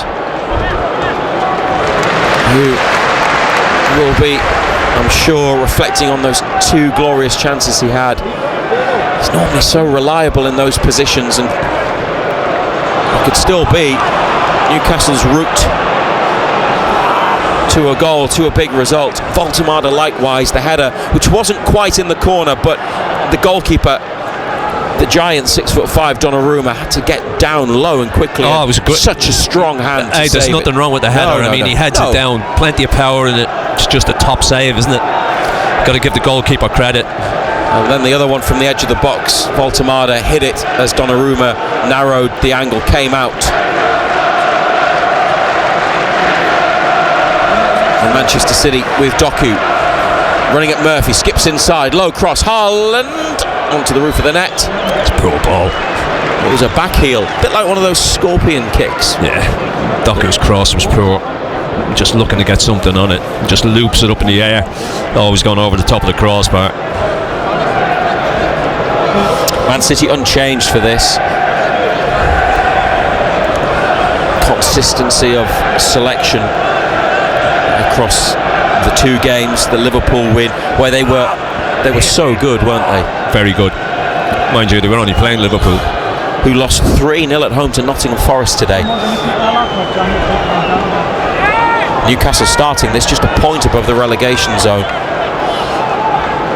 A curious Premier League table, but they are in that position because they haven't won enough matches. 3 wins, all of them at St James's. Wolves, Forest and Fulham. Looking to beat Manchester City for the first time in the Premier League for what would be almost 7 years. January 2019, a match that we remember, a late Matt Ritchie penalty for a 2-1 victory. Doku trying to run in behind. He was getting a free kick. Brought back for Manchester City. Free kick. Guimaraes foul. It's on the left of midfield. 2 minutes minimum additional time. BBC Radio Newcastle and BBC Sounds. St James's Park, which has been noisy, angry at times, and absolutely stunned on other occasions. I think particularly with a couple of the chances at both ends that weren't put away. The XG, the expected goals, that I know you like to study under, will be, for some of those chances, will be very high. It's one of the metrics that's applied now in football data and analysis. XG, expected goals. think we all expected goals, didn't we? Oh, yeah. Here's the free kick, rolled in up the short side of the box. Pope quickly out and lands on it. Haaland was the player Manchester City were trying to release. Joe Linton receiving it from the goalkeeper facing his own goal. Tenali finds a pass for Murphy, scooped in behind, Barnes making the run, and Mateus Nunes has to head it back to his keeper. Donnarumma controls and then picks up. Yeah, it wasn't the worst ball in the world, was it?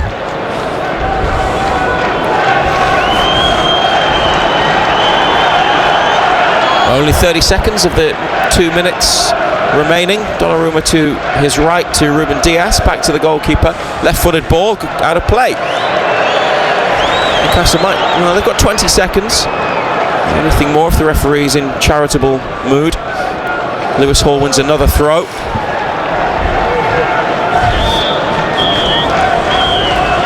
Back it goes to Cher. And he decides to play it to Nick Pope. Here comes the whistle from Sam Barrett. 0-0 at half-time at St James's Park. They've had 4 big chances. Manchester City have had, well, definitely 2. Both sides can't believe they haven't scored yet. But it's all contributed, John Anderson, to what's been a really enjoyable 45 minutes. Yeah, it has been a good game. There's been chances at both ends. I mean, Donnarumma's made 2 great saves. Please be aware that vaping and the use of e-cigarettes is not allowed. Manchester City at the other end, Foden. He's put it wide. We're expecting the net to ripple, and he's put it wide at the right hand post. Barnes has had a chance inside 20 odd seconds. Donnarumma's made a save, but maybe it came a little bit too early. He wasn't completely warmed up, but it's been a good game. It's been decent. And a point I want to make to you is that it's not just results recently, it's performance levels, especially away from home. Sometimes here as well that have had a lot of analysis and some criticism. The changes, the 3 at the back, 3 changes out of 4 in defence that they've made have been good changes in the way that they've played, and having Livramento and Hall at fullback certainly gives them more, doesn't it? Getting the 2 young boys back, the Livramento and Hall, has given us a different dimension. You know, their energy levels getting forward. They are your outlet all the time. They get you up the pitch. They use the ball well. Their energy levels are first class. You know, we look a different side with them in the team. I don't think anybody can be disappointed with that performance in the first half. Some of the football that's been played has been first class. Second half will come live from St James's Park here on BBC Radio Newcastle. Looking forward to it already. Can Newcastle United get the better of Manchester City? You'll find out right here at half-time at St James's between Newcastle United and Manchester City. It's 0-0. Matt Bailey at breakfast. Harry Baker's Cy King was on the show this morning. We ended up talking a lot about his bum cheek. I'll let you into a secret, and it's just for us up here. Don't tell the rest of the country. I keep getting cramp in my left buttock. And it's completely and utterly random, but it hurts. You know, I do this thing on this morning. They're just about to come to me, and I got cramp in my gluteus maximus, so they had to come off me. I said, sorry about that. So that's definitely a legacy from the Bakers, that and hemorrhoid cream. But that's another matter entirely. Anyway, Matt Bailey at breakfast. Weekdays from 6. Just ask your smart speaker to play BBC Radio Newcastle. And it's Newcastle United 0, Manchester City 0 at half-time. We'll be back with Razor and Ando for full commentary of the second half in just over 10 minutes' time. Elsewhere in the Premier League today, Sunderland conceded in the 84th minute to lose 1-0 at Fulham. That's their first defeat in 5 matches. Liverpool were beaten 3-0 at home by Sean Dyche's Nottingham Forest. Rob Edwards' first game in charge of Wolves ended in a 2-0 defeat at home to Crystal Palace. Brighton came from behind to beat Brentford 2-1. Danny Welbeck scoring his 7th goal in 8 games. And another former North East striker, Callum Wilson, scored both of West Ham's goals in their 2-2 draw at Bournemouth. And in the lunchtime game as well, which feels like a very long time ago now, Chelsea won 2-0 away at Burnley. But let's talk non-league football, shall we? Local football. Total Sport North East. BBC Radio Newcastle. You are listening to the local football roundup on BBC Radio Newcastle. It is a slightly abridged version today as we squeeze it into half-time in the Newcastle United match. We will, though, get some reaction to today's games in just a moment. First of all, though, here with all of today's results is Dominic James. Thank you very much, Colin. We begin in the Enterprise National League. Gateshead 0, Boreham Wood 3. The Enterprise National League North, AFC Telford 1, South Shields 1.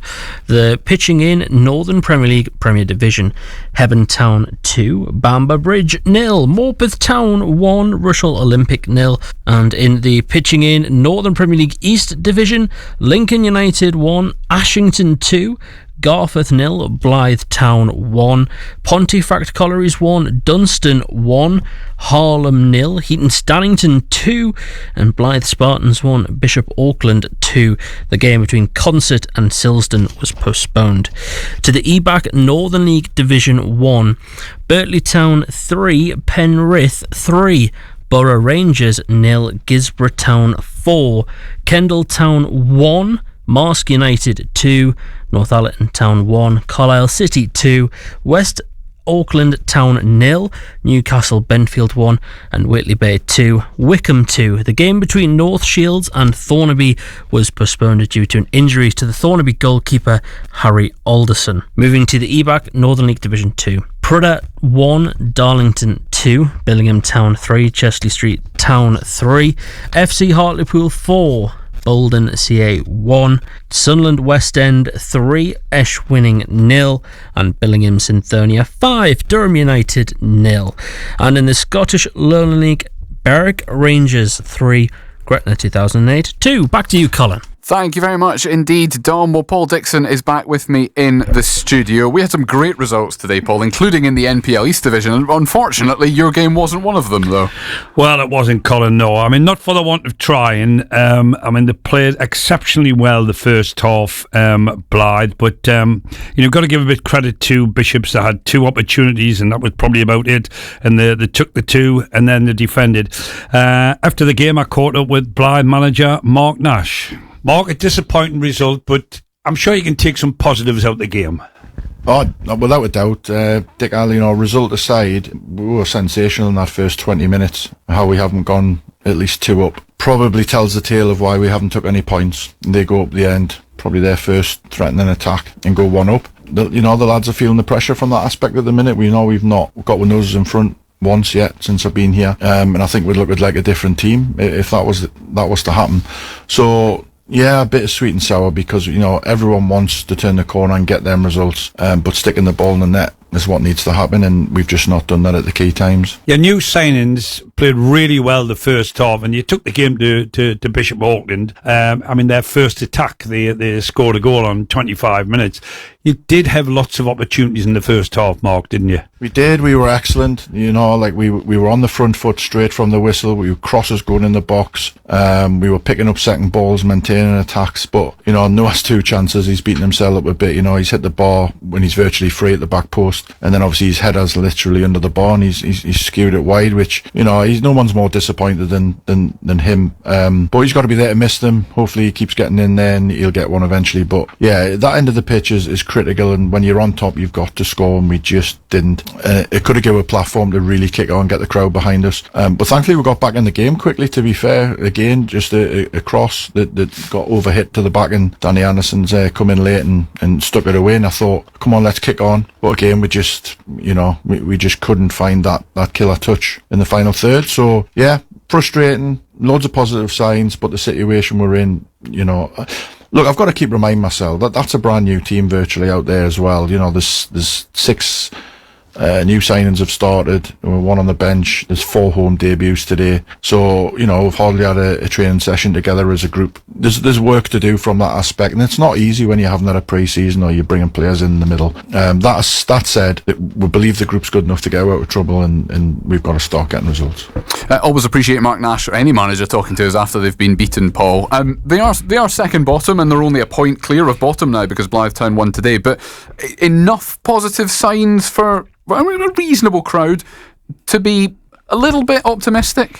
Well, yes. The I've seen them about 4 or 5 times this year, and that's the best, the first half. I mean, they could have went in about 3 or 4-1 up in the first half, and then it's a totally different game, as Mark said there.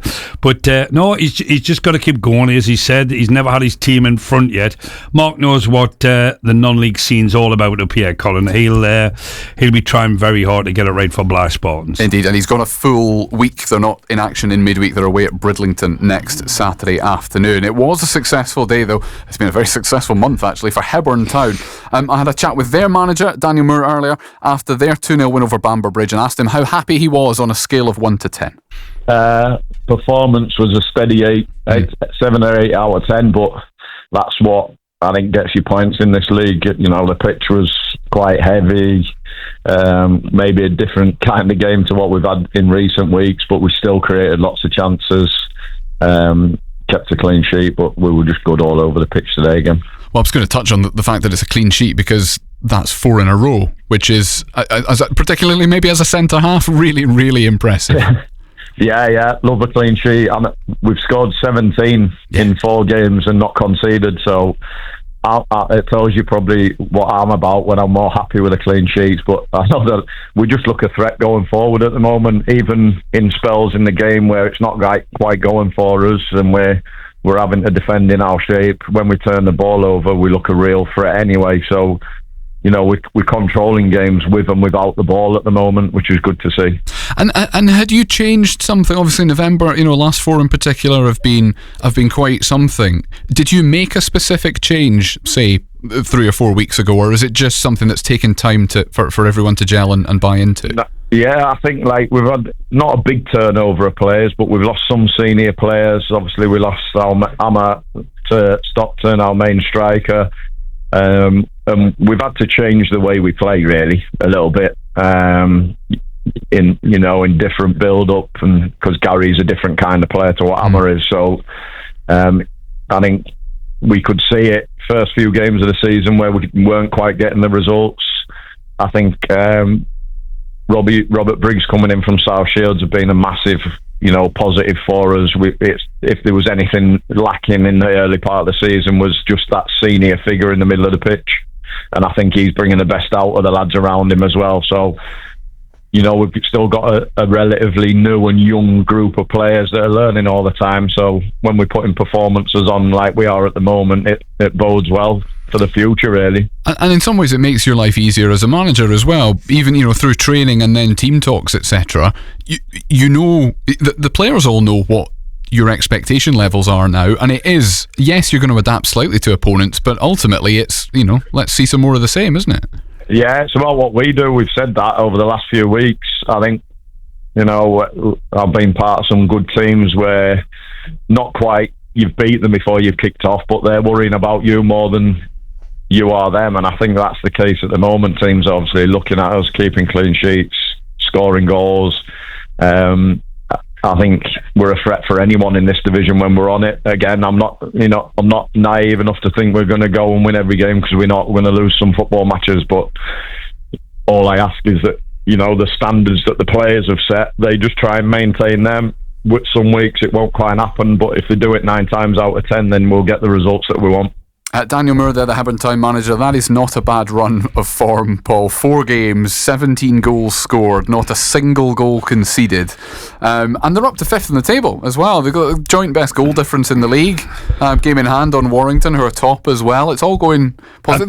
They had their dip in October, but they are back in banging form again, Hebburn. He seems in good form, Bobby, there, doesn't he? You know what I mean? Yes, you're right. I mean, 17 goals in 4 games. That's promotion level football, that, Colin. It really is. Yes, 8 in 1 game always helps. But yeah, 17 in, and they've got a couple of away games to finish. They're away at Gainsborough's Trinity on Tuesday night, and then we're at Rushall next Saturday as well. So a couple of long trips to round out the month for them. Paul Dixon, our non-league reporter, thank you very much indeed. We will do the same thing next weekend. Our local football roundup will be at half-time in the Newcastle United game, because they play at 5:30 at Everton next weekend as well. Just a little bit of time to tell you about a couple of other things. Newcastle United women women named their new head coach today, and it's Tanya Oxtoby, the 43-year-old Australian. She's left her post as the Northern Ireland manager to move to Tyneside. She's signed a contract until June 2029, so that's got a 3.5 year contract.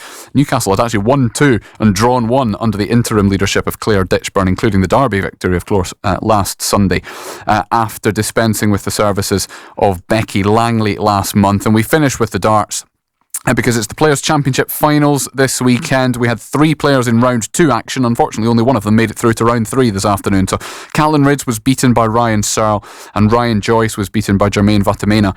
But Chris Dobie from Bedlington beat Cameron Crabtree in a deciding leg 6-5 to make it through to the third round, and he will play James Hurrell in that third round tonight. They don't get underway though until well after 8 o'clock. Right then, they're about to get underway in the second half at St James's Park. Newcastle United against Manchester City, somehow goalless after 45 minutes. To take you through the second half though, in just a second, John Anderson and Matthew Raisbeck. Total Sport Northeast. Matthew Raisbeck and black and white legend John Anderson. BBC Radio Newcastle.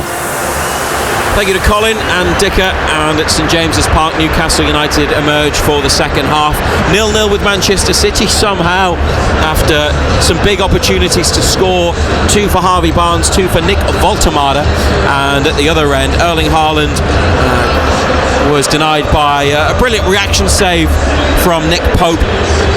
There was also a miss from Phil Foden, a shot that he dragged across goal and just wide of the far post. It was one that you would have expected to have been finished, given the quality of the chance and the quality of the player. And a number of VAR checks, Newcastle with Hall down in the box, nothing given. Manchester City, Fabian Schär catching Foden late after he'd taken a shot. VAR had a longer look at that, didn't give the penalty.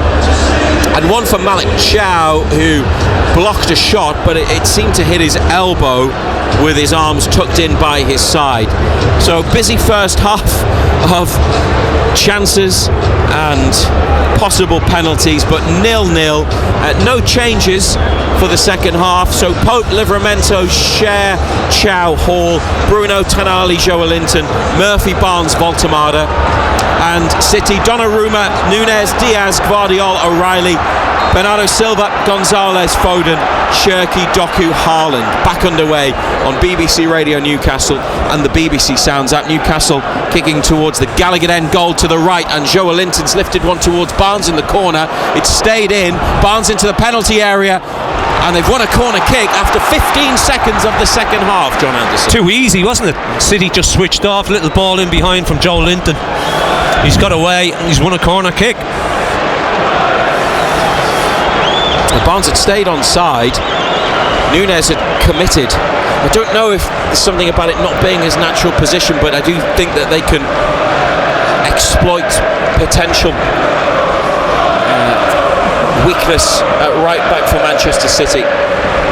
They got in there and Barnes won them this corner. There's movement all around the box as Tonali curls it in, and it bounces across the 6-yard box right in front of goal and goes wide on this near side corner.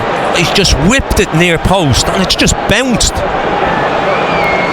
Everybody's missed it. How again? Just needed somebody coming in back post, didn't it? Have they not been able to convert?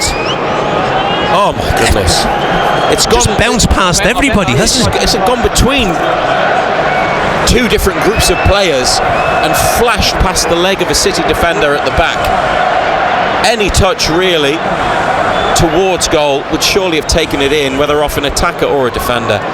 It's a goal kick. Doku, that could be handball. Nothing given. Doku's down, having collided with Tonali. Joelinton pushes the ball across to Hall, onto Barnes, brought back to halfway by Barnes. Doku gets up. Oh, he's alright. Amazing. Didn't get the free kick, you see. Chow chipped to Livramento, but he hasn't been able to control, and it's a Manchester City throw on the near side, middle of their half. Was it the highest poor touch, was it? Doku might have a hold of Livramento, who's got a hold of him, and Murphy makes the challenge on the Belgian winger, told to get up again by the referee.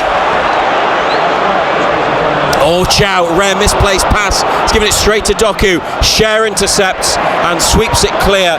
Barnes it's unlucky because Barnes had dropped back and was tucking in, and it was whipped by Cher to it was where just Barnes a clearance, wasn't it? Yeah. He wasn't really trying to pick Barnes out. He was just clearing his lines. It was where he had originally been. Manchester City have it at the back comfortably. 48th minute. Pep Guardiola pointing towards the Newcastle goal. Nico Gonzalez with it in midfield. Eddie Howe's watching with his hands in pockets. Guardiola always so animated and expressive, isn't he? Non-stop communication with his players. Doku for Haaland, edge of the area, right side. Haaland, Malik Chow. Great tackle. Great defending to dispossess Haaland. Then Joe Linton robbed of possession. Oh, how lucky are you? He's been given a free kick on the edge of Newcastle's box. Joe Linton maybe a bit lucky. Malik Chow. Great defender by Chow. Go on, what are you going to do? Brilliant. Just took it off him. Excellent. They've taken the free kick share to Joe Linton, and then Bruno now up to Tonali. He's lost the ball. Might have caught Ruben Diaz, who tackled him. Manchester City in the penalty area here, looking for the far top corner.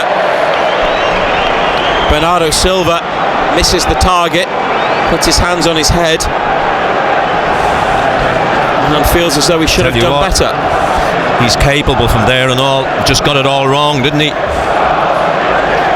Cut inside on that favourite left foot, and he's just tried to bend it.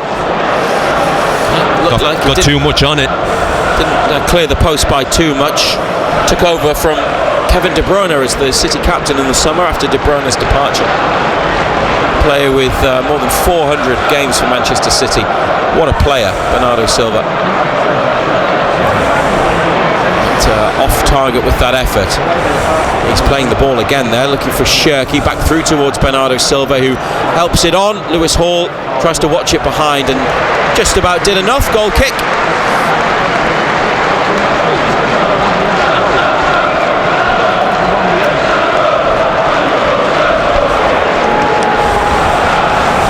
Pope places the ball down on the 6-yard line. Newcastle's bench: Ramsdale, Ruddy, Botman, Elanga, Willock, Alex Murphy, Ramsey, Neve and Miley. City on the bench: the goalkeeper Trafford, Reinders, Stones, Ake, Marmouche, Aït-Nouri, Savinio, Kuzanov and Bob. Ruben Diaz heads away from Nick Pope's goal kick, and Malik Chow sends it back to the goalkeeper, who plays it along the floor to Fabian Cher on the far side. On to Hall, just ahead of him on the touchline, back to Bruno, and now Cher again. First time forward ball here towards Barnes, volleyed away by Mateus Nunes. And that's going to be a throw at left back for United. The assistant referee making sure Lewis Hall comes back to where it went out, and it's probably level with the penalty spot.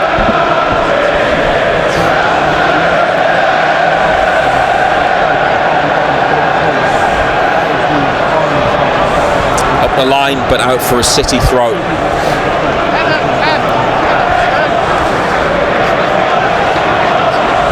Back to Ruben Diaz and Nico Gonzalez onto the right touchline. Manchester City with plenty of possession, and following that Newcastle corner at the start of the second half. Now in the 52nd minute, Nico O'Reilly infield to Foden, back out wide to O'Reilly, 30 yards from Nick Pope's goal. Doku sent tumbling by Tonali. Oh, he's rolling around again. I mean, it's clearly a free kick. Did it need the... Yeah, I mean, it's a free kick, but the rolling around it. And he's all right, Doku, of course, but got the free kick. I don't know what more, especially for a challenge like that, which is a foul, but it's not a bad foul. Right, about 30 yards, maybe a little more from the penalty area. Probably about 15 yards in from the left touchline. Shirky, number 10, and Foden, number 47, next to the ball. Newcastle in a line on the edge of the box, or just ahead of the 18-yard line. Rolled inside by Shirky. Nunez back to Foden. He's got the angle for the cross here. He sends it in. Fabian Schär heads clear. Bernardo Silva flicks it to Nunez. Chips it up out to Doku. He's offside.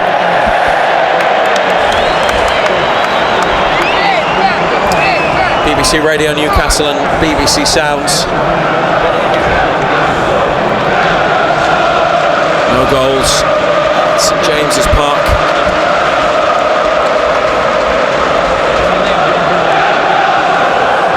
Nick Pope comes to take the free kick.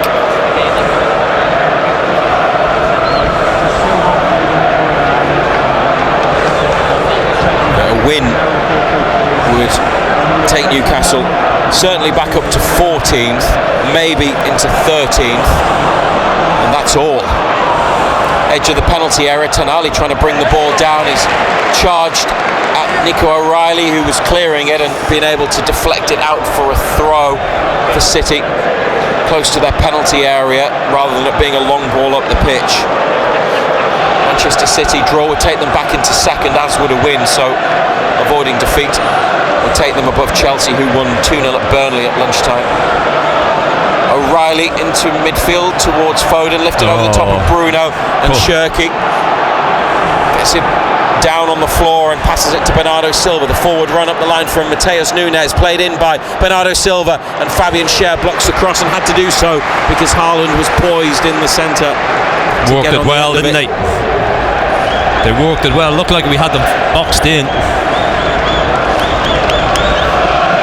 Throw for the away side has been taken, and now Nick Pope catches a cross from Shirky at the near post. Comfortable for the keeper.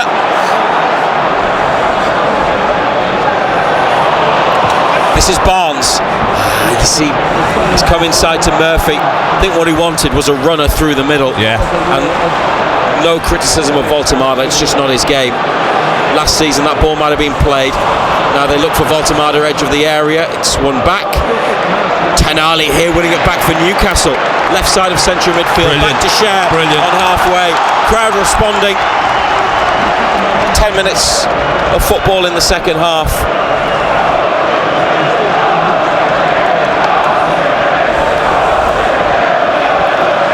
Nothing separating the teams. Hall to Tonali. Newcastle have kept it for about 30 seconds. Back to Nick Pope this time from Schär. Haaland, edge of the penalty area. Pope, it's got a bit of swerve on it, outside of the right boot. Header on by Livramento. But Jacob Murphy is flagged offside. Close to the assistant referee.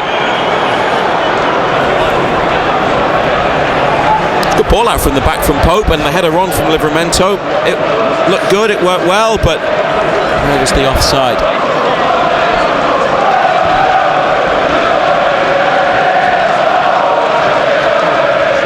Forward into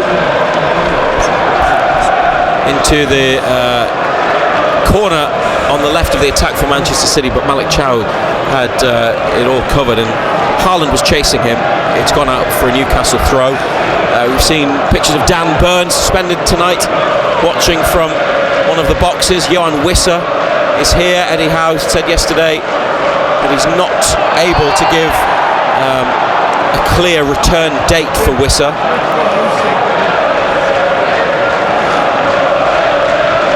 Who sustained an injury on international duty just after his move to Newcastle and is yet to play for the club.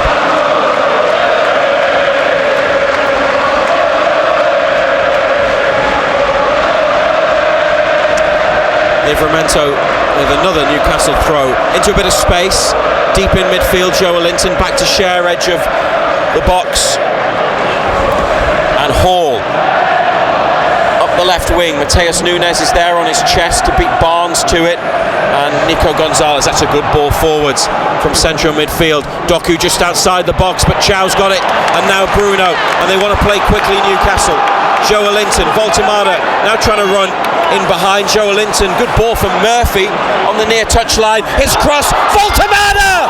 And Donnarumma denies him again with another massive save. Murphy, that's a great ball in. Voltemada first time. Offside. Oh, flag is up anyway.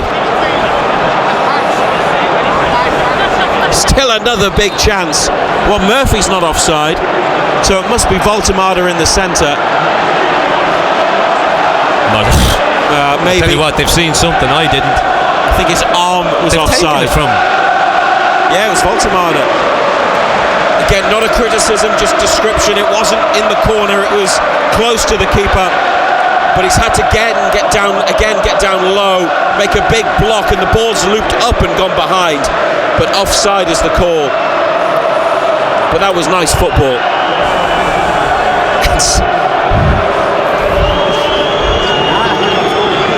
It is incredible that this match in the 59th minute is still 0-0.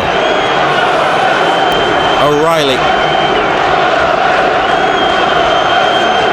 Foden into the centre of Newcastle's half.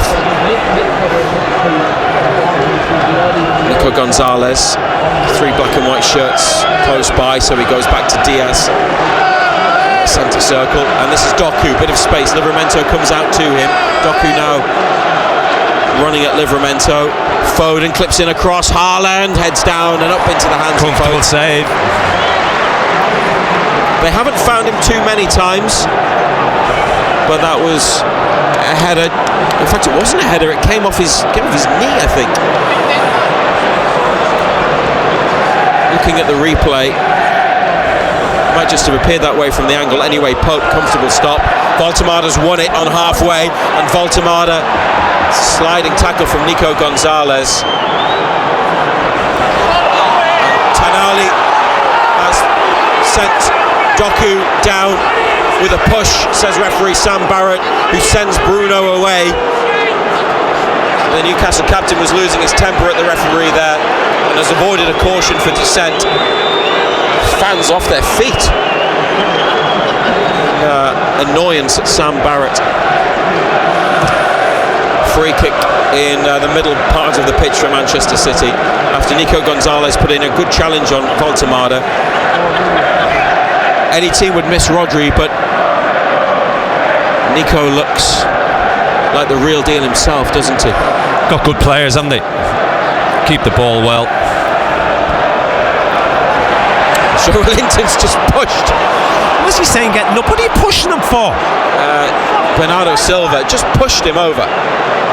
Just pushes him. And the whistle's gone. Just stupid. Going to be a free kick. Sam Barrett has called Joelinton across for a word. 3 or 4 Manchester City players want to say their piece. Bernardo Silva's one of them, with Bruno. So part of that might be in Portuguese.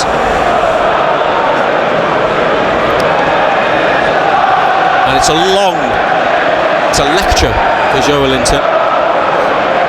And he shakes hands with Bernardo Silva. We haven't always been praiseworthy of the official today, Sam Barrett, but he's done Newcastle and Joelinton a favour there by not giving him a yellow card. It was stupid though, wasn't it? What's the point in doing it?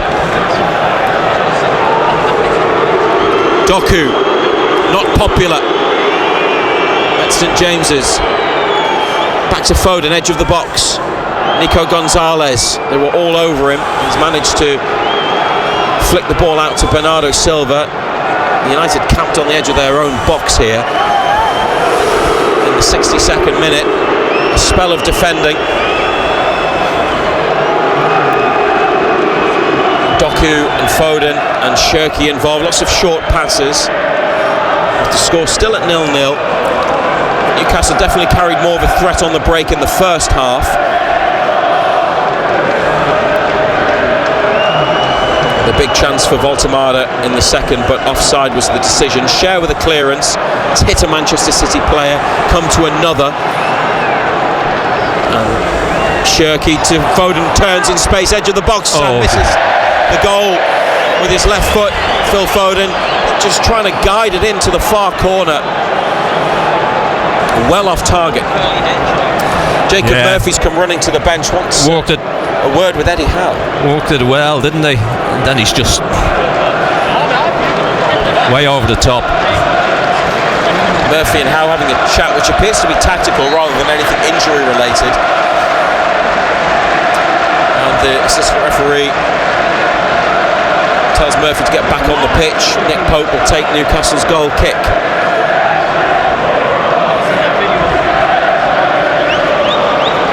Joelinton comes from a forward position to head it on. City hook it away. Joelinton's got it again. Now Bruno looking for space. Barnes for Bruno. Oh, it's a good burst from midfield. Edge of the area. Barnes! Harvey Barnes for Newcastle United. Brilliant move through midfield involving Bruno, the skipper. And Barnes finishes at the Gallagher end into the bottom corner, and finally big Donnarumma is beaten, and Harvey Barnes, who missed two big chances in the first half, has put one away, and it's Newcastle United 1, Manchester City 0. It's a great finish, fabulous finish. Guimaraes does well, picks it up, looks like he's overrun it, and it falls for Barnes, and this time he just side foots it past Donnarumma, who's made 2 or 3 really good saves. Good finish into the side net. The keeper's not stopping that. Harvey Barnes in the 64th minute.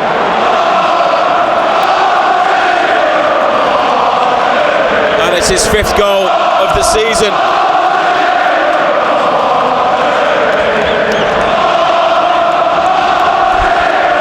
He'll have enjoyed that one. You can imagine, look, there is still a quarter of this match to play, but after the 2 misses in the first half, and he may well have been offside for the second one, but we don't know, that will have lifted a lot of weight off his shoulders, because that will have been bothering a player that is usually so clinical from that kind of position. And one thing, apart from anything else that he adds to Newcastle United, it's the numbers, it's the goals, and he took that one brilliantly. Oh, they've lost it, Man City, following the kickoff. Here's Voltemada carrying it out to the left wing, back to Joelinton. He's let it run and pulled back Joelinton by Foden, and referee Sam Barrett spotted it. Joelinton gets high-fived by Bruno. Pep Guardiola's taken his seat on the bench, sitting back, slumped into his chair, hands on the back of his head. Newcastle United lead. Fabian Schär floats the free kick out to Murphy, headed on. Tenali is offside. Offside from Murphy's header. O'Reilly rolls it quickly to Diaz.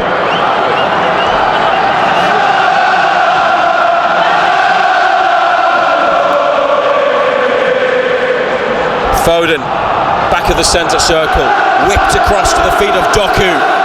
Every Jeremy Doku touch is booed. Jacob Murphy blocks his forward pass. Tenali now brings it out to the right touchline. Oh, and Tenali's given it away.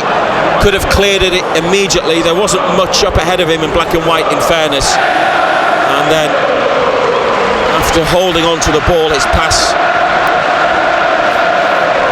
gave possession back to Manchester City. This is Doku. Tenali goes out to engage. Doku for the goal line. And Malik Chow in the middle of the box. Again. It just hit him. It's gone great for a position. corner. Yeah, I mean, it's good positioning though. Middle of the 6-yard box.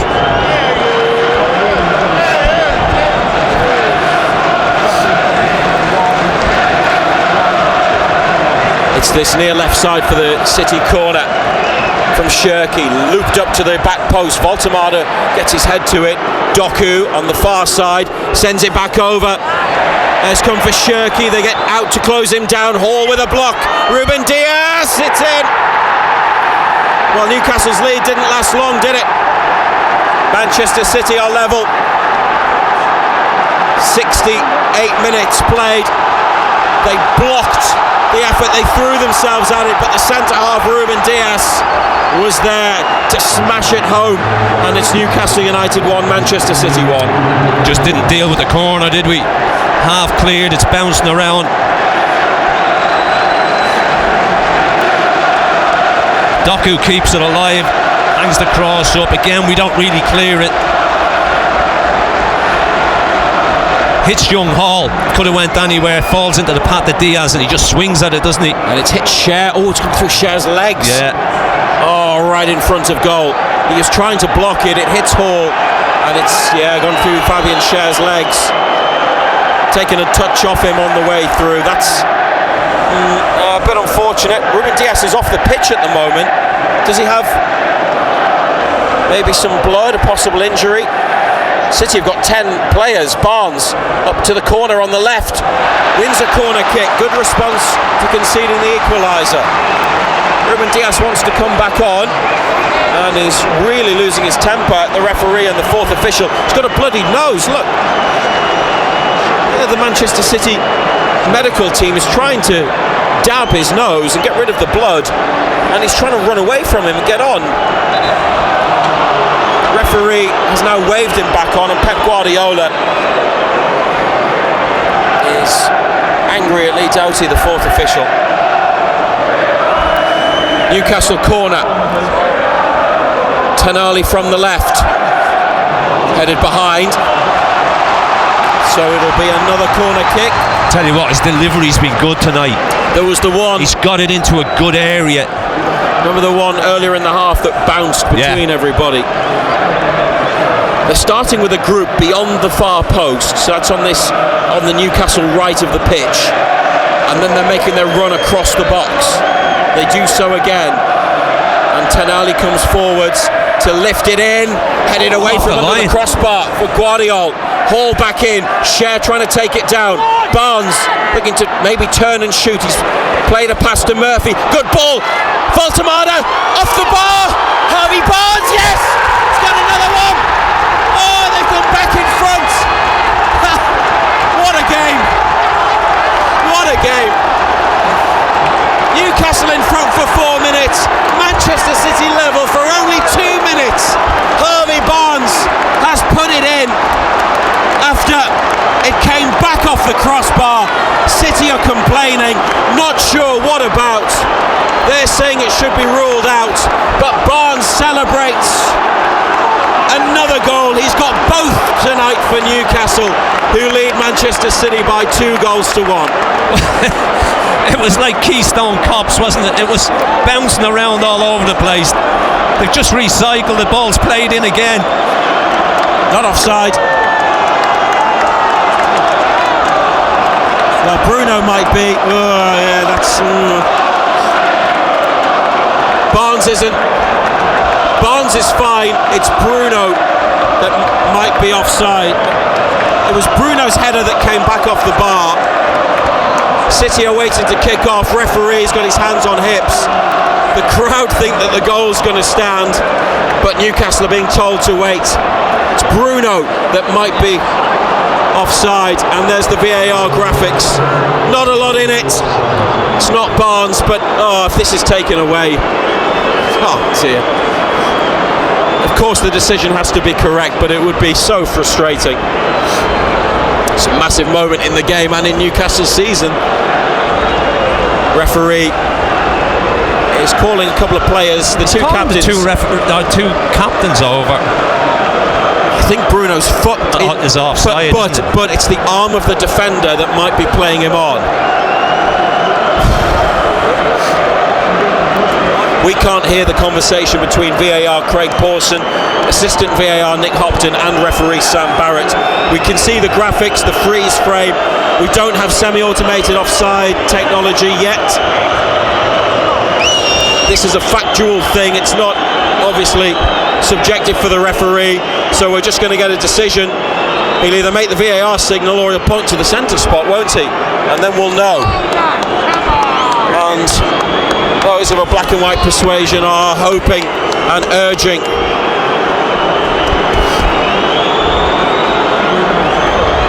They want the goal to be given. How long? How long? How long is the cry from one of the fans next to us, and that shows that it is tight. If it counts, it's 2-1 to Newcastle. Otherwise, we're back to 1-1, and that would be a big psychological advantage for Manchester City, you'd think. Referee still waiting. How long does it take? As on Newcastle. They're desperate for this goal. Desperate for the goal. Referee still says wait. We can't see the VAR graphics anymore. They've been taken off the screen that we're looking at. VAR checking for a possible offside that would rule out Newcastle going back in front.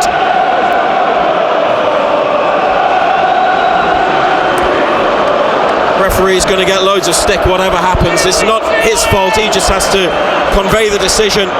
Sam Barrett, who blows the whistle, and it's given! The goal stands!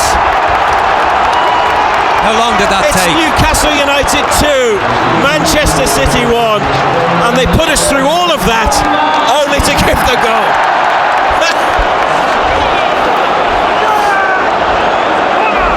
Mind you, I'll sit through that any time. They get what they think the right outcome is. City back to Donnarumma, who has to chest control the ball and then send a clearance away, slicing it out to the right wing. Barnes trying to win a header close to the City box and has ended up on the floor. No foul. Shirky looking for Haaland. It's bent away from him. Lewis Hall is there to play it back to Nick Pope. A response from Manchester City on the touchline with young Norwegian midfielder Oscar Bob about to come on, the scorer of that injury time goal to beat Newcastle 2 seasons ago. They lead 2-1. Bruno's header hit the bar and it was tight for the offside with Bruno. Still haven't seen the semi-automated offside technology, but he was onside. That's why it was given. Here's Tonali and Harvey Barnes up the left wing. Murphy in the middle with Voltemada. Barnes into the box, but stopped by Ruben Dias. It was a good ball from Tonali. Good play. Oh, Lewis Hall's gone down with cramp now. Tino Livramento struggling a little bit. Looks towards the bench. Newcastle United 2, Manchester City 1. The away side have a throw in their own half, far side of the pitch at the east stand. 3 changes for Manchester City. Also coming on is the Brazilian winger Savinho and midfielder Tijani Reinders, Dutch international. You may remember him from playing against Newcastle for AC Milan, home and away in the Champions League 2 years ago. A very cultured midfielder. They're going to make 3 changes.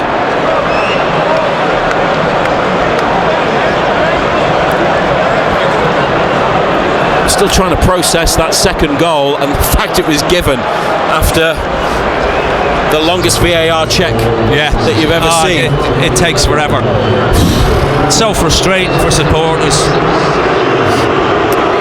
Jeremy Doku replaced by Savinho. Bernardo Silva leaving the pitch, the captain, with Tijani Reinders, his replacement, and Oscar Bob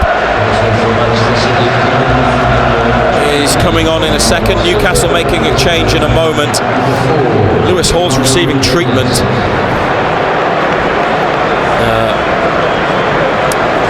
Ryan Shirky off, and that's the third Manchester City player to depart. Sven Botman, who was one of the players left out today in the 3 changes, is coming on.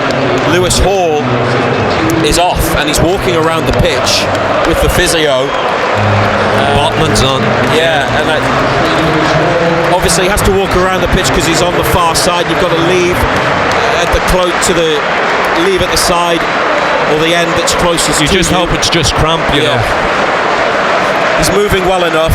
There doesn't seem to be any concern. Sven Botman's on, and what they've done, Ando, is they've gone to a 5 and Jacob Murphy has gone to left wing back. Newcastle United 2, Manchester City 1, live right here on BBC Radio Newcastle and BBC Sounds. And that change, so it's now Pope, Livramento, Chow, Cher, Botman, Murphy, Tonali, Bruno, Joelinton, Barnes and Voltemade.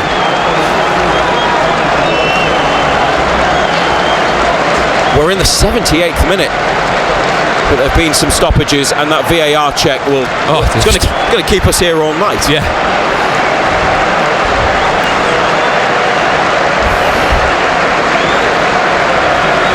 That's Mateus Nunes with a floated crossfield ball. Savinho has lifted that in with a lot of force. Bob at the back of the penalty area. He's got it back to Mateus Nunes. Malik Chow with a big header. Harvey Barnes with a header on. And Bob, forced backwards by Murphy, is on the far touchline. He's played it to Nunes. The applause is for Lewis Hall, who is almost back at the Newcastle dugout now, as Savinho, with 3 black and white shirts in front of him, stops the ball, corner of the area, inside to Gvardiol. Match is being played within 30 yards of Newcastle's goal. Anthony Elanga is coming back to the bench and is coming on, and I think we're going to see Joe Willock as well. 2-1 they lead. All the goals in the second half. 2 for Barnes for Newcastle United, level with Voltemade now on 6 as their top scorer. Savinho running at Livramento on the inside, then the outside, back inside, and O'Reilly still Newcastle penned in, keeping it narrow with their shape.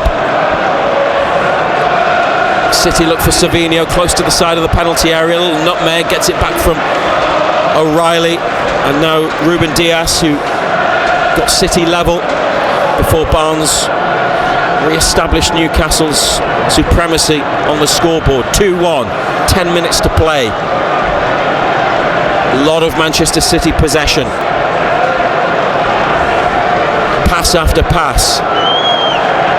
It's with Mateus Nunes. Nico Gonzalez didn't get the best ball from him, plays it straight back. Jason Tyndall giving instructions to Elanga. Malik Chow's followed the ball out from defence, chasing O'Reilly near halfway. There's a bit of a gap at the back. Livramento's got it into midfield for Tonali, and Tonali fouled. Sandro Tonali brought down by Nico Gonzalez, and Newcastle United get a free kick, and they get a break from the concentration on the ball and the run from Manchester City players.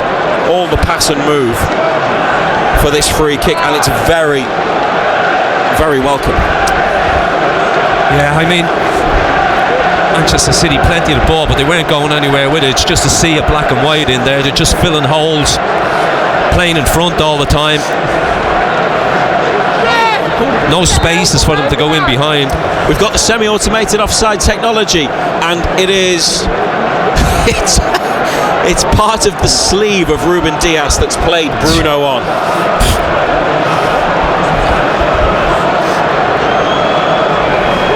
It's so close. Newcastle free kick, diagonal ball. It's gone out. They can make the change. Well, they can't make the changes. They're not ready. Elanga's ready, but Eddie Howe is talking to Joe Willock, and those two will give them plenty of energy, fresh legs. Tonali puts the ball out in a challenge near side. They haven't made the changes there either. Manchester City get it back into play quickly. 82nd minute with Newcastle in a 2-1 lead.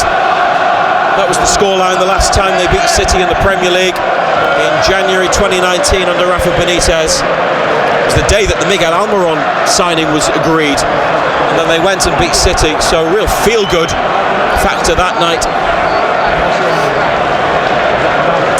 Feels like only yesterday.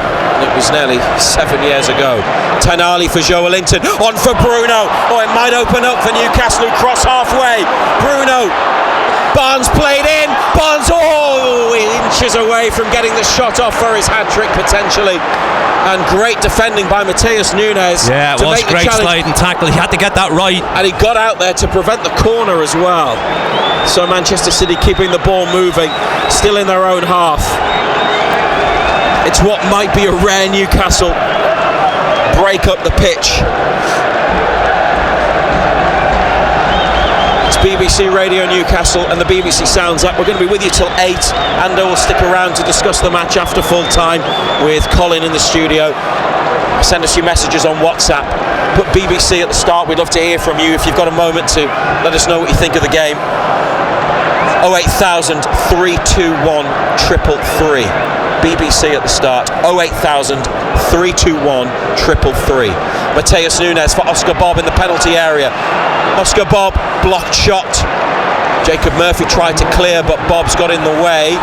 Ball has spun up and away out to the far touchline.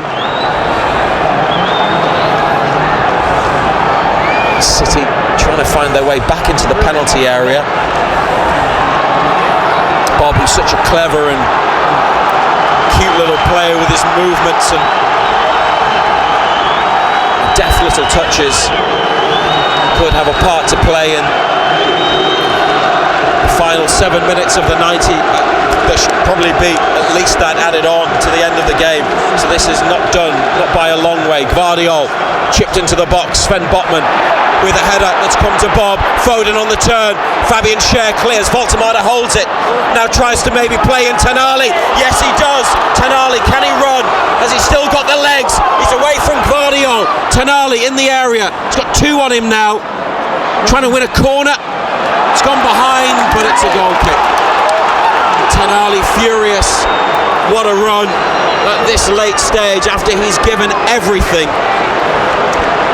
It's a goal kick. He's down on his haunches, catching his breath. And there'll be no hat-trick for Harvey Barnes, who is leaving the pitch as a 2-goal hero after the disappointment of his 2 big chances in the first half.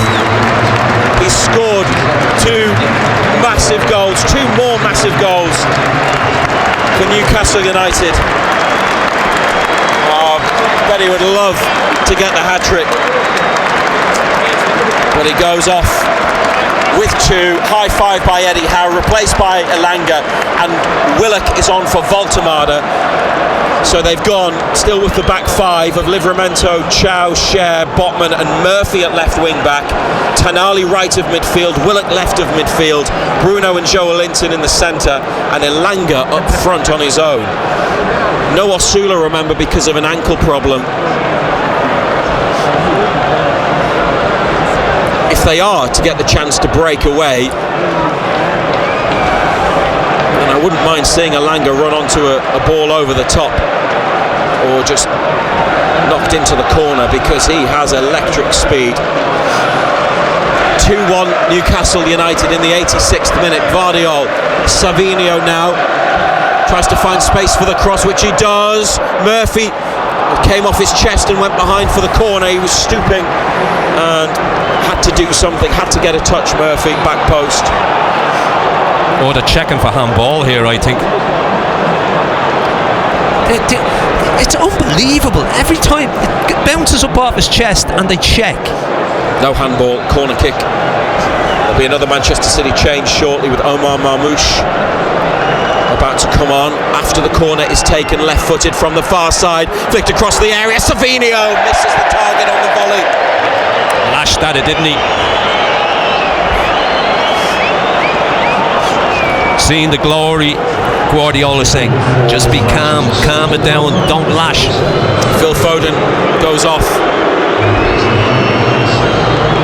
Remember the hat-trick last season from Marmoush, don't you? Yeah. At the Etihad Stadium against Newcastle. That was a bad day. The Egyptian international, another quality player. Just look at who they're bringing on. Manchester City.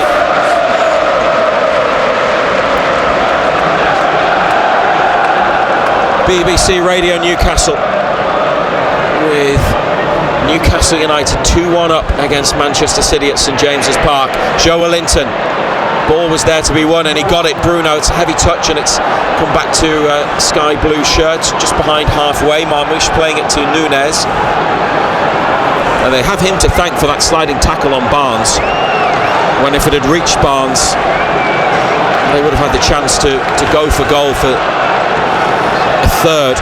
Newcastle. Savinio brings it inside, dances away from Livramento. 30 yards from United's goal, Reinders plays the pass out to the wing, makes a forward run, Bob inside, Ruben Dias stretches the Newcastle team by playing it out wide left to Savinio, have to get out there, Livramento to close him down, back it comes to Ruben Dias, Nunez to the centre half again, decides to send in a cross, Fabian Schär plants a header on the ball, Joe Willock chases after it, and Nunez on halfway, Willock decided to then stop applying pressure and hold his run and then turn back and get in to help defend because it's coming at Newcastle again. Savinio on the outside of Livramento, who deflects it behind after the time that he's had out of the team, the 9 games that he's missed. This is some shift from Livramento. Corner kick though, 89th minute on the near side from Manchester City. It's a one rolled short actually. Oh, and the United have won it back. Jacob Murphy, Bruno, Elanga, all making runs. Murphy on the near side, driving forwards. Murphy cuts back away from O'Reilly. They've still got it. Murphy rather sensibly decides to go back to Botman, but they can stay in the final third, Newcastle, with Willock. And now back to Botman. Maybe in the first half, earlier in the game, maybe Jacob Murphy would have just carried that. They've gone back to Pope, he's well out of his box, and they want him to send it long, which he does. O'Reilly's going to head that one forwards, on by Nico Gonzalez, the other Nico in the City team. Chow on the near side, going to chip it over the top for Elanga. Header from Gvardiol, and out from Gonzalez, and with what's that, 40 seconds of the 90 remaining.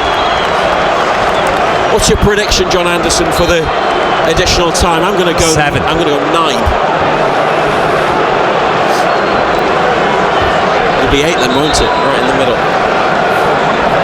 And they're going to go mad at whatever it is. Livramento the throw, looking for Tenali. O'Reilly's headed it away from him, played into the City box. Ruben Dias to Mateus Nunes. Willock forces him back to the keeper. They don't close down Donnarumma though, and he's able to play the pass into the centre to Gonzalez. O'Reilly here, over halfway. It is 8 additional minutes with Newcastle leading by 2 goals to 1. Pope comes and claims Savinio's cross. And Nick Pope goes for a quick underarm throw to Bruno. Elanga's away. Bruno's ball into space on the right hand side for Elanga. Absolutely no support. Can Elanga do it himself? No. Gvardiol makes a challenge, and then Donnarumma comes out, and Elanga's not a back pass down under the sliding goal, over the top of the sliding goalkeeper. No back pass, no foul. Manchester City now attack Newcastle's goal.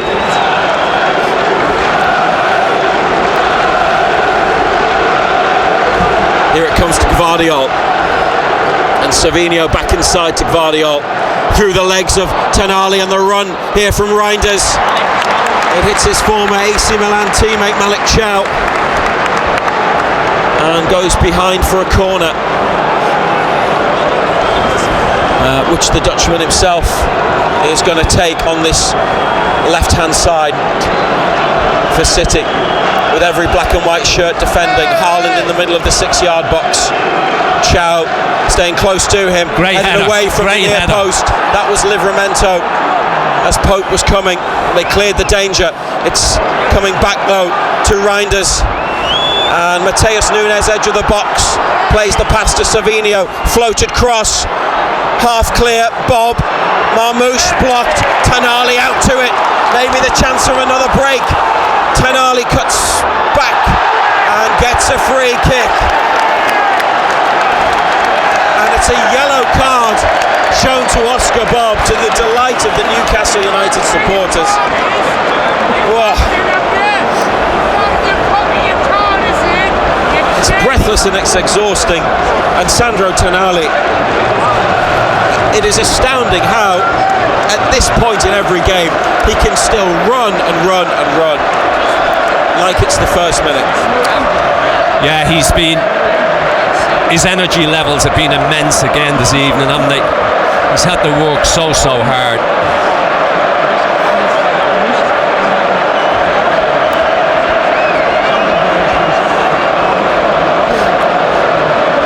Haaland and Bruno having a bit of a smile about something, maybe that decision. It's eaten up a bit of time, 92 minutes and 45 seconds. Still got 5 to play though on BBC Radio Newcastle and BBC Sounds. Listen to the atmosphere. Or if they could win this, the roar that would greet the final whistle would be deafening. It's a header from Haaland that's gone backwards and out. He's never had a kick, has he? He's never had a kick at the ball, Haaland.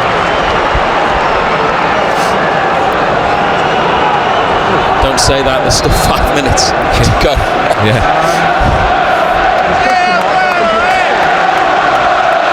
The throw is middle of City's half, up the line. Oh, Elanga is there with Willock. Claims for handball, then appeals for a free kick, which they don't get. Tanali next to Vardiol on the edge of the box, backheeled by O'Reilly. How good was that? Joelinton is going to get his yellow card here. How he doesn't get more yellow cards. I mean, it's a rugby tackle. Pep Guardiola straight to the fourth official.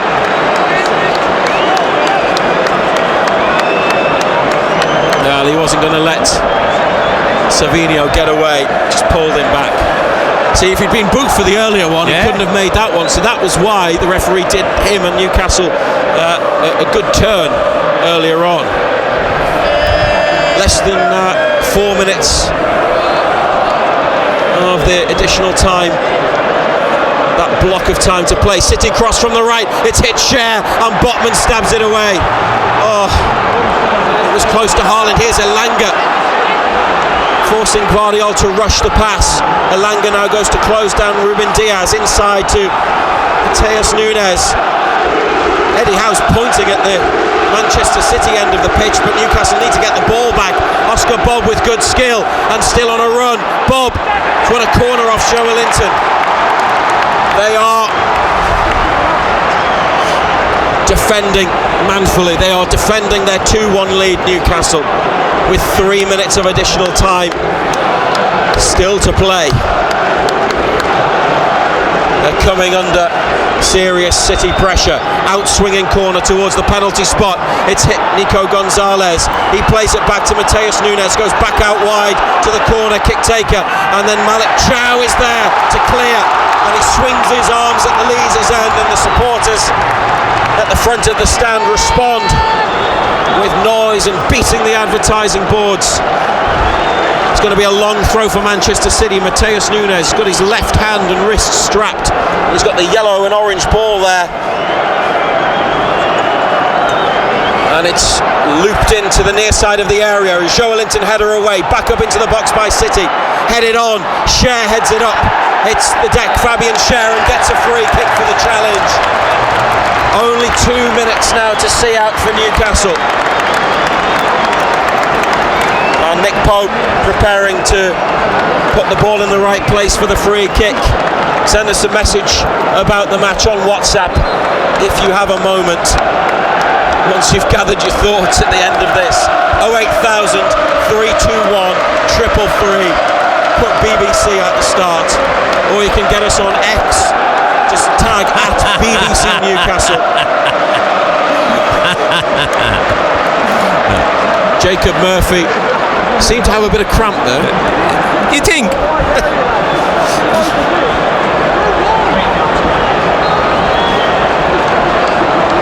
hope with this free kick.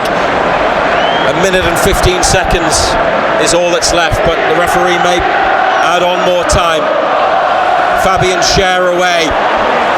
Elanga trying to run onto it, but realises it's going to run through to Donnarumma. Pep Guardiola waving his team forward. Jason Tindall and Eddie Howe waving Newcastle back. It's just inside the United half with Nico Gonzalez. He's looking right then left, then right then left again. Here's a cross from deep. Header on by O'Reilly's gone behind.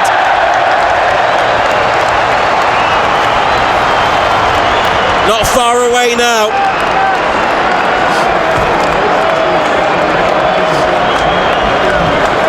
I counted up in all competitions. In 20 years, Newcastle had played City 40 times and had won only 3 of them in league and domestic cups. And it's 1 win in 35 against City in the Premier League. 28 defeats in that time. They might be about to get another result against them, but we play on into an 8th minute with the Magpies 2-1 ahead. City get a free kick just back from halfway, far side of the pitch. It's inside the Newcastle half that they're going to take it from. Donnarumma comes towards the middle of the half but isn't going forwards. Newcastle 5 yards in front of their box. Now they drop. It's Tonali who tries to help it away, but it's on the edge of the area. Now they've got it, and they could go and finish it here, United. Elanga wants it in behind, runs onto it, Elanga. Sliding challenge from Mateus Nunes to stop him going one-on-one with Donnarumma. But it's all over. It's all over. Newcastle United have just beaten Manchester City. Wow, what a game and what a result. A victory, 3 points that they were desperate for after those back-to-back bad defeats in London and starting just a point above the relegation zone at kick-off. This is massive and it's merited as well. They put together a terrific display against one of the best around. And what is it about St James's Park? They have their struggles away from home. But even in the games they've lost this season, they've been at it here. And they've delivered a big display. A huge result for everybody. For themselves, for the manager, for the supporters. In the context of their Premier League season, Harvey Barnes missed 2 highly presentable opportunities in the first half, but was the hero with 2 goals, either side of an equaliser from City's Ruben Diaz. Only 7 minutes separating the 3 goals. They came in that really short period midway through the second half. What a night at St James's Park here on BBC Radio Newcastle.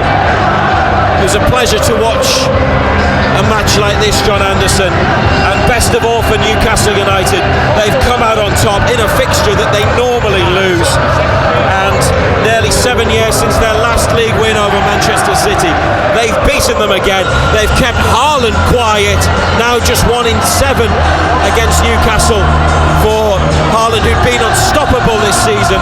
There's a bit of an argument on the pitch. Bruno is having to be pulled back. Could be hot. No, I don't think it's Haaland. Donnarumma's involved. Might be Ruben Diaz. Well, it's all been sorted out there. Newcastle celebrate John Anderson. Joelinton being led away by club staff. There's a lot of passion out there. There was plenty of passion in the performance. It's been a terrific night. Yeah, it's been a great game. It was a fabulous game to watch. Some of the football that was played by both sides. How it was only 2-1, I do not know. I mean, how it was 0-0 at half time, I do not know. The chances that both sides have. Deserved win. I thought he got his tactics spot on, especially when we got in front.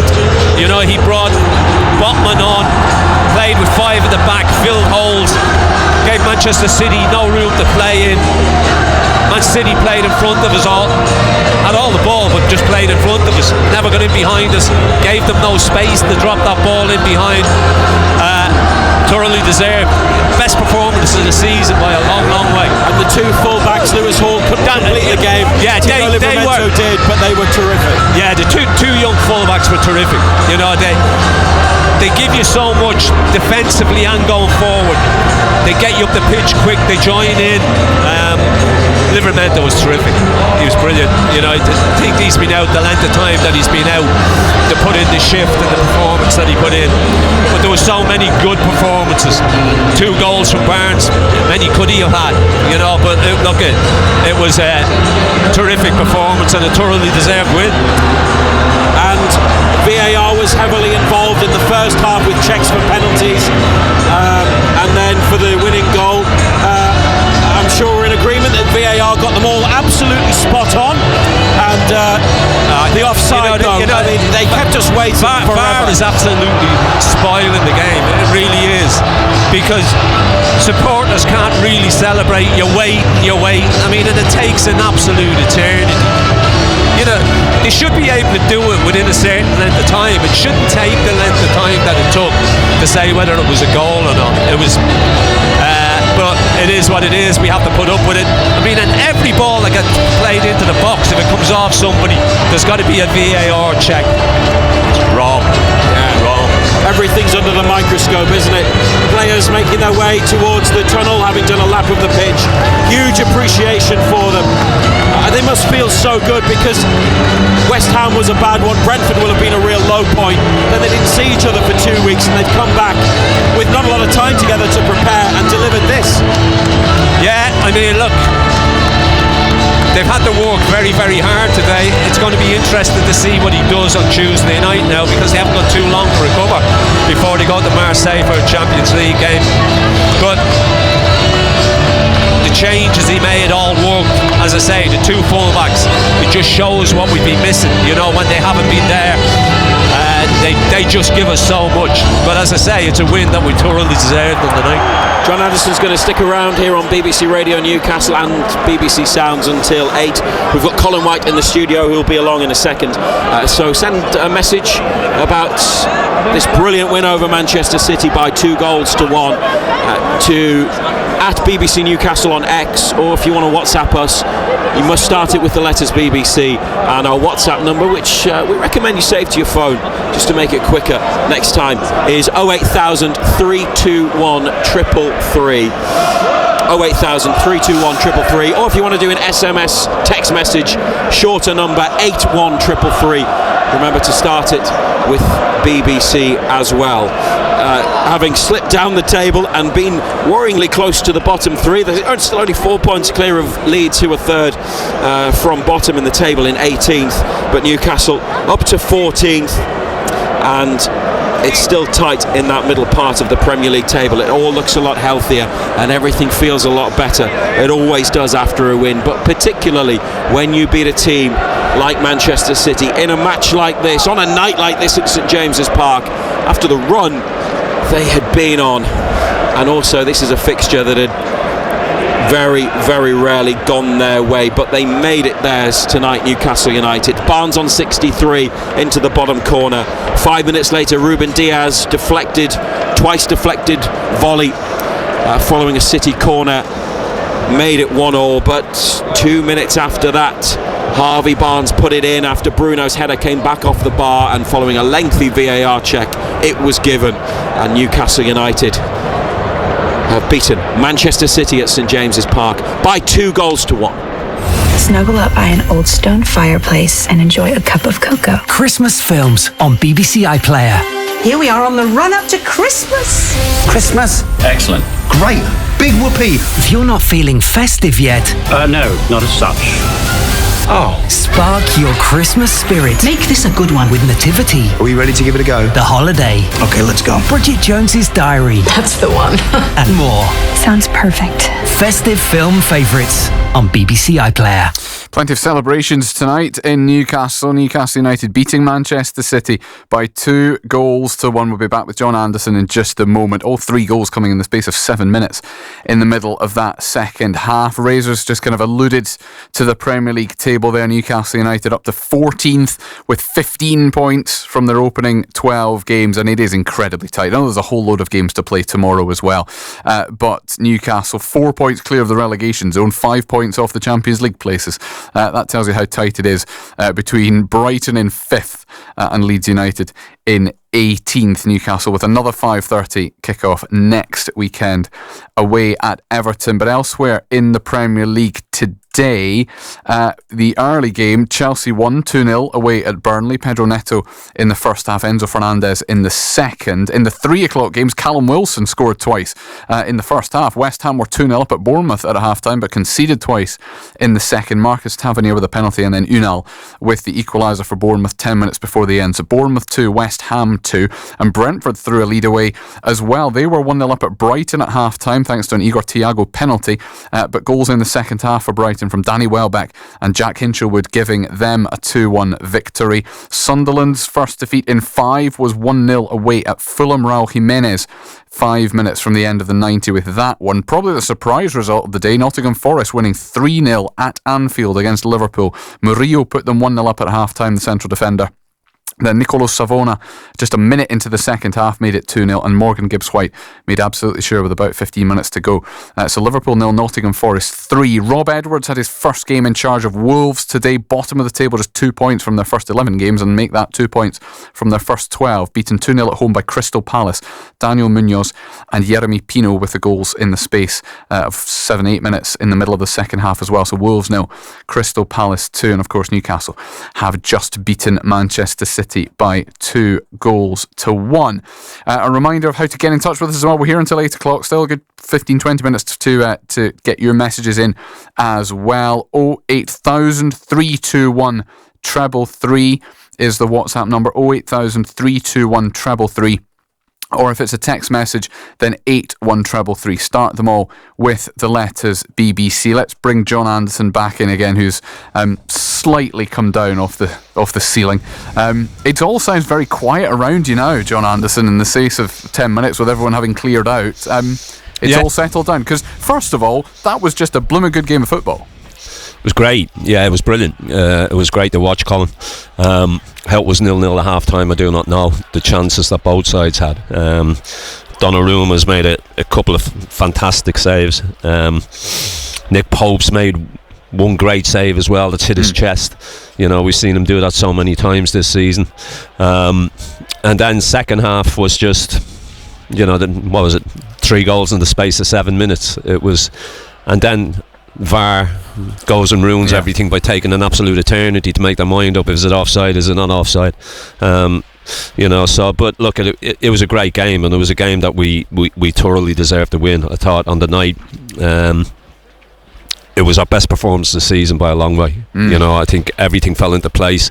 We looked back to our usual self, something that we haven't looked a lot of this season, but we definitely looked at tonight. And the first text message that we got in after the final whistle went says, "Hi Colin, phew, Brian in Gateshead," and that just about sums up the emotions of people listening. Christine as well says her heart was pounding towards the end of that one.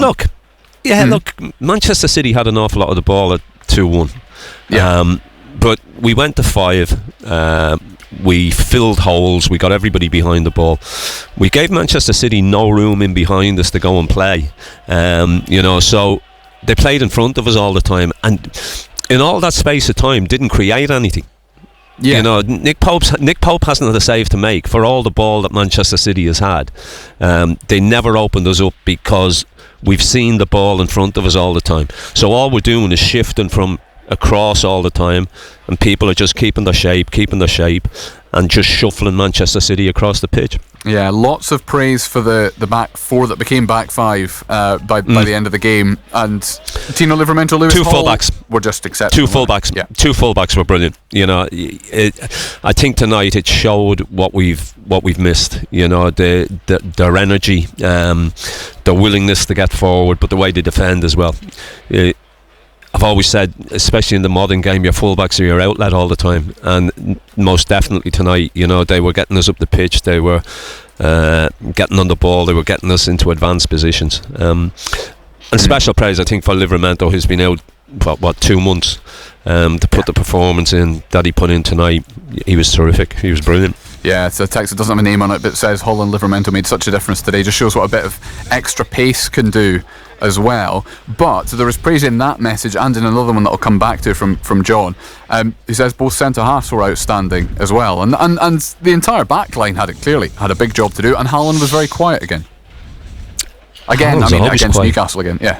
Yeah, always. Yeah. Always. For whatever reason, he's always quiet against us, and long may that continue. Yeah. You know, he's had one big chance early on when you expected him to score, when Nick Pope's come flying out outside his penalty area, and you thought he's just going to clip it around him, and he got it totally wrong.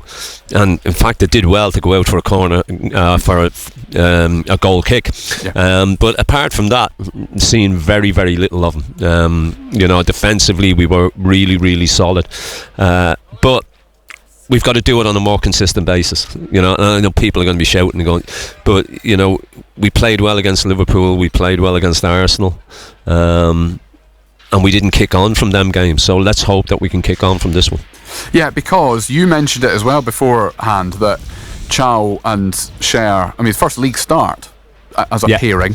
And so what was their relationship like? Never mind everyone throwing themselves in the way of the ball, which is fantastic, but how they worked with each other. Yeah, it looked like they played together. Yeah. Chow just looks like it doesn't matter who you put beside him. He just looks so composed, so comfortable. Everything seems to come very, very natural to him. You know, he defends well, he keeps it nice and simple, doesn't complicate it. He just does the basics, and this isn't a slant on anybody at all, but he does the basics very, very well. He does the basic act of defending very, very well. You know, there was once in the second half where Haaland's picked it up, edge of the penalty area, and Chow was saying to him, go on then, make a decision, what you're going to do, what you're going to do, and he waited and then just took it off him. You know, so little things like that where some defenders, they see it's Haaland, they just dive in straight away, but he waited and picked his moment. He's been immense since he's come into that back four. You know, he looks like he's been there for an eternity, to be quite honest, and he was great again tonight. There's a long WhatsApp message here from John Steele. If you want to send it, still got time, want to send us a WhatsApp message, 08000 321 333, and start it with the letters BBC. John's made lots of different points in here, but the first line, that was by far the best game of the season, but why can't we do that away from home? And in some ways that's not... Well, you haven't got 52,000 shouting you on as well. Yeah, exactly, and that's a sixth home win in a row. So if you, you know, it's there's nothing wrong with Newcastle playing at home, and there'll be a separate conversation when it comes to away matches.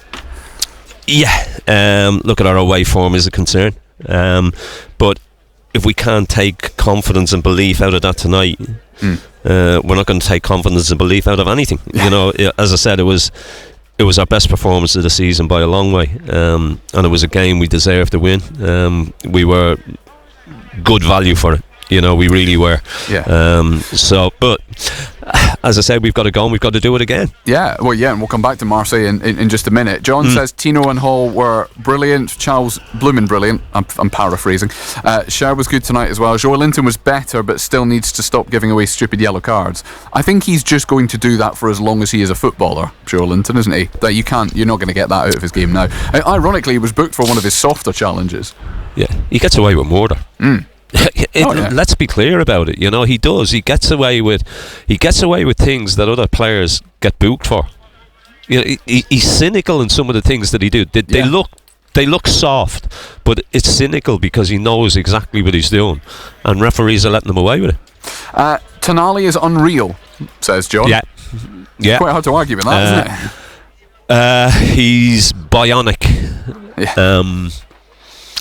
He's going as quick in the 95th minute as he goes in the first minute. It's unbelievable. You know, the engine that he's got, the ground that he covers.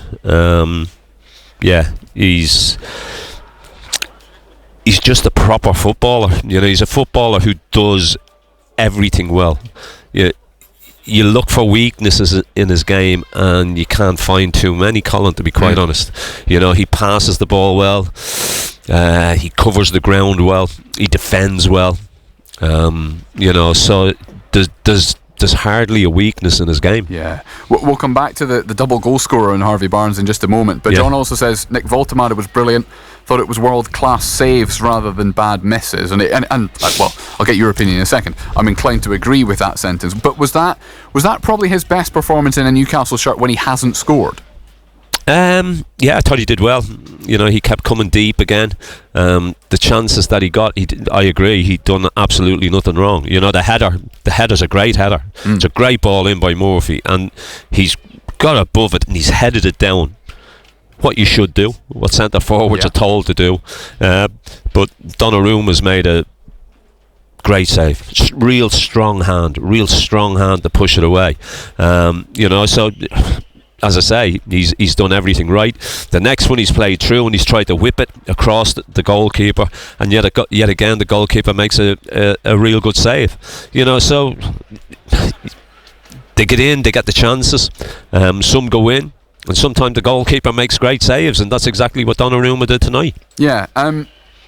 John has also given us his man of the match. We've talked a lot about lots of individuals. Who would you pick out if you were in charge of giving a man of the match award out tonight? Who gets it? I think it's a real tough one, though. Yeah. I would give it. I would give it to Livramento because he's been out for 2 months, and this was his first game back, and to put the shift in and the performance in that he put in tonight, I would give it to him. Poor Harvey Barnes scores twice against Manchester City. I know, and people will probably be shouting, but I just think the fact that Livramento's been out the length of time that he's been out, Doku for Manchester City's been on fire in recent games, and he never gave him a kick tonight, so that's the reason I'd go with that. Well, if I'm sticking in the Defenders Union. That's fair enough, and if Harvey Barnes gets performance of the weekend on Total Sport on Monday, then that'll make up for it, don't worry. John finishes his message by saying thank you for a great commentary, and get your breaths back now as well. I'll give him a couple more minutes, John, and then I'll let Ando get his breath back. Andrew, funnily enough, has texted to say that was the second best performance of the season after Liverpool. No, I thought tonight, I understand what he's saying. I thought with the 10 men against Liverpool we were exceptional, but I thought for the 97 minutes tonight we were exceptional. Yeah. I thought 11v11 against Liverpool it was but I thought the overall performance for the full period of the game tonight was an awful lot better. A message from Jack's Taxis as well, says back four were fantastic tonight, great result just when we needed it. Congratulations to Ando on his award as well this week, well deserved. The plaudits continue to roll in. John Very Anderson, kind, if you missed it earlier in the week, was inducted into the Newcastle United Hall of Fame on Tuesday night. Morris in Rothbury sent us a message. To a man, we were superb. Hats off to Eddie Howe, got his tactics spot on today. Amazing performance and well deserved 3 points. That's made you chuckle though. Yeah, it has. It's amazing what a fortnight can do in football, isn't it? Prior to after the Brentford game, an awful lot of people were asking, has Eddie Howe taken us as far as he can take us, and this and that, and then all of a sudden you beat Manchester City and all of a sudden he's brilliant again. But that's football, and that's the nature of a football fan. Exactly. Final thing for you then, we talked about it beforehand. This is the first of 9 games in 29 days, which I'm sure we'll mention as a phrase plenty between now and Christmas. It is a tight turnaround. It would be tight even if it wasn't a flight away to the south of France on Tuesday night. Marseille played last night, and obviously it's a home game for them as well, so the rest is a bit better for them. Does there need to be rotation on Tuesday night? Does Botman start on Tuesday, for example? I think he's got a little bit of a headache. I think he needs to rotate with the amount of games that's coming up, especially with these away Champions League games. Look, we've got 9 points. 12 points will probably secure. Will it secure a top 8 place? Maybe not. But but yeah, look, he's going to have to rotate. There's players there who are going to need game time, players there who are going to need a rest as well. You know, those three in midfield. Guimaraes has played an awful lot of football. Tonali's played an awful lot of football. You know, they need a break. And to be quite honest, the big boy up front, Valdemar, somewhere along the line, he's going to need a little bit of a breather as well. Well, yeah, but it's who comes in is the obvious question. Well, Ursula's injured, no Gordon again today. Yeah. Does he play Elanga through the middle? I don't know. You know, it is a dilemma. But these boys are going to need a break. You know, they can't just keep going through all these games in such a short space of time, Colin. Indeed, you've got plenty of games in a short space of time as well. We will. Yeah, looking forward to them. Yeah, absolutely. If they're all and I tell you what, if they're all as good as tonight, I won't mind. You'll be loving your job at that point. Yeah, I will be. What Christmas to come. Yeah. Thank you very much, as always, John Anderson. Cheers, Colin. Thank you. Absolute pleasure talking to Ando. Off the back, particularly from his point of view, of a 2-1 victory over Manchester City this evening. Ando will be back on Total Sport on Monday from 6 o'clock, and then Tuesday night, Marseille against Newcastle United in the Champions League. In non-league today as well, some big results for our teams. Not starting though with Gateshead beaten in the National League, where Gateshead 3-0 at home by Boreham Wood, despite Boreham Wood having a man sent off just before half-time as well. And the icing on the cake, whatever the opposite of the icing on the cake is, was Regan Booty, former Gateshead midfielder, only signed for Boreham Wood in midweek, made his debut as a substitute today, came on and then scored from the halfway line in the 94th minute to make it 3-0. So Gateshead 0, Boreham Wood 3 this afternoon. South Shields held to a draw away at Telford United in National League North. They remain top because AFC Fylde were beaten at home by Buxton, but Kedwin Scott had given them the lead with just 6 minutes remaining, South Shields, but Telford equalised late on, so that finished one apiece. Our two teams in the NPL Premier Division were both at home and both won. Hebburn beat Bamber Bridge by 2-0. Gaz Martin and Liam Murray. And that is now 4 clean sheets in a row for Hebburn in the month of November, and 4 wins as well. They've scored 17 goals in those 4 wins. And Morpeth beat Russell Olympic by 1-0. Will Dowling in the 20th minute in that one. All of our teams in the East Division played today, with the exception of Consett, because their game against Silsden was called off. Lincoln United won Ashington 2, a brilliant win for Ashington. They needed that as well. Liam Henderson and Louis Burns with the goals. Blythetown still bottom of the table, but a terrific 3 points for them as well. 1-0 winners away at Garforth. Ewan Potts after just 5 minutes, but they held on for the rest of the game. They climbed closer to Blythe Spartans, who were beaten 2-1 at home by Bishop Auckland. That was our featured game this afternoon. Danny Anderson having scored for Blythe Spartans in the first half. Good point for Dunstan away at Pontefract Collieries, although they were winning by 1-0 for a long time. It finished 1-1 in the end. David Robinson with their goal. But 3 very good points for Heaton Stannington. 2-0 away at Hallam. Dan Capewell and Dale Pearson in the second half. To cricket then, Australia beat England by 8 wickets. You may well know this by now, particularly if you're one of those that stayed up overnight. To win the first Ashes test inside 2 days. England all out for 164 in their second innings after collapsing to set Australia a victory target of 205, which was more than anyone had made in the first 3 innings of the match, but they got there very comfortably, helped of course by a brilliant century from Travis Head, who was eventually out for 123. Here's Ellie Aldroyd with more details. A bitterly disappointing performance by England to lose within 2 days, having been on top at lunch and after an outstanding effort by their bowlers on day one. From 59 for 1 at the break, 99 runs ahead, a familiar story unfolded. The middle order collapsing to 164 all out on the stroke of tea. 5 wickets fell for 23 runs, including 3 in 11 balls from a much improved Boland. Carson Atkinson added 50 for the 8th wicket to set a target of 205, the highest total of the match. But Travis Head, opening the batting, eased his team to victory with a brilliant 123, the second fastest century by an Australian in Ashes history. So England will prepare for the second test in Brisbane on the 4th of December with a sense of a massive opportunity missed. An extraordinary test match to start the Ashes series. The England captain is the Durham player Ben Stokes, of course. He spoke to Jonathan Agnew inside the Perth Stadium afterwards. Probably shell-shocked a little bit, wide-eyed after that. I mean, that was pretty insane out there watching what unfolded, in particular after how the first day and even our third innings there with the bat, to watch a bloke come out and then smack a 70 ball 100 in low scoring game was, had to, settle in with plans, and, when he feels like he's knocking you off everything and you're looking up and the runs are coming down quickly. So, we went 3 or 4 different ways there, and it was some not to watch. Yeah.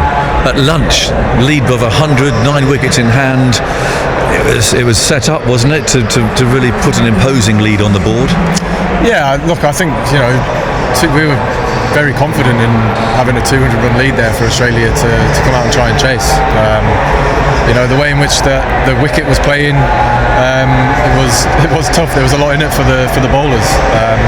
I guess looking back on it there, it's, if you are the one who has that opportunity with being out there in the middle, I don't know, just making sure in mentality of, you've never got enough. I think the guys who obviously had success on there with that wicket were the ones who were brave enough to be able to knock bowlers off what was the dangerous ball. And look, Harry, Travis there, even Marnus in that chase there, they were very critical and very clinical in making sure that we weren't able to run up and consistently bowl the balls that we wanted to put it, because they're putting in this pressure all the time. And having bowled so well yesterday, I mean, it was a brilliant bowling performance yesterday to get you back into the game, actually, with 170 on the board. Yeah, it was. Look, and it shows, we came out here full of confidence, knowing how well that we bowled in the first innings. And, from the get-go, obviously Travis coming out there at the top of the order, there was obvious intent there from Australia to, from the get-go, not allow us to do that. And he's an amazing player to watch when he gets going. He's got incredible hand-eye coordination, and when he gets going like that, he's very hard to stop. It's not the first time he's done it. I've got to give a lot of credit to the way in which he was just brave enough to do that. I mean, that was just, unbelievable. It was an extraordinary innings, as you heard Ellie Oldroyd say earlier as well. The second fastest century for an Australian in Ashes history as well. The second test begins a week on Thursday in Brisbane. A couple of rugby union results to tell you about as well. New Zealand scored 7 tries as they beat Wales 52-26 in Cardiff earlier today. And South Africa won in Dublin for the first time since 2012. They beat Ireland by 24 points to 13. Ireland not helping themselves at times. James Ryan was shown a 20-minute red card, and they received 4 more yellow cards in the game as well. In the basketball, briefly last night, Newcastle Eagles survived a late comeback from the Surrey 89ers to beat them by 92 points to 89.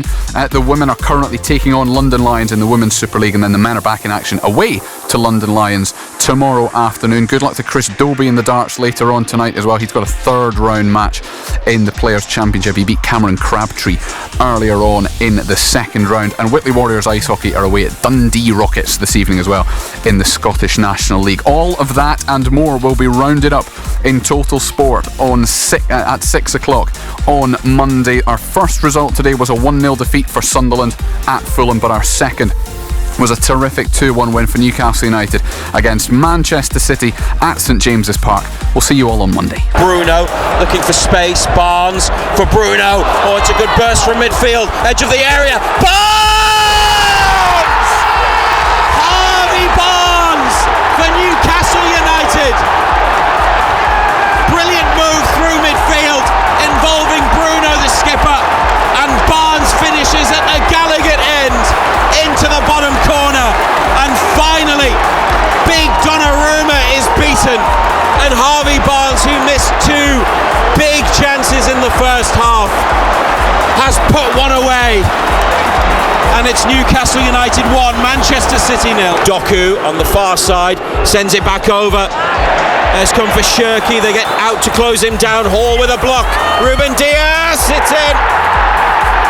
Well, Newcastle's lead didn't last long, did it? Manchester City are level. 68 minutes played. They blocked the effort. They threw themselves at it, but the centre half, Ruben Diaz, was there to smash it home, and it's Newcastle United 1, Manchester City 1. Hall back in, Cher trying to take it down. Barnes looking to maybe turn and shoot. He's played a pass to Murphy. Good ball.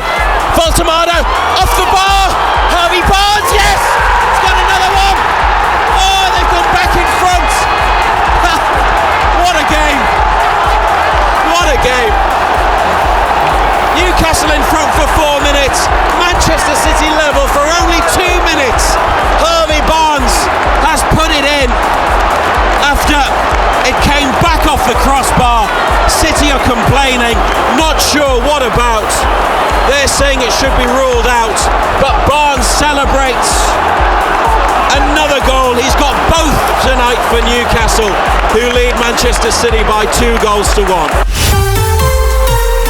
Total Sport North East. On the station with Newcastle and Sunderland commentary exclusively live. BBC Radio Newcastle.